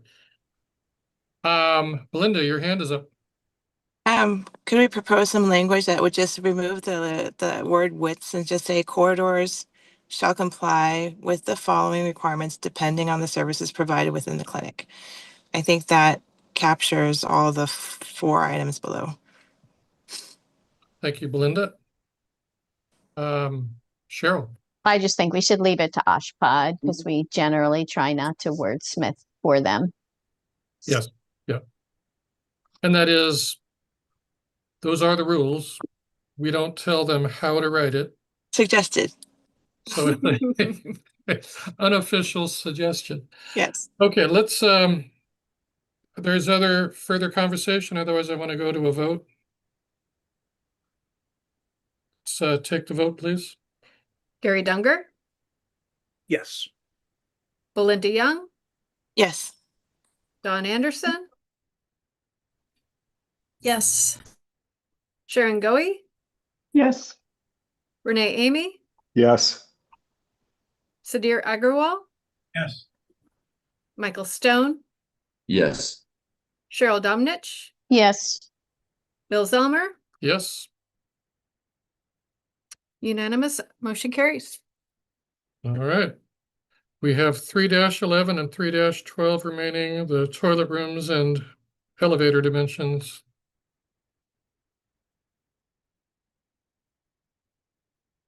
The floor is open.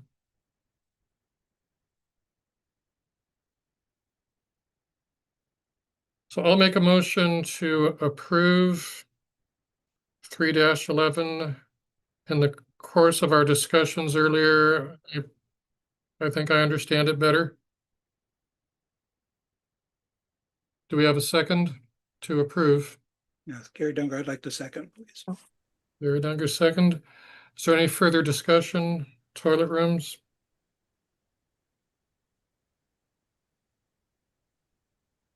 Hearing none, I'd like to go to a vote. Gary Dunger, Yes. Belinda Young, Yes. Don Anderson, Yes. Sharon Goey, Yes. Renee Amy, Yes. Sadir Agrawal, Yes. Michael Stone, Yes. Cheryl Domnich, Yes. Bill Zelmer, Yes. unanimous, motion carries. Okay, that's 3-11. One remaining here is elevator dimensions.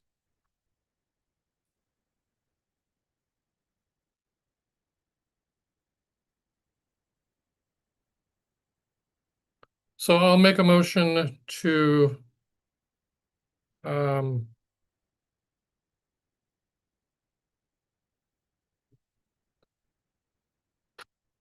I'm waffling between further study and approve as amended. I guess I'm going to suggest further study. It's a matter of, for me, clarifying the language. Scratch that. Okay, I'm going to say, sorry, change my mind. Approve as amended and give Oshpod the opportunity to simply reword it. So Belinda, your hand is up. Don't forget a. Oh, I'm 9-point sorry. criteria. Item 6 for the 9-point criteria. So that's approve as amended. I've made the motion. Belinda, are you seconding? I second it. Oh, okay. Sadir, second. Belinda, your hand is up. Go I ahead. just had a comment, whether or not, it used to say routine transport. You know, I think maybe that would help because before you were just saying, what if somebody happened to do it? It's not necessarily par for the course for normal operations, right? Because it does get very complicated if all of a sudden all your lease spaces require an elevator upgrade, right? So I think if it's, I don't know if routine is still fuzzy in terms of what that means, but that was just my thought about how to narrow it down a little bit more. Thank you. Any other comments about the elevator dimensions, Gary?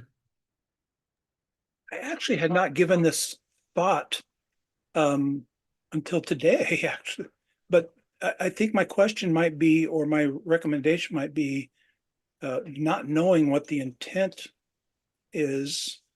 In other locations within the code, there's reference to when the licensed clinic renders the patient, like I'll use the term incapable of unassisted self-preservation.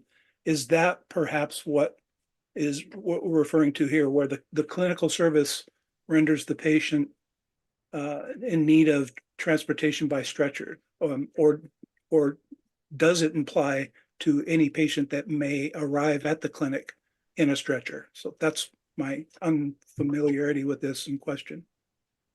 Thank you, Gary. Sadir, your hand is up. Just a quick comment on the elevator means vertical transport. So you can, the one which somebody else was suggesting earlier, Belinda, I believe, it doesn't go there with a transportation route.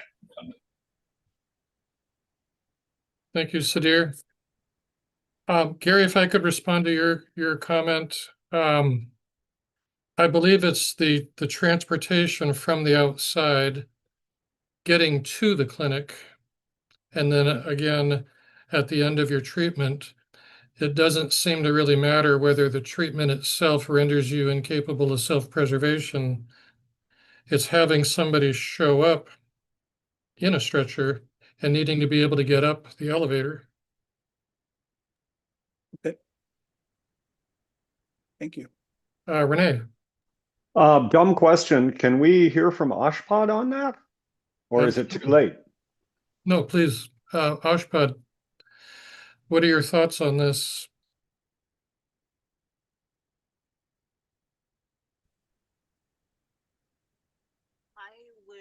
You're muted, Mia. Thank you. The reason we removed the word routine transport is that was vague. It was who is determining the routine transport of wheeled stretchers. And so our attempt is to, when the licensed clinics provide services.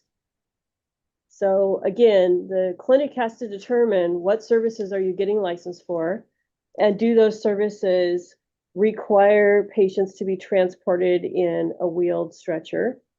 That's the trigger. So if that first part of the sentence is not clear, I think we've heard a lot of input on this. And so if the motion is to approve as amend, we can retake a look at it. Okay, thank you, Mia. Appreciate that. Further comments from the committee? Dawn? Renee. Oh, I'm sorry. Renee? And I will just say that thank you, Mia, for that, because it goes back to my comment that if it is what the service requires, then Oshpod did a great job, in my opinion. And so now that we've heard that, hey, actually, Oshpod did a great job. So thank you for that. Thank you, Renee. Dawn? I think that the amended language is good. I don't have a problem with it. I would approve as written. Elevators are required to meet minimum requirements under the ADA and under California Building Code. So I don't see this to be in conflict of that. So I would approve as written. Thank you, Dawn. Any other comments from the committee?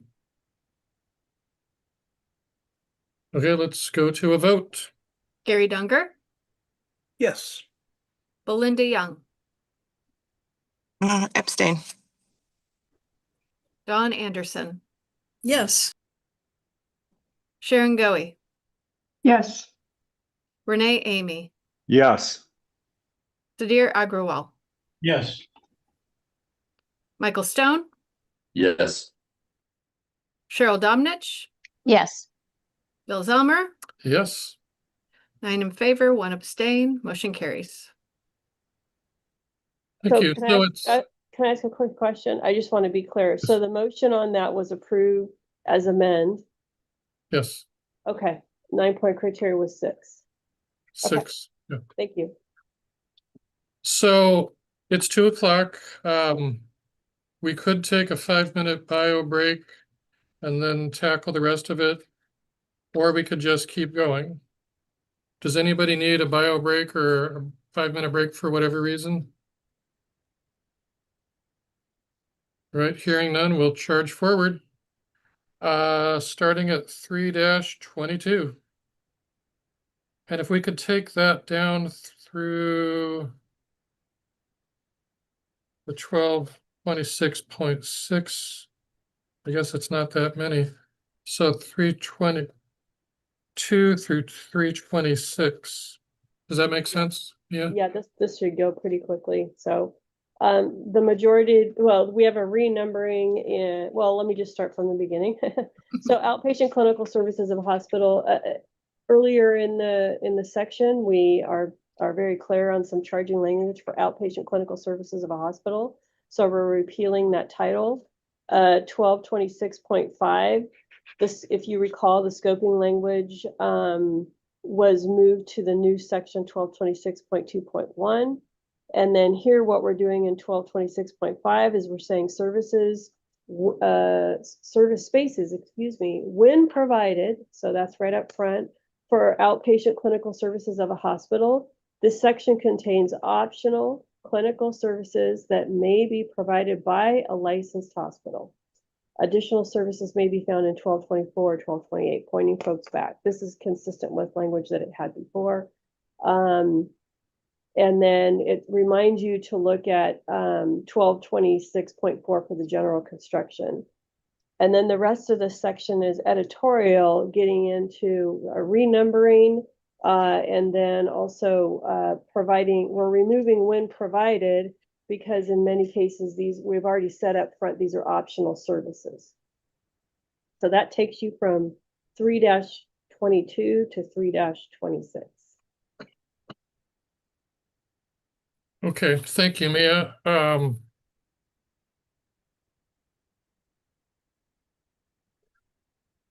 Just processing this. Do we have any questions from the committee on those items? 3-22 through 3-26.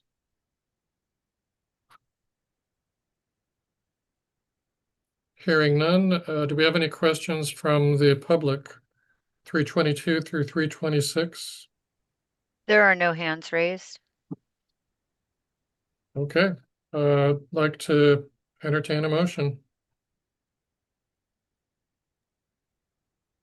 Cheryl, I make a motion to approve items 3-22 through 3-26. Do we have a second? I'll second Dawn Anderson. Thank you, Don. Any further comment? Hearing none, let's go to a vote. Gary Dunger, Yes. Belinda Young, Yes. Dawn Anderson, Yes. Sharon Goey, Yes. Renee Amy, Yes. Sudhir Agrawal, Yes. Michael Stone, Yes. Cheryl Domnich, Yes. Bill Zelmer. Yes. It's unanimous. Motion carries. So Mia, I'd like to suggest we go then 327 down to 3-37 and stop just before we get to the specialty clinics. Makes sense. Yep. So just for wayfinding purposes, we've talked about 1226.4, which was general requirements. Then we talked about 1226.5, which is clinical services under hospital. So now we're getting into the primary care clinic requirements. So that's what we're focusing on in 1226.6. And we're amending the charging language to remind folks that these are primary care clinics licensed by the California Department of Public Health pursuant to a specific health and safety code section. And I think Belinda pointed this out before as we were doing some caps in some areas and not in others. So I'll double check that. But so that's 3-27. And then 3-28 is, again, we're reminding folks, this is just changing the if provided right to the beginning so that people understand, and this is also primarily for the local building jurisdictions, is that treatment rooms are not required, they're optional. And then for 3-29, it encompasses all of those things you stricken, and we're actually renumbering them and taking them down to 1226.6.7 because these are all associated with dental clinics and they kind of were meshed into the middle of this whole thing. So we thought giving them their own space at the end of the section made a little bit more sense. And can I keep going? Yes, please. Okay. So I talked about 3-29, so I'm going down to, and I'm on page 20 of the express terms. 3-30, sterilization facilities. This is also, again, when provided. because this is not always required in all clinics. Depends on the services that are provided. 3-31, this is another renumbering. This laboratory section is specific to dental clinics, so we're putting that in 1226.6.7, which you'll see in a minute. You'll see those all listed together.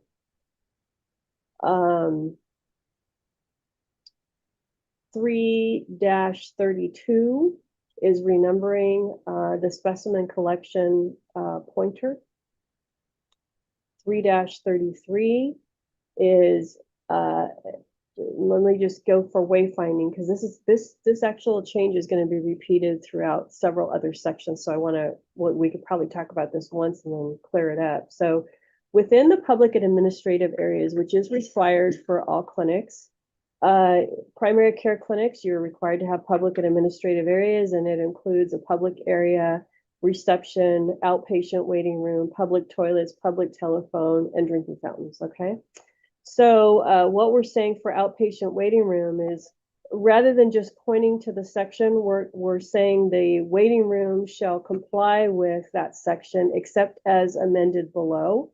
And the reason for that is, again, we're giving some leeway to clinics, so they don't have to fully comply with what's in 1224. And there's some slight amendments below, which we'll talk about. Public toilets. So again, we'll go back to that visualization of we've got a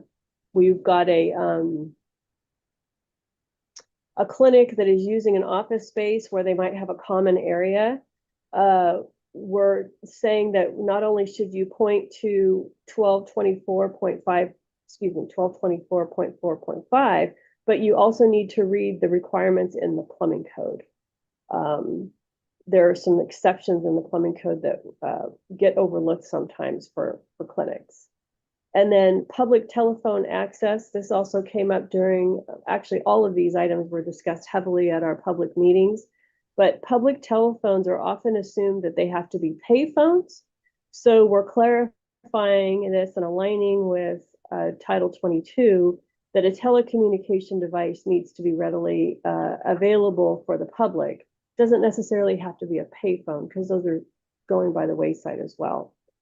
And then drinking fountains is something similar. We're saying that drinking water needs to be readily accessible. A lot of people think that you have to provide a traditional drinking fountain. We know that those are changing.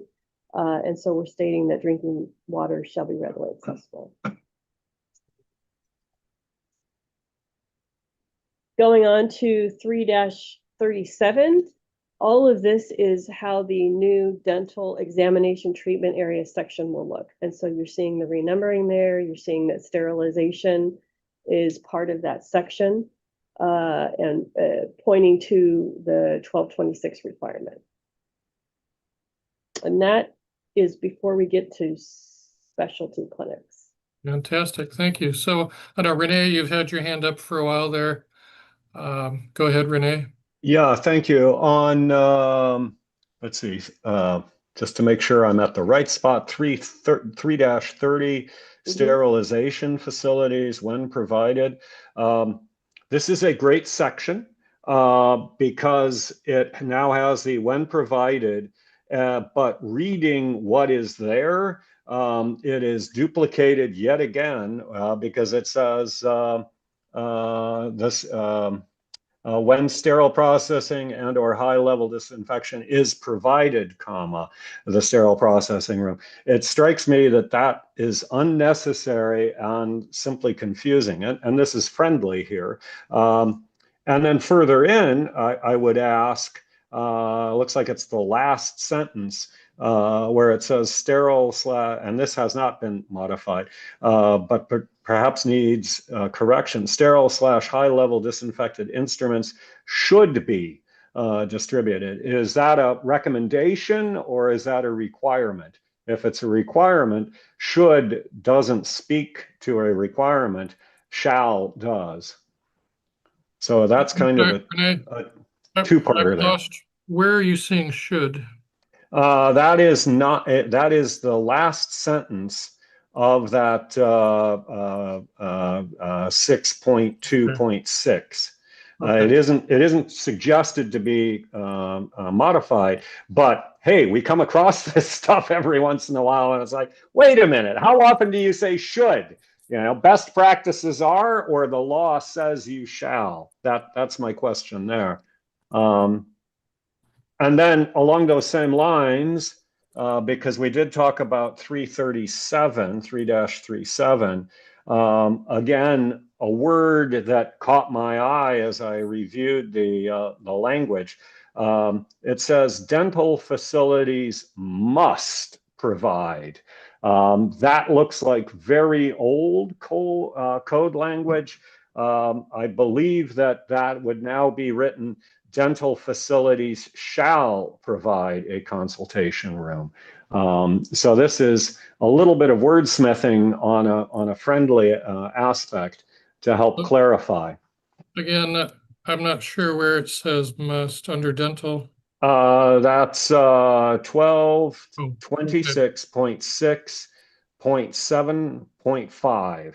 Okay, I know you're well intended, but we have to limit our comments to the changes that are proposed. Otherwise, we'll go on all night. Right. Thank you. Dawn, you've got your hand up. Yeah, sure. I'm commenting on 3-35.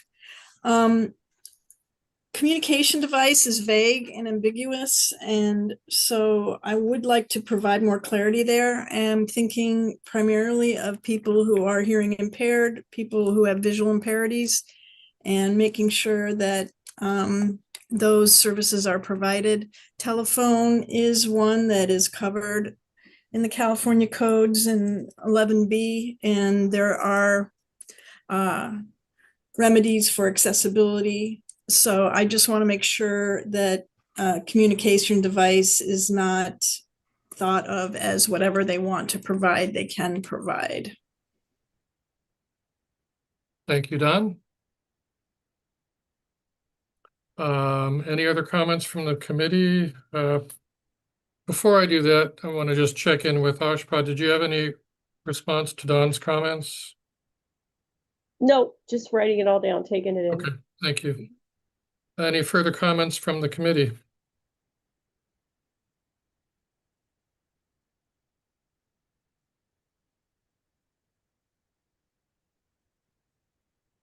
Okay, I'm also kind of multitasking here, looking at the language and looking up to see if anybody's raised their hand. So,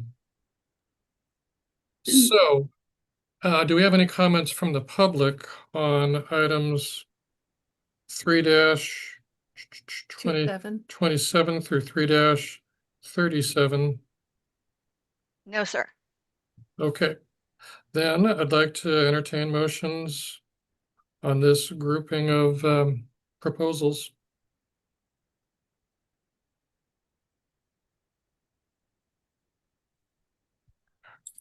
I would propose to approve items 3-27 through 3-34, 3-36, and 3-37. So it's everything but 35? Yep. Okay, just want to be clear. The motion is to approve. Do we have a second? Cheryl, your hand is up. Are you seconding? Cheryl, you're on Sure, mute. you're muted. Dawn, I would support that if you also excluded 3-30 because of Renee's comments that are very valid, that it should be approved with amendments. So I accept that amendment to the motion. Can you repeat it then? I'm sorry. Yes, I'd like to propose a motion for approval of items 3-27, 28, and 29, 31, 32, 33, 34, 36, 37, and 38. I second. Cheryl seconds that. Want to back out number 38. We haven't got that far yet. Yeah, back out 38. Okay. All right. I second that, Cheryl. Motioned and seconded. Any comments from the committee? Hearing none, let's go to a vote. Gary Dunger, Yes. Belinda Young, Yes. Don Anderson, Yes. Sharon Goey, Yes. Renee Amy, Yes. Sudhir Agrawal, Yes. Michael Stone, Yes. Cheryl Domnich, Yes. Bill Zelmer. Yes. It's unanimous. Motion carries. All right, we've got 3-30 and 3-35 outstanding. This is Cheryl. I make a motion to approve as amended items 3-30 and 3-35. Is that right, Dawn? 3-30 and 3-35. Well, I was going to propose further study for the telecommunication device wording. Okay, I'm going to make my motion solely based on 3-30. Are you okay with this, Renee, that I'm doing this? Okay, to approve as amended based on our discussion, and this is based on that 9-point rule number 8 for formatting. Thank you. So it's motioned. Did we get a second? We don't have a second Okay, yet. we need a second on that. Sudhir. Sudhir, okay. I'd like to go back and look at the language to refresh my memory.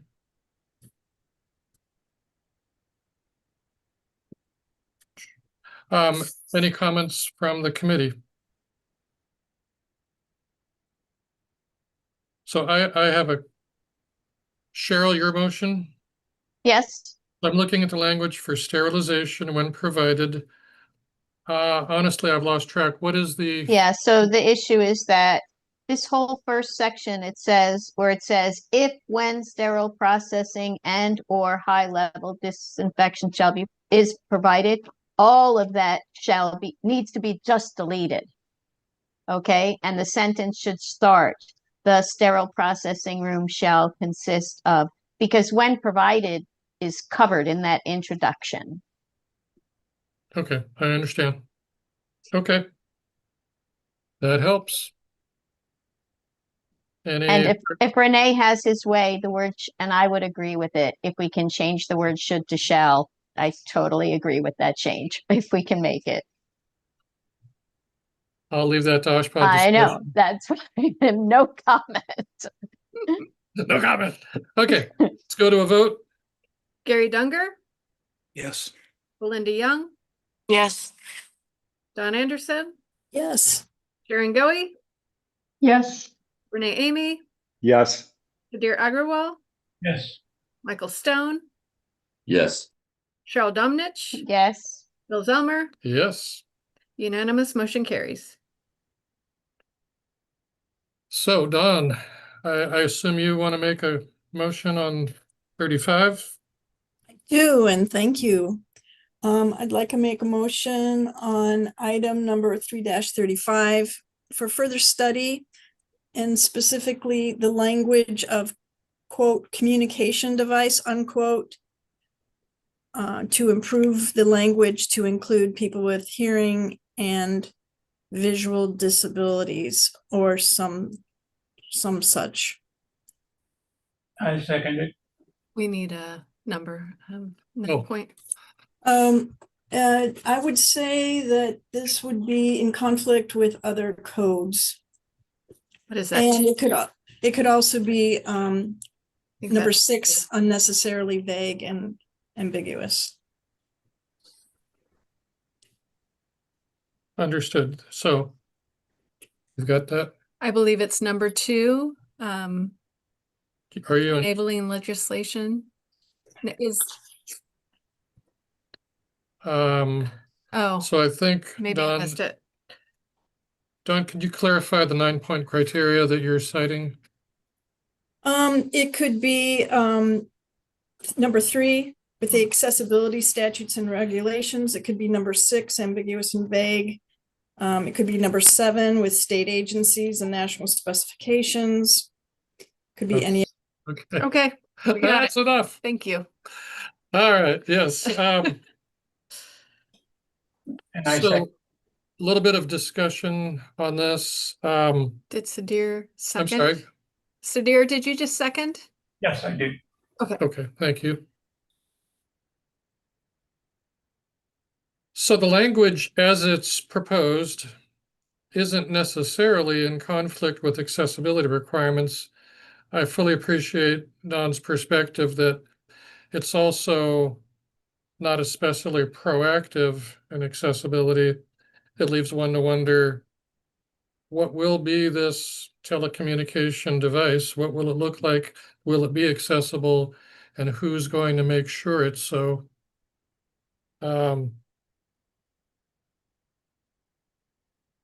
So I temper that with, I know, in my lifetime, communication has completely changed. Everybody's got a cell phone. Public access by phone seems to be mostly a moot point.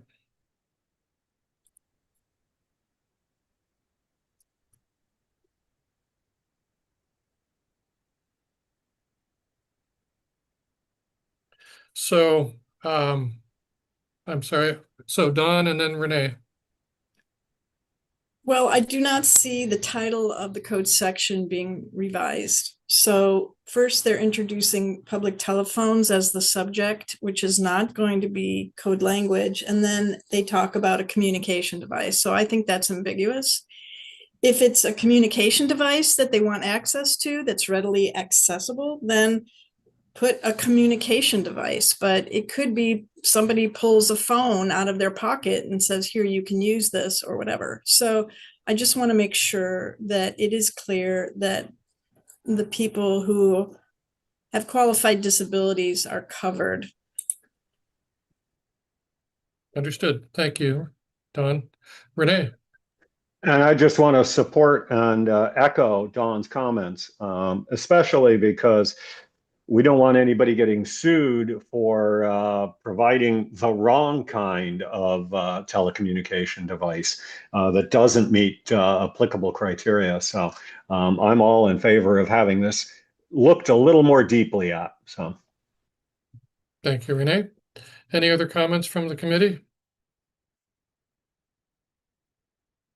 All right, hearing none, I'd like to go to a vote. Gary Dunger, Yes. Belinda Young, Yes.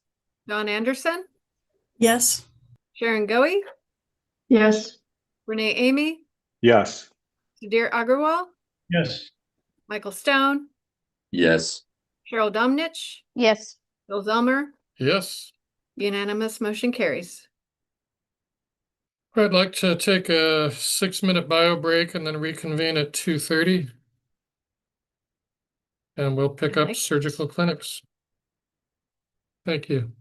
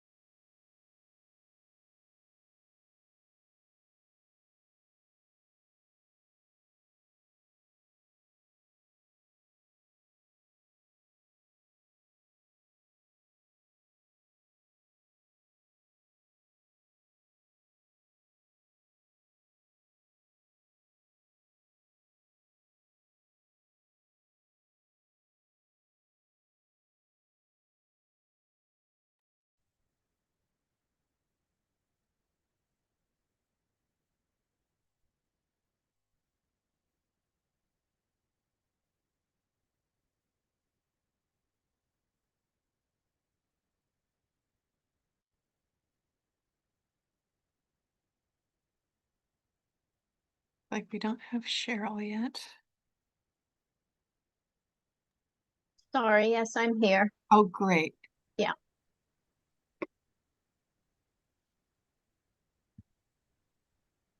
Laura, can you confirm that we've got everybody? Everybody except ex officio Connie.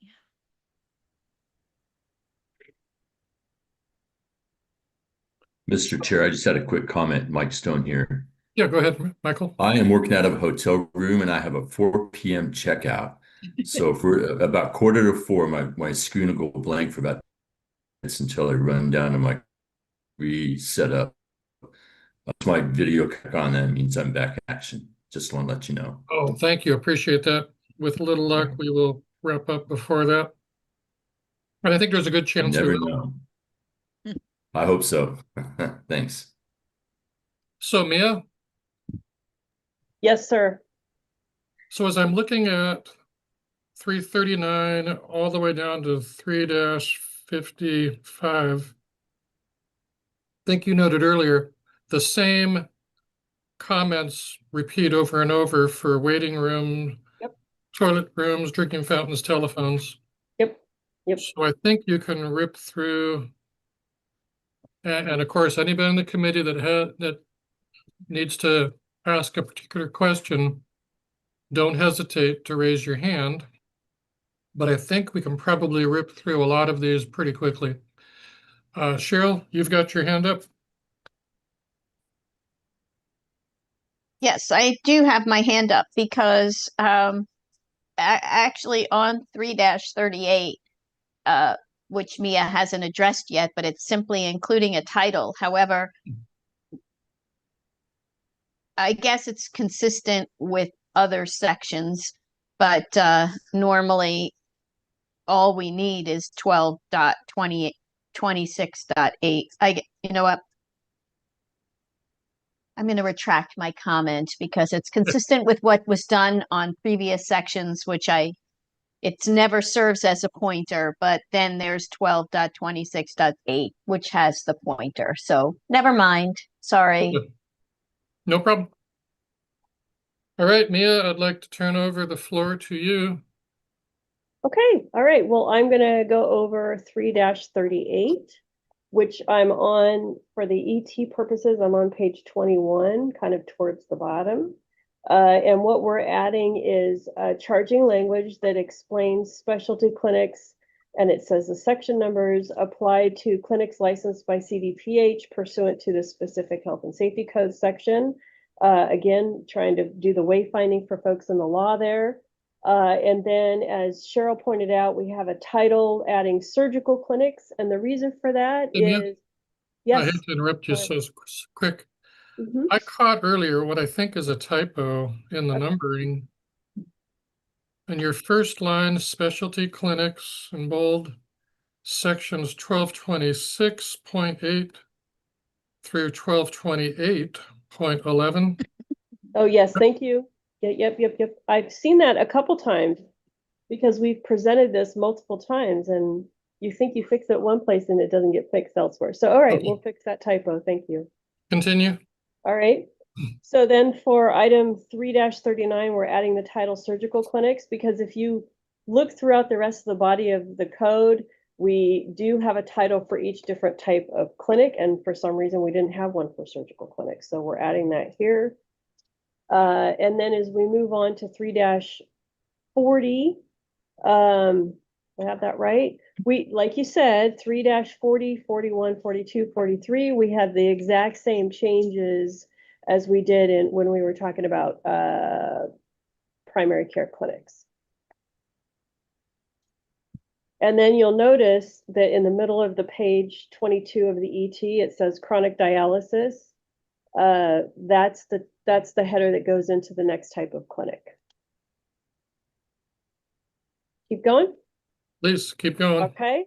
So for 3-44 under chronic dialysis clinics, we're putting similar language that we had in, you saw this in 1224 for the individual patient treatment areas. We had that issue of the space around and we're clarifying that. So I'm going to do a big circle around feet. And we'll take a look at that again. And essentially that's the same language we saw in 1224 earlier. Continue. Renumbering specimen collection facilities. This is 3-45. And then you'll see that header where we're now moving into rehabilitation clinics.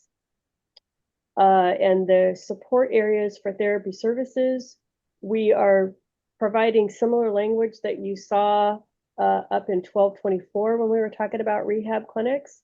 And this is the toilet with a lavatory shall be provided separate from public use toilets and located to permit the access for the patients without passing through a publicly accessible area, and that the grab bars shall be installed on both sides. Again, this was to align with Title 22.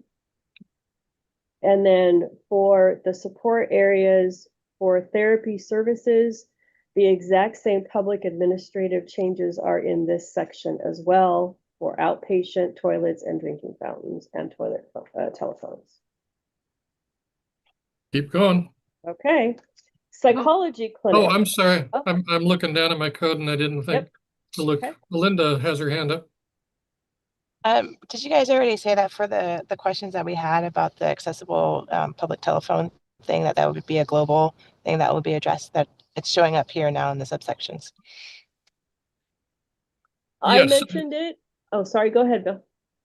Just real briefly, we recognize it's the same issue that's going to repeat 4 or 5 times here, but we haven't yet said anything about it. Oh, okay. When we get to making motions, let's deal with that. Okay.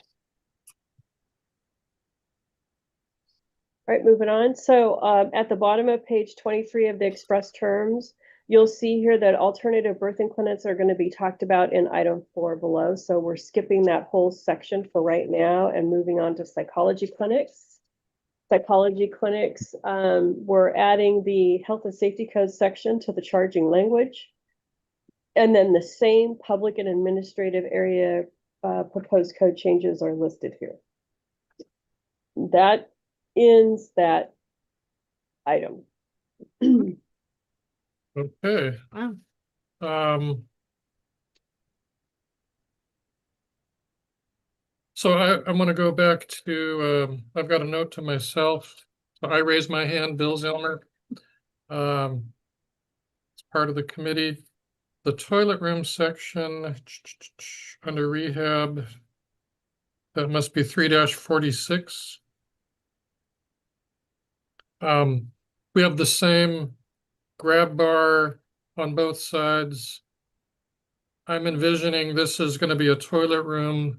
That'll be a single user toilet room almost certainly, and will need to be an accessible toilet room. So again, we will have that same scenario where you're almost certainly going to have grab bars on 3 walls rather than 2 in order to be compliant, or as Eric said, you may have a fold down grab bar. So it's not that I disagree with anything that's written, it's just commentary. Any other comments from the committee? From 338 to 340, 350. 355. 355. So at this point, Belinda, we're likely to have, this is the exact same language for telephones. So it occurs in one section after another after another. Oshpod responded to it earlier. We may or may not want to bring it back up again.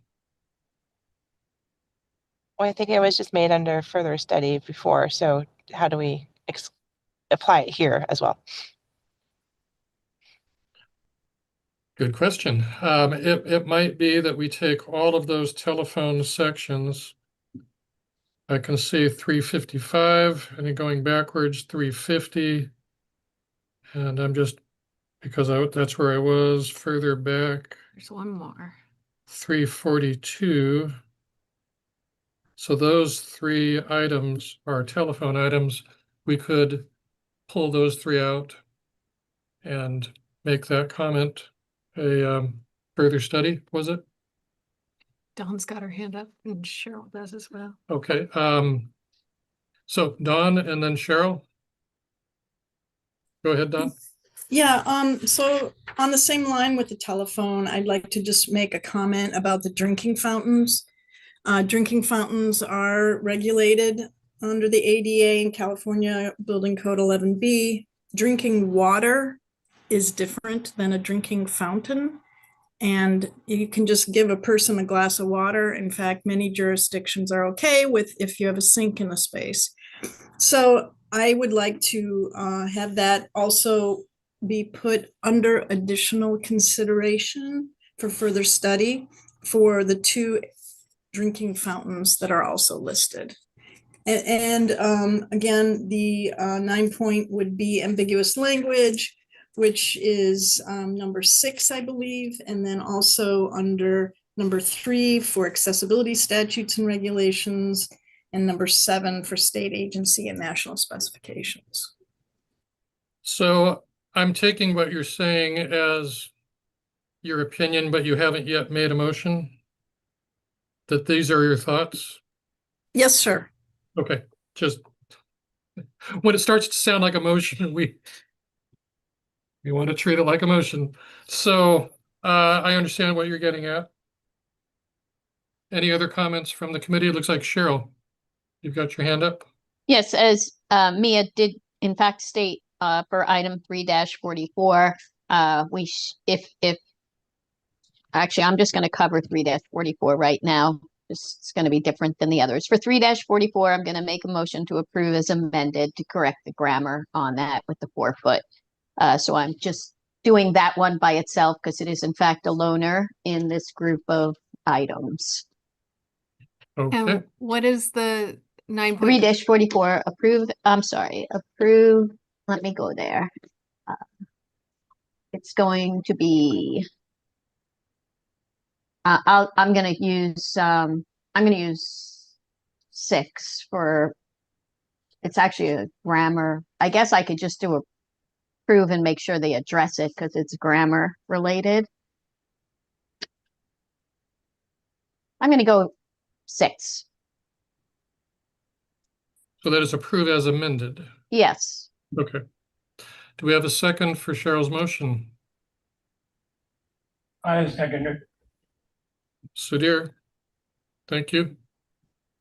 I don't think there's any need for further conversation about this, so. Have we had any public comment? Have we Oh, asked for public comment? you're right.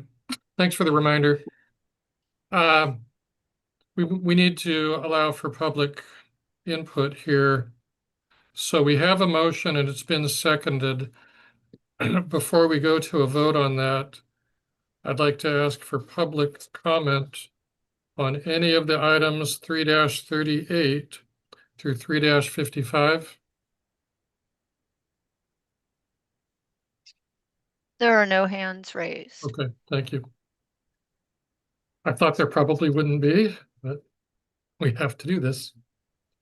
Okay, so back to the motion. We have a motion and a second. Is there any discussion on that?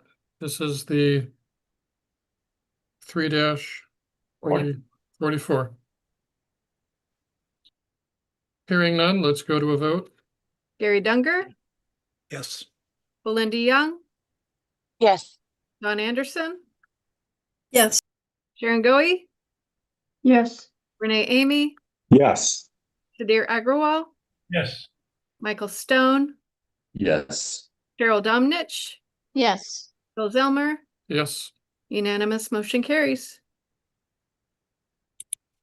So I'd like to suggest we group some of these, probably the telephones all together and the drinking fountains as a separate item. Go ahead. I'm sorry, Dawn, your hand is up. Go ahead. I will certainly do that for you, sir.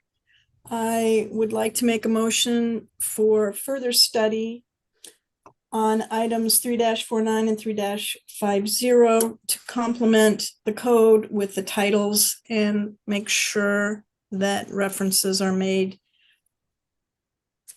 well, like my previous comments. And the 9 point would be 3, 6, and 7. Don, just a quick comment. You missed 342, 350, and 355. Thank you for that. I appreciate it. Can you restate that? I sure will. I will do that for you. So I'm looking for further study on items 3-49, 3-50, 3-53, and 3-54. No, sorry, scratch that. 3-54 and 3-55. How about 342?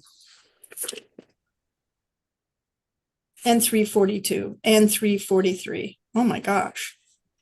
Yes, 6 items altogether. And thank you so much, my dear and friendly colleague. I've got 7. I'll repeat. Thank you. 3-42, 3-43, 3-49, 3-50, and 3-54 and 3-55. No, 353. Okay. So that's 6 items? Yes, sir. All right. And so did Sadir second this? No. Not yet? Yes, I did.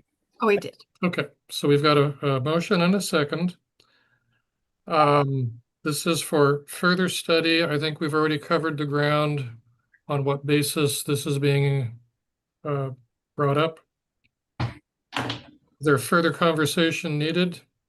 Any further comments? Hearing none, let's go to a vote. Gary Dunger, Yes. Belinda Young, Yes. Don Anderson, Yes. Sharon Goey, Yes. Renee Amy, Yes.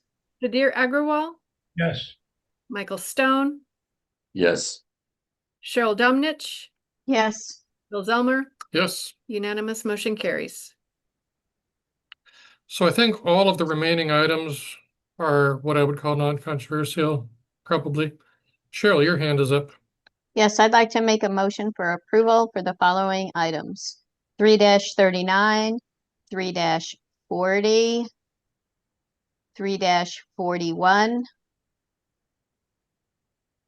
3-45, 3-46, 3-47, 3-48, 3-51, 3-52, 3-53.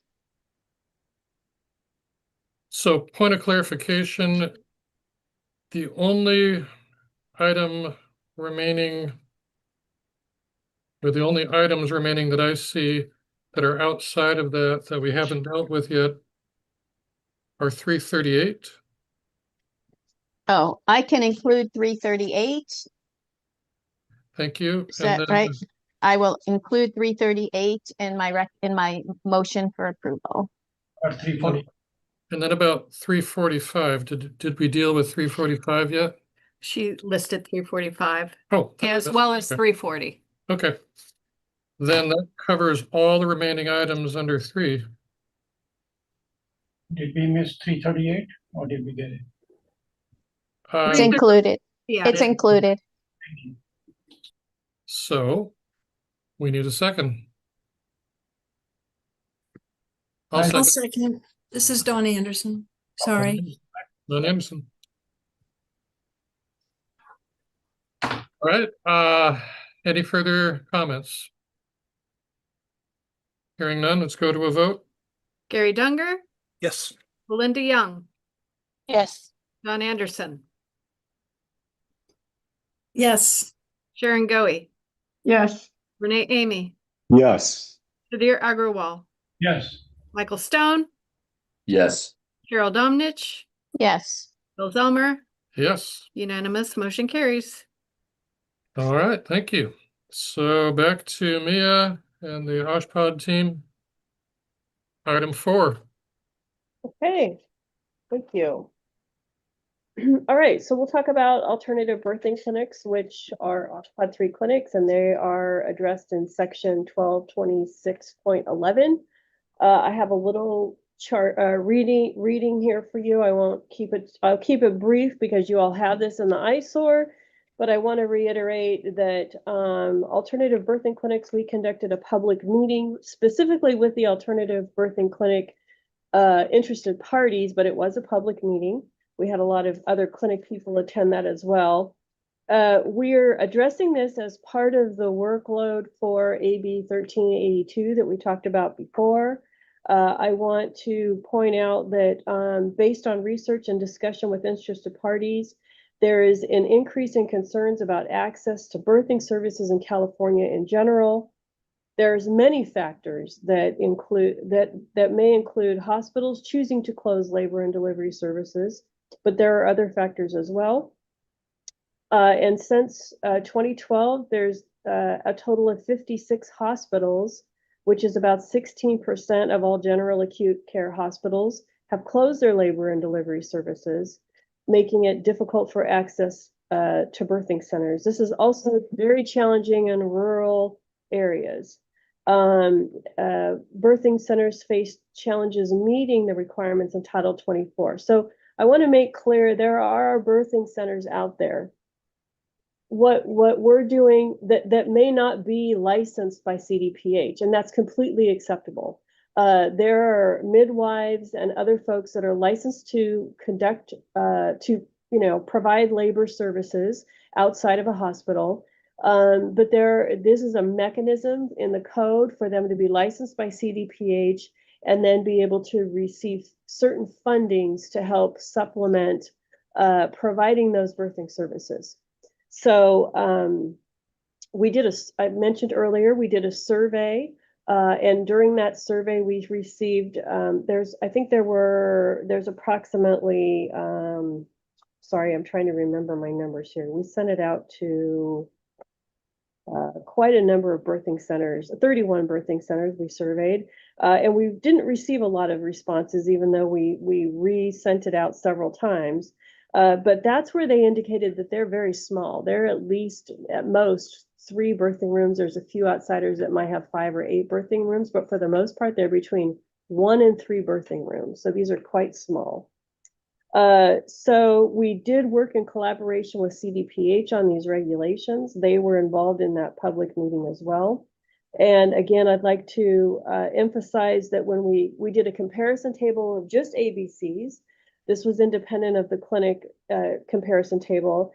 And that comparison table had lined up what's required in Title 22, what's required in Title 24, and also what's required in a document that is published by the AABC. And here we go, American Association of Birthing Centers. There are a lot of requirements that midwives need to meet in order to meet that requirement. And so we compared it to that as well.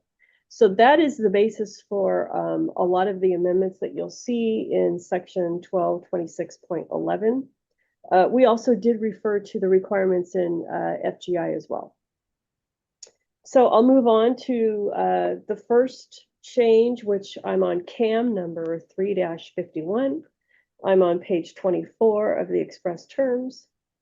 I'm sorry, I'm on CAM item number 4-1 at the bottom of the page of page 24 of 27, alternative birthing clinics. And what we are doing is adding information in here that says alternative birthing clinics and outpatient clinical services of a hospital or a primary care clinic, because primary care clinics can also have alternative birthing clinics.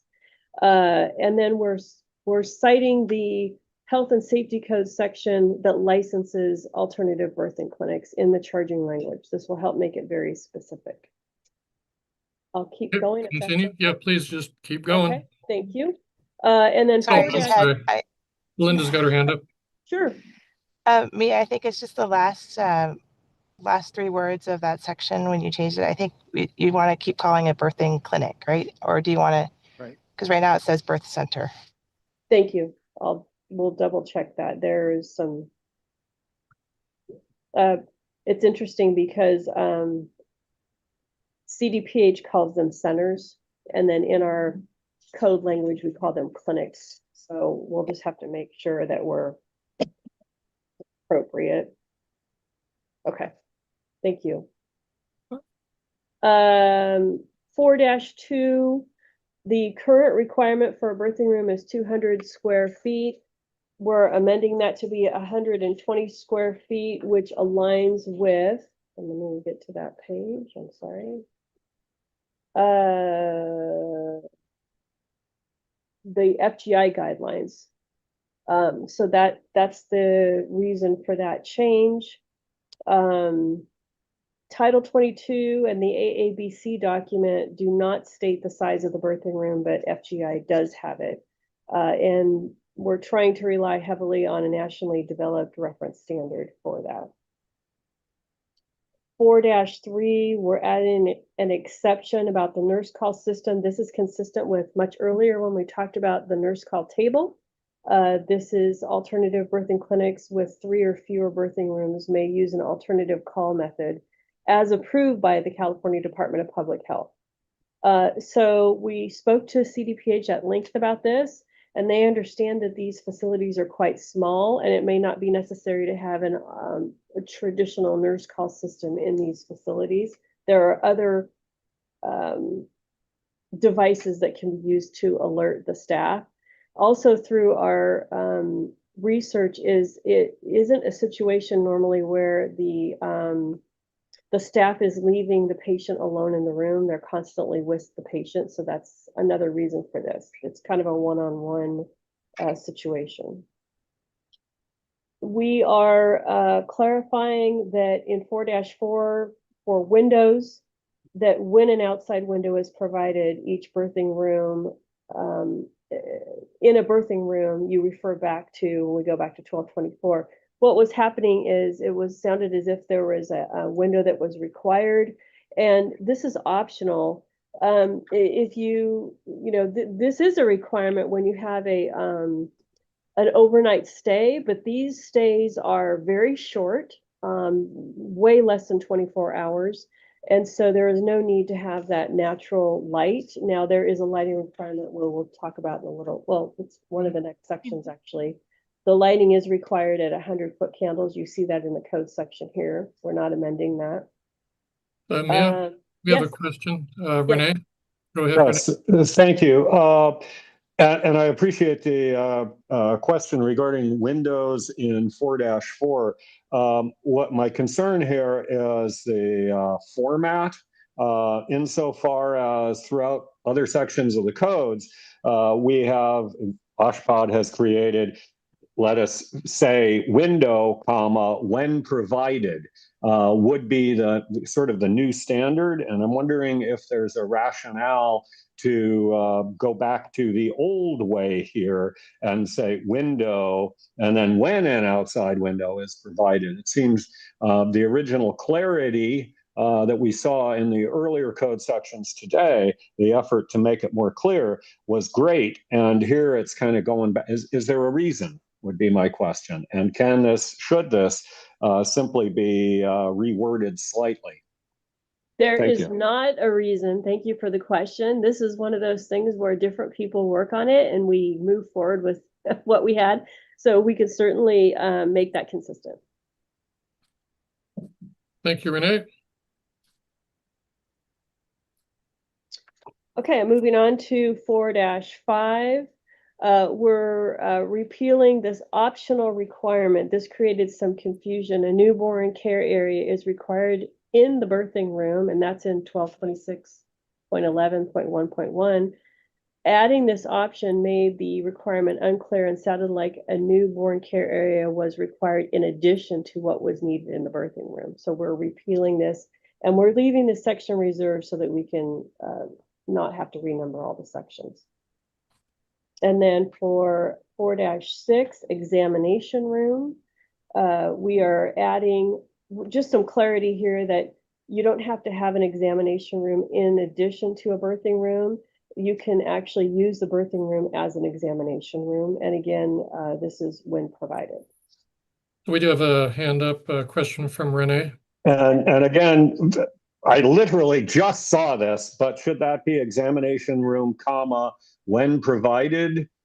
Again, for consistency throughout the code, up to OSHPD, but it makes sense to me. Yeah, we can look at that. Thank you. Making a note.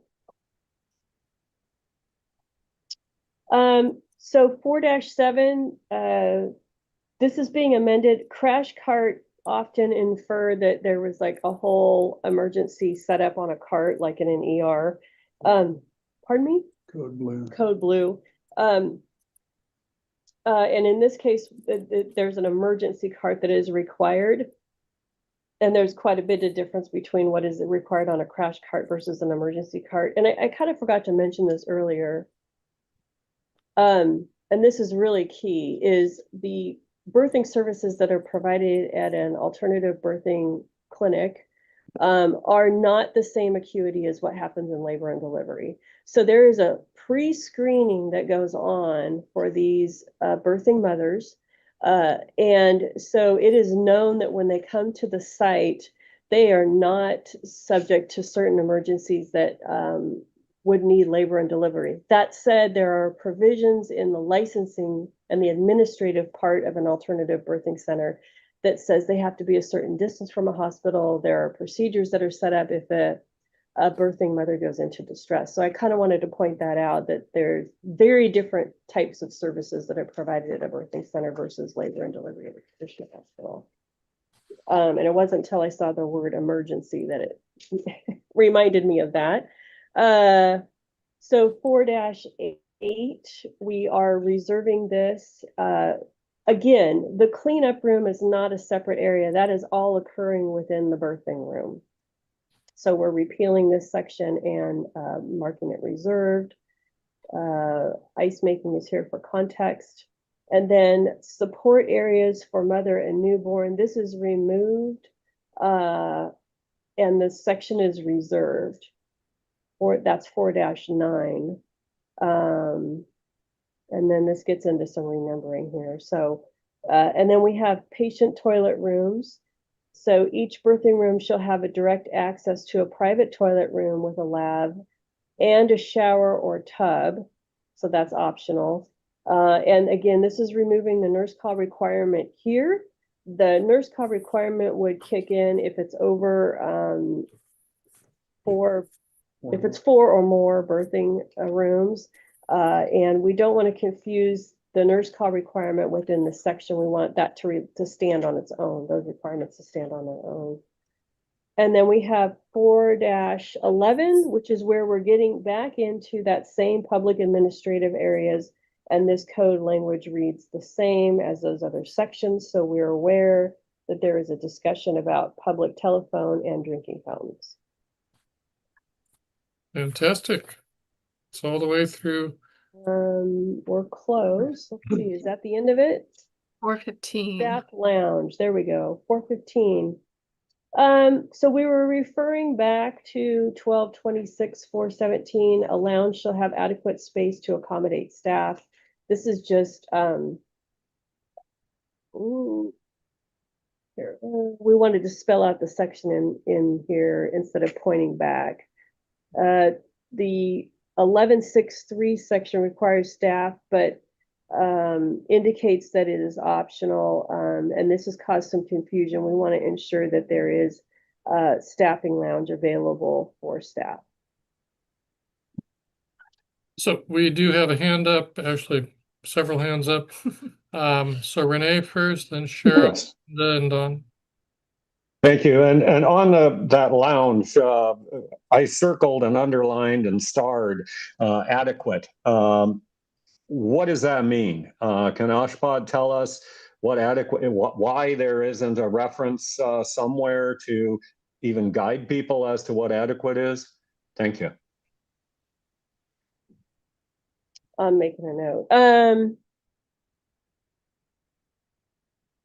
I think this is one of those things where if it's one birthing room, it's quite small. If there's 3, if there's 5, that's going to be different. So there is not a size requirement. That's something we could look at. So Go ahead, Cheryl. my comment is the same as Renee's. And again, the language is ambiguous, even if it's a square per person, like following the building chapter 10 in the building code. But the language right now is ambiguous. Thank you, Cheryl. Don. Wow, 3 in a row. So I have got the same comments, and I find that designing these staff areas often is easy to do in with walls and counters, but once you put tables and other things in there, trash cans, all of a sudden the space is not adequate, especially when you're considering to maintain accessible routes throughout the space. So I would like to at least add language to this section that says, and maintain accessible routes throughout the space, or something to that effect. So I would definitely want this for further study.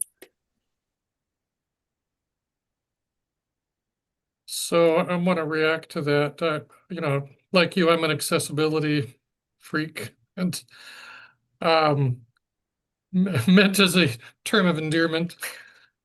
I want to be careful. All accessibility stuff belongs in 11A and 11B. So we need to be careful when we tell them you should put an accessibility reference in here. Go ahead, Don. Well, I would just say, you know, I think I'm speaking to the other members of our team, and that is that it's ambiguous. So as a peer to an accessibility freak, I was just trying to define this and provide more clarity. So I'm just trying to better define adequate space. That's, I guess. Understood. I hope that didn't get taken the wrong way. All right, moving on, Connie, and then Renee. I just wanted to address Don's comment about accessible routes. As a plan reviewer at OshPod, that's chapter 11, and we always apply it to rooms that have lots of furniture in it. So it's a very good point. We always think about it. We don't usually miss it. So we got it. Thank you, Connie. Renee. And not to beat whatever inappropriate term I might use, but the contrary to this, for example, would OshPod want people to can you imagine reading, the lounge shall have inadequate space to accommodate staff? Again, it's what does adequate mean? And we need some sort of definition, I think. So this is definitely a further study, at least in my book. Thanks. Good, thank you, Renee. Connie, is your hand still up, or is it up again? So I'd like to speculate. I wonder if this isn't language that came almost word for word out of Title 22. And I know, being somewhat familiar with Title 22, they are quite vague because they're medical people, not building code people. They will say, well, you have to have an adequate lounge. And all of us in the building code world want, well, tell me how big to make it. Right, and that's because our code is prescriptive and performance-based, and FGI is also more performance-based and very vague and not prescriptive, so. Okay, so I want to go to the public. Does the public have any comments on items 4-1 through 4-15? There are no hands raised. Okay, so I think we're ready to start making motions. The floor is open. Don. Yeah, I'd like to make a motion to approve items 4-1 through 4-12. Thank you. Do we have a second?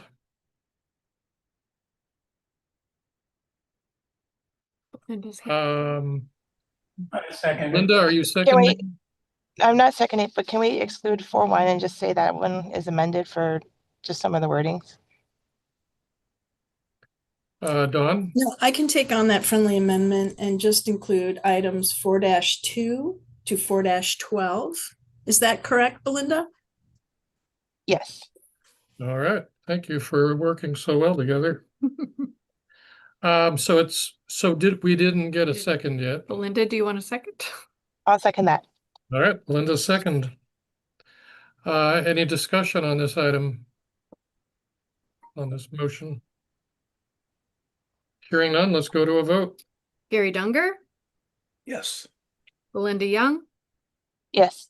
Don Anderson, Yes. Sharon Goey, Yes. Renee Amy, Yes. Dear Agrawal, Yes. Michael Stone, Yes. Cheryl Domnich, Yes. Bill Zelmer. Yes. Unanimous motion carries. Okay, well, that takes care of a certain chunk. The floor is open.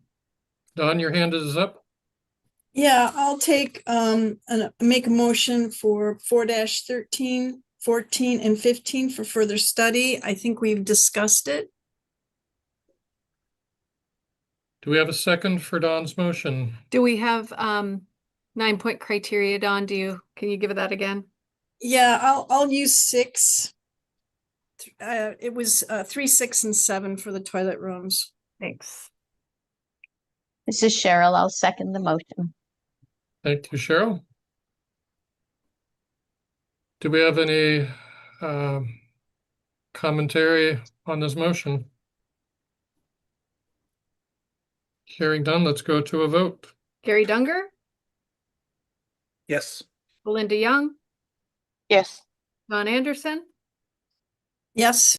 Sharon Goey, Yes. Renee Amy, Yes. Sudhir Agrawal, Yes. Michael Stone, Yes. Cheryl Domnich, Yes. Bill Zelmer. Yes. Unanimous motion carries. So 4-1 has not been dealt with yet, right? Correct. Does somebody want to make a motion on 4-1? I can make a motion to approve as amended with the criteria of, I think, would it be 8, just to get consistency of the terminology? Okay, I think so. This is Cheryl. I will second that. Any discussion? Just so I'm clear, Belinda, this was about the last 3 words in that sentence? Yeah. Okay. Birthing clinic instead of birth center. Got it. Okay.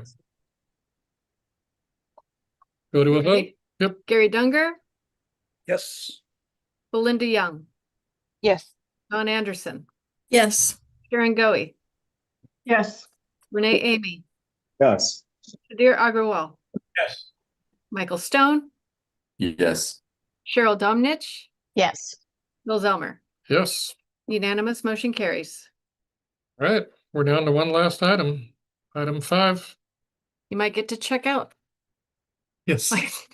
We're working to get Michael Good Stone deal. checked out Good of the deal. hotel. Okay, Mia, can you relay item 5 for us?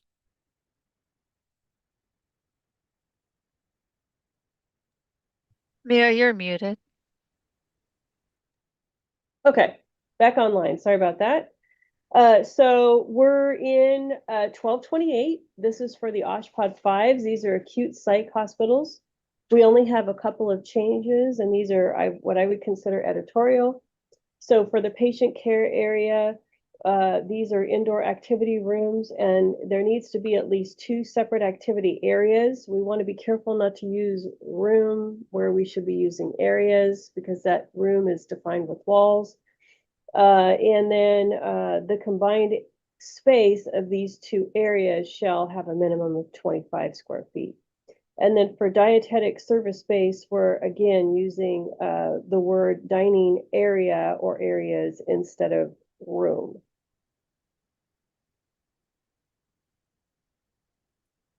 Seems pretty straightforward. Any questions from the committee?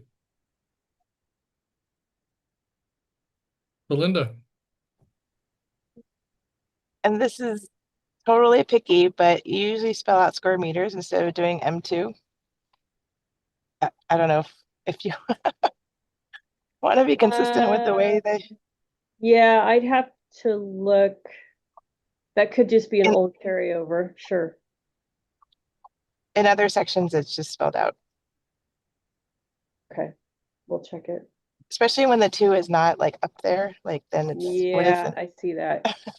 We could have lost the formatting too, actually. Thank you. Thank you, Belinda. Any other We comments? can end on that. Yes. All right. Hearing no further comments. Public input. Do we have anybody from the public that would like to comment on this item? Yes, we have a hand raised. Mr. ahead. Cortina. First off, not on this particular subject, but on the entire day. I cannot believe how much effort all of you have put forth and how knowledgeable you are. I am very, very impressed. Thank you very much. By the way, I was on the ADA committee in 2004 on the national representing BOMA. And I got to tell you, this reminds me of that day. I'm going to let you guys go now. I got to go judge an academic decathlon. But you guys have a terrific day. Thank you very much. Thank you, Rick. Very, very nice to hear. All right, any other There are comments? no other hands raised. Thank you. Oh, Dawn has her hand up. Go ahead, Let's Dawn. make this happen. I have a motion to approve the last item on the agenda. Do we have a second? I second it. Sudhir, second. Let's go to a vote. Gary Dunger, Yes. Belinda Young, Yes. Don Anderson, Yes. Sharon Goey, Yes. Renee Amy, Yes. Sudhir Agrawal, Yes. Michael Stone, Yes.